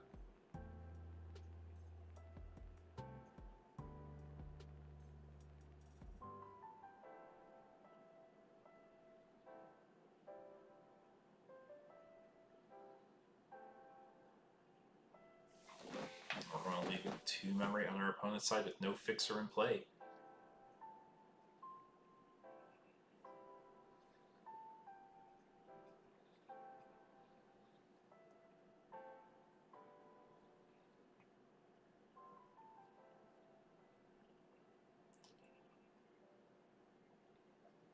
Both decks are looking so low on the card count. It might just come down to a Paladin Ace that can extend attack. Or if we can close out game before we get to that scenario too. We will crack the Castle of the Nine Wolves to play an SOC card. So we're going to be playing out the AG for a cost 3 less. or 2 less. I can't remember. I think it's 2 less. And we're going to Mind Link. When we Mind Link, anything we're going to be doing else-wise here? Just swing with Alliance, I think. Yeah, Alliance for 2 checks. At very big. Thomas comes into play. On play draw. Imagine if that's the last card of the deck from that Thomas and we lost by deck out.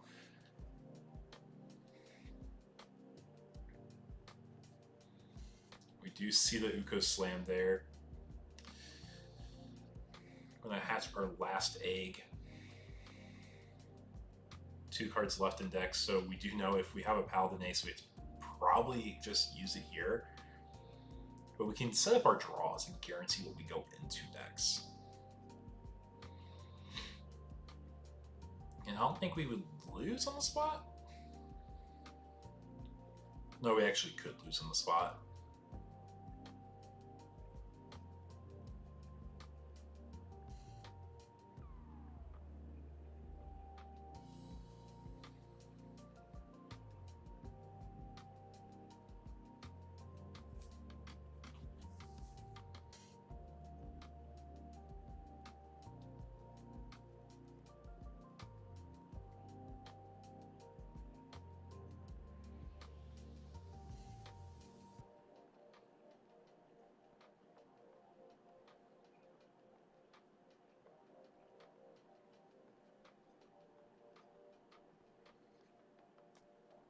Oh, that's weird. I don't know why your comments aren't showing Ludian.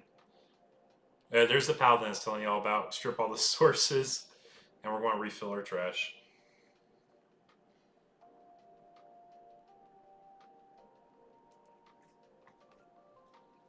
Yeah, I didn't do anything on my settings, Josh, if you're trying to chat. I'm not sure why it's not showing up. I do think it's funny we had to do the Hail Mary, use Paladin Ace to refill our deck. So deck out is a real win con now.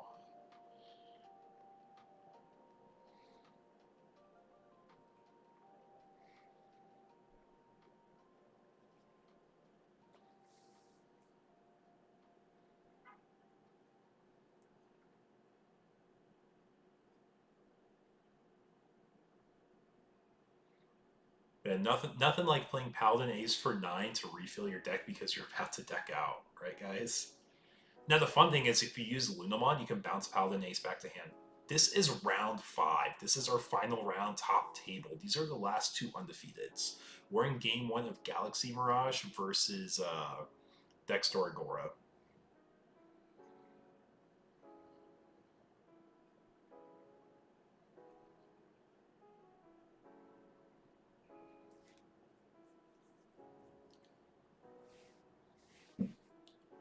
Yeah, basically, Doragora has to go for game here. And it looks like we're able to get it. Going over to game 2 now. Yeah, because Paladin Ace reset their trash. I think the only thing he could have done is maybe try doing like whole Galga into Wonkline, but I don't think he had enough memory to do that. So it's pretty much just using the resources he had for as much as he could before you do deck out.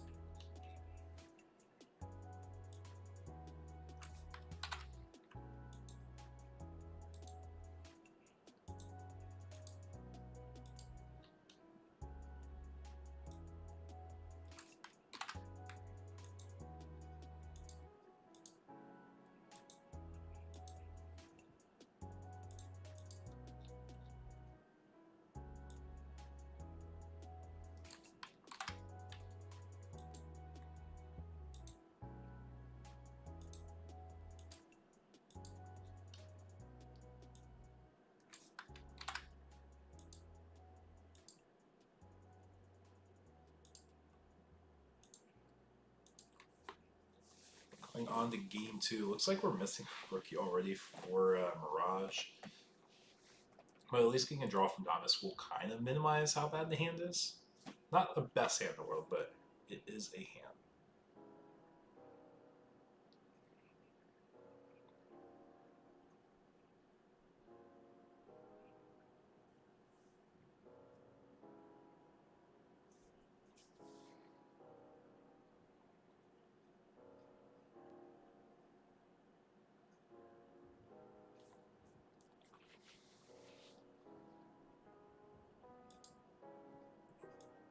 Wrong screen there.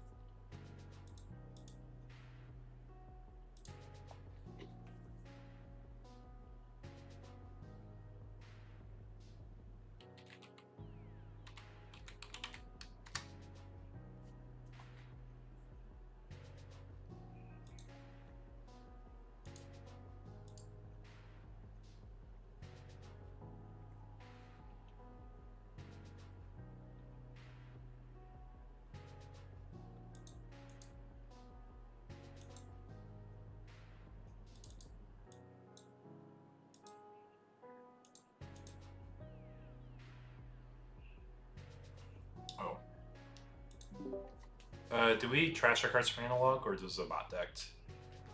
Did I bottom deck him? Shit. Yeah, you're right. Where the fuck is my trash? Do you know which one it was? Fucking, you have a replay, right? Let me check your. I was going to say, what was the order of things played? I'll be honest, chat caught that before I did. I was trying to fix permissions on my stream. Ukamon. Okay, so it was. Let me check. So, from these three, I revealed the Ukamon. The Doru Greymon was the other one. So these two should be in trash because I grabbed the Ukamon from that. Yeah, there you go. That's not good for both of y'all? Yeah. Okay, making sure. There should be 7 in hand now. Okay. Thank you, Christopher, for that. So for some reason, one of my admins got banned on my stream. That's what I was trying to fix when that happened.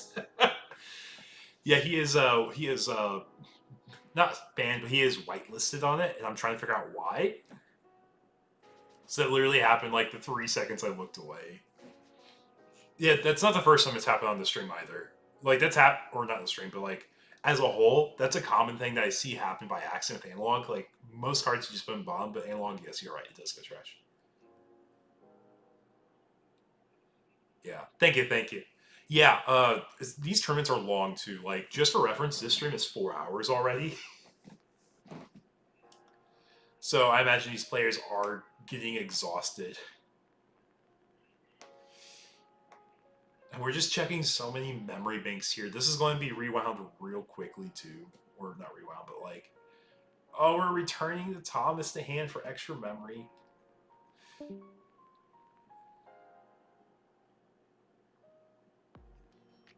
think our goal is just to choke our opponent here.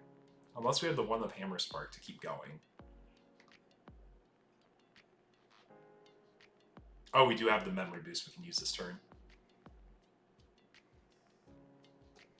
Thomas comes into play. I'm going to use Thomas for his effect. Tap him, restand burst mode. Swing security burst mode.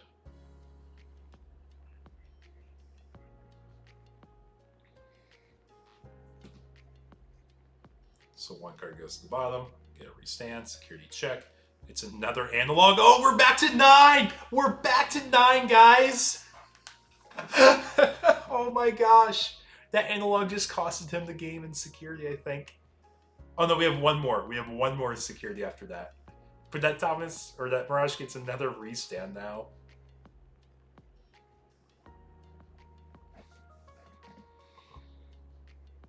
It used Wonk for the restand.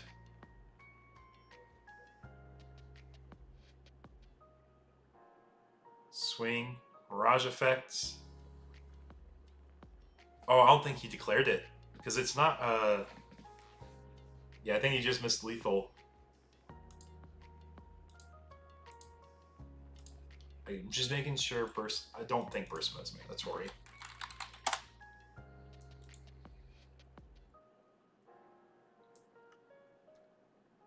Yeah, it's by choosing, so it's optional. He just missed lethal, guys. He missed it. You can tell both players are tired.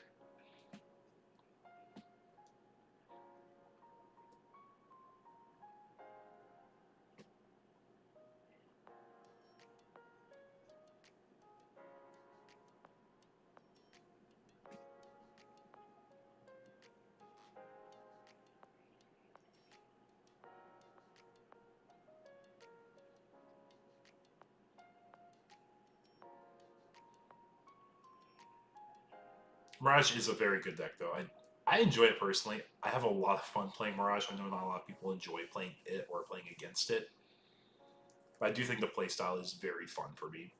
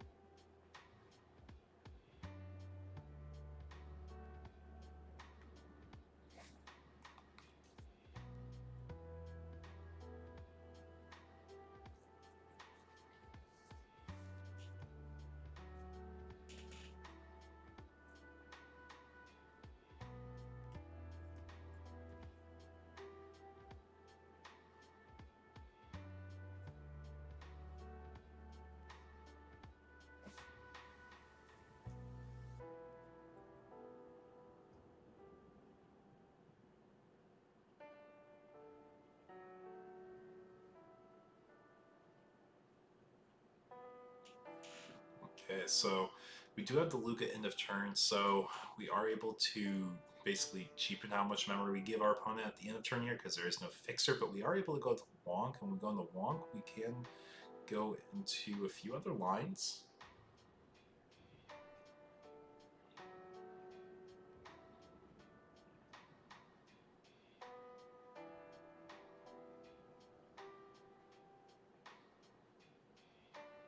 Yeah, missing that analog, adding a ninth card to hand for burst mode to restand again for game was a missed opportunity, though. Could be going to game 3, but it is the top table in the final round, so it is on limited time.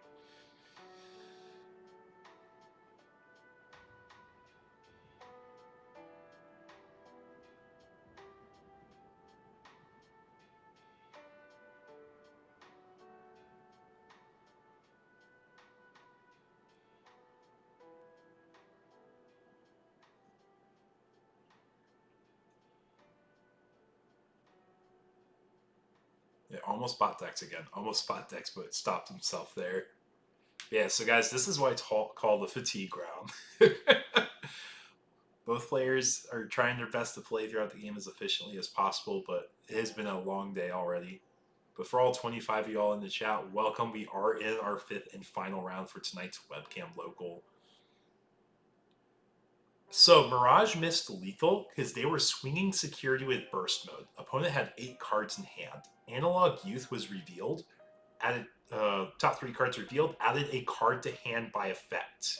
Yep, he just forgot that his opponent went back up to 9 cards in hand because burst mode is optional. You don't have to use it. Yeah, exactly. He used the Wonkamon to get another swing. But I'm not going to say anything about it until after this set concludes, because I don't want it to seem like I'm coaching in the middle of a set. Were there Ancient Garus? I don't think we had any Ancient Garus tonight. A lot of people are on Imperial. There's a lot of Imperial, and they keep running into the Mother Shoto players. Legit, that is like the deck gatekeeping Imperial from topping tonight.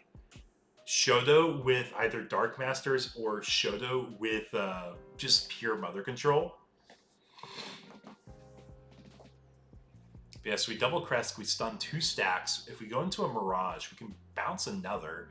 And there's not enough memory for that Luga to go all the way up the chain. So I think it is a good turn to go into Mirage.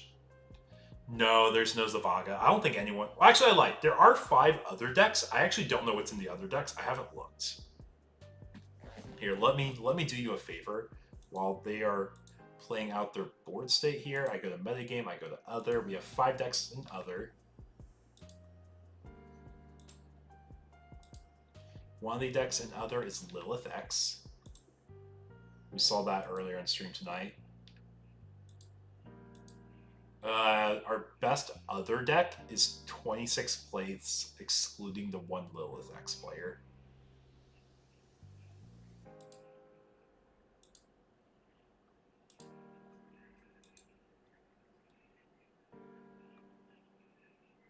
So even if there is, it's not doing too hot right now.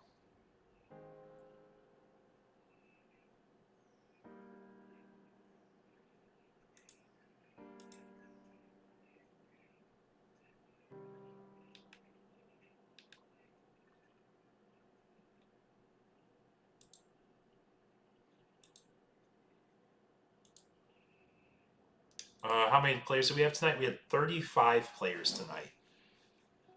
Are any people playing Shotos and 7 Great Demon Lords or Devas? So we do have someone playing Shoto with the Dark Master Zoo that runs Mothers. Because Mothers are used as like a Dark Master fuel to turbo their level 6s. But you can also just push out a Mother and have a blocker with Shoto then too.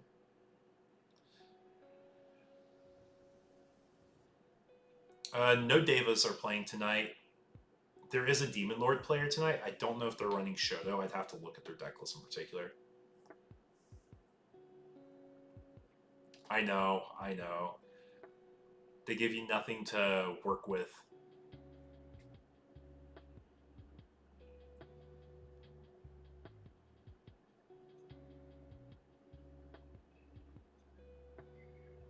I think there's a chance Dex just walks out with this one now.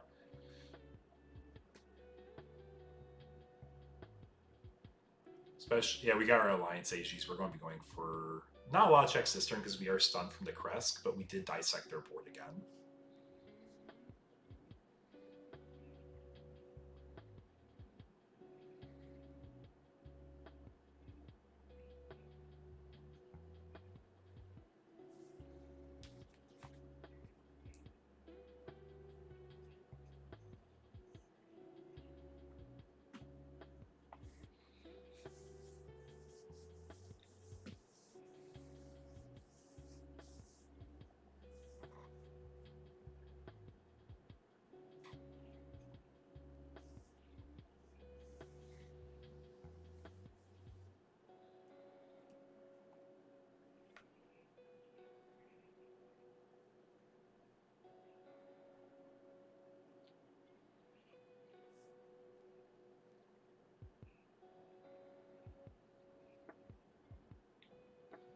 But we are 4 hours and 20 minutes into the stream, guys. We've had a lot of Digimon today. It's been a great run. I think players have had an exciting time just playing out this format. But I don't think there is much. Oh yeah, we do have the option. We do have the option where we can stun the thing. Here, let me check. This is the Galaxy option.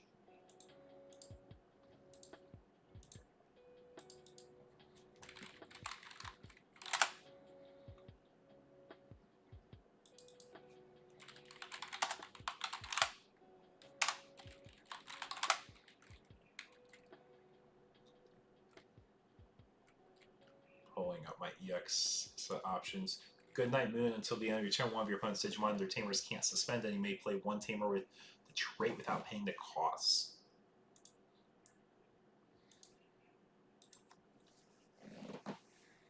So one body is stunned. There's 5 security. We do have the fixer, and on top of having a fixer, we have a way to... Oh, we check another option. We can stun another body. Do we have another tamer to play out?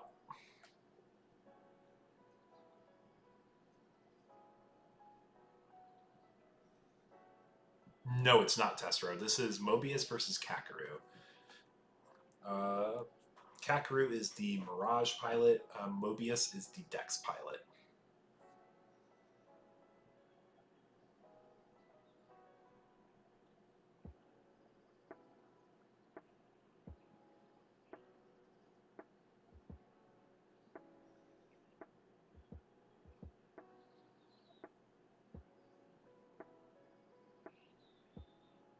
So we just need a way to kill a Digimon to win the game, I believe, here now.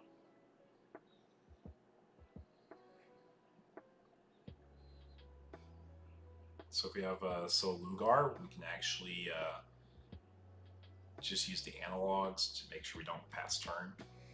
Yeah. As long as we have a way to not pass too much memory, we can pop and use the Dex restand.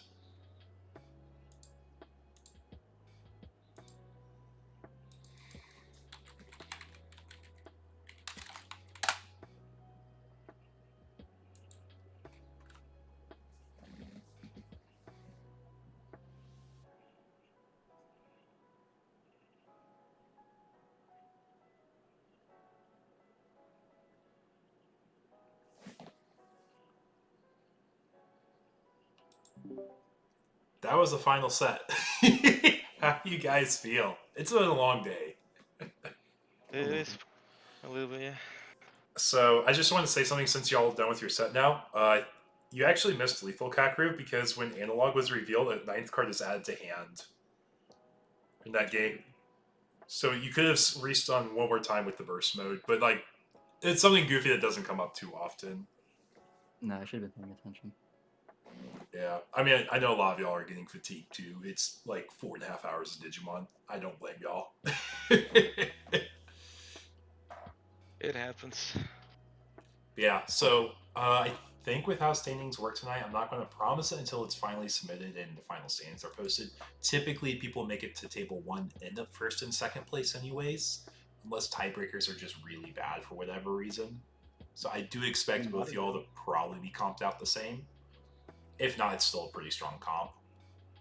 I just want to say thank you so much for playing tonight, guys. It's been a fun one. And we'll have final standings here shortly once we finish the round in about 4 minutes. All right. Thanks for hosting. No problem. Goodbye. Okay, guys. With that being said, that's going to be the end of the stream for tonight. If you guys want to see deck lists, look at for Eggman events. They will be on there. Take care and have